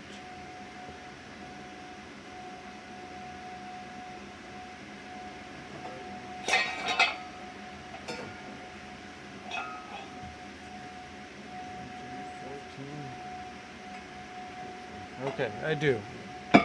I do need this one. All right, here we go. Last one.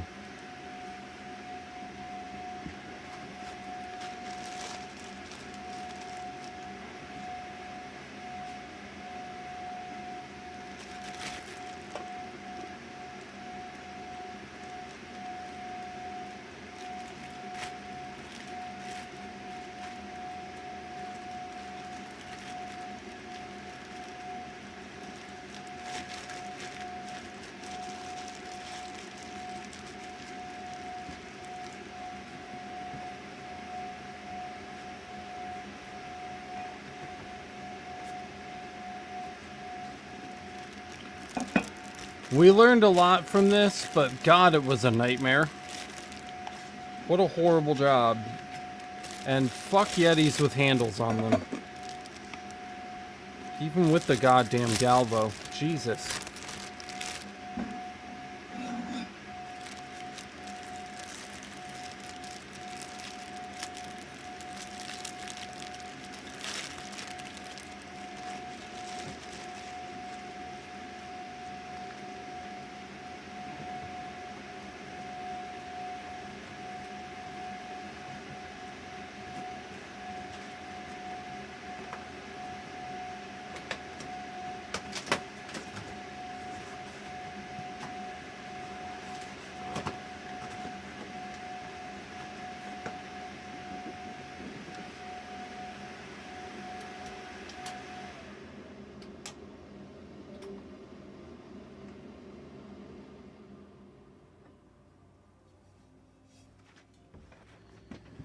Damn. What a mess. Alright, let me think.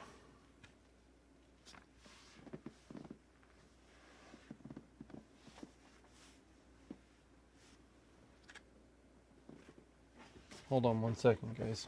Alright. Okay. Hi. Hello. It's me. Yeah, at the end, you know, we ended up with something good, but it's a rough journey, man. I hope these aren't expensive. There's like 3 that I want to just completely throw in the garbage and redo. But she's going to have to pick up first. I'm going to have to email her. And just tell her, hey, you know, there's a couple bad ones. I don't hate all of them, but I don't feel good about the one with the swoop on it, which I think I've already put in the no, I didn't. Okay, so here's the swoop one. Right there. The swoop one's not that bad, but it's not great. Oh. EzCad's free. You guys want to... Oh, okay. EzCad just freaked out and shut down. Anyway, there's the... Where's the focus? There's a swoop. Not horrible, but definitely swoops upwards on that cup. It somehow looks worse in person. And then this guy right here, which I haven't cleaned yet, that one's just totally effed because it stopped spinning. So that's not good either. So 2 of them I'd really like to replace. Disappointing. It's very disappointing when this happens. I'm sure you guys know. I'm sure you guys have had failed jobs. You probably know the feeling. Just sucks.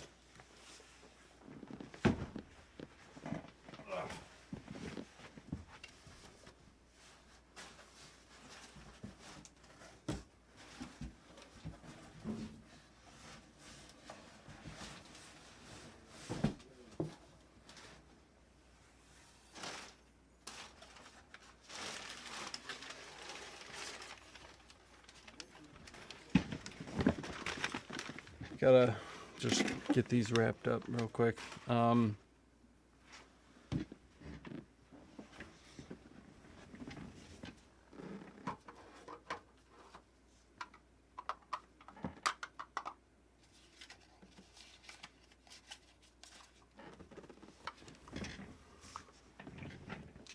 Yeah, we'll come up with a better jig for the next time we do these. There will be more.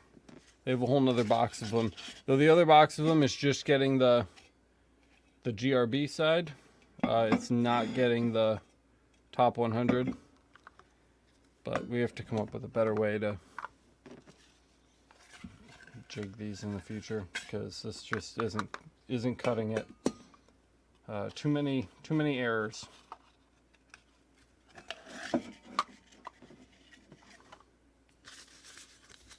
Oh, good. $30. Oof. You mess up one cup and it invalidates 3 of the ones that you marked.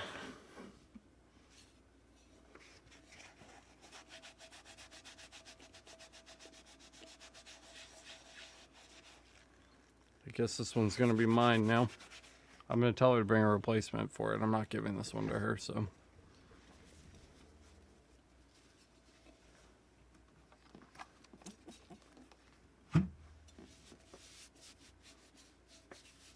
Maybe I'll put it out in the display case or something. Just that side facing out, you know, so people can't see that nightmare. Put it on display. I don't know.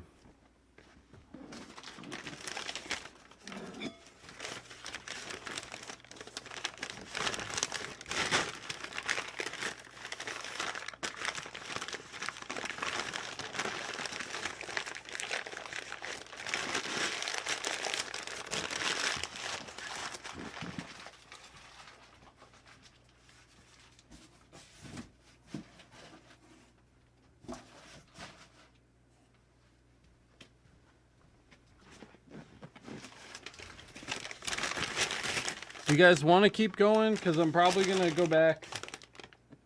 I'm probably going to go back to the aluminum plates.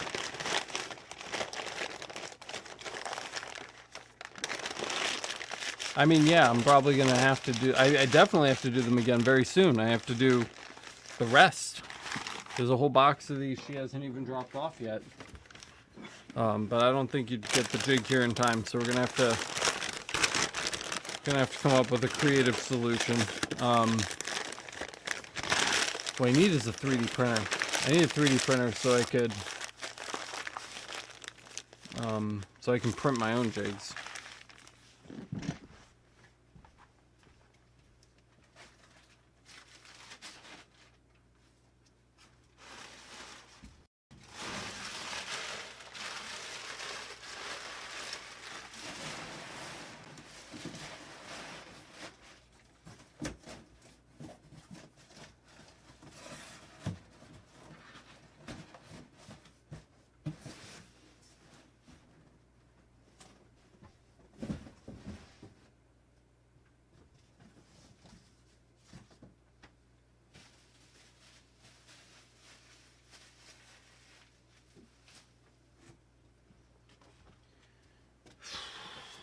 Okay.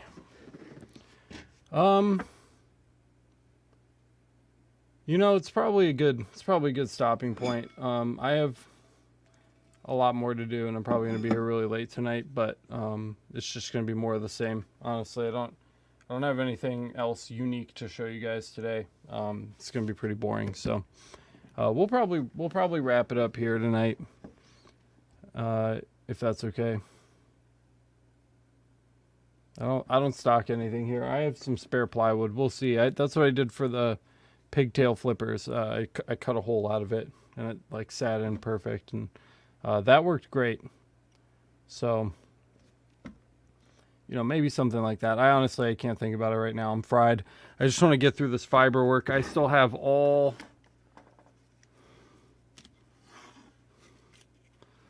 of these to go through as far as those fiber laser plates. So we're probably just going to grind those out for the rest of the night. And that's the story. So thanks for hanging out. It's a good stream today. We've had a consistent 30 viewers the entire time. That's impressive. And we went for almost 5 hours. So not a bad stream day. As far as stream days go. But you can hear it in my voice when we get to the end of streams. I just start sounding disappointed with the way my life is going. That's how you know we're at the end of a life. That's how you know we're at the end of a live stream. But yeah, guys, I love you. I love you all, each and every one of you. Thanks for watching. Thanks for supporting on the Laser Master Academy, if that's something that you do. If that's not something that you do and you want to do, check it out, masters.lasereverything.net. And don't forget to join the Discord if you're not already on the Discord. Link in the description. Absolutely free. Smash the like button. And do me a solid. After the stream is over, refresh and leave a comment. It makes a big difference for engagement. Helps people see the streams after the fact. So if you have a minute, come back to the stream after it ends and leave a comment. Let people know it was a good stream so that they want to check it out. And I think that's all the plugs, guys. I think that's everything I've got. Smash the like button if you haven't already.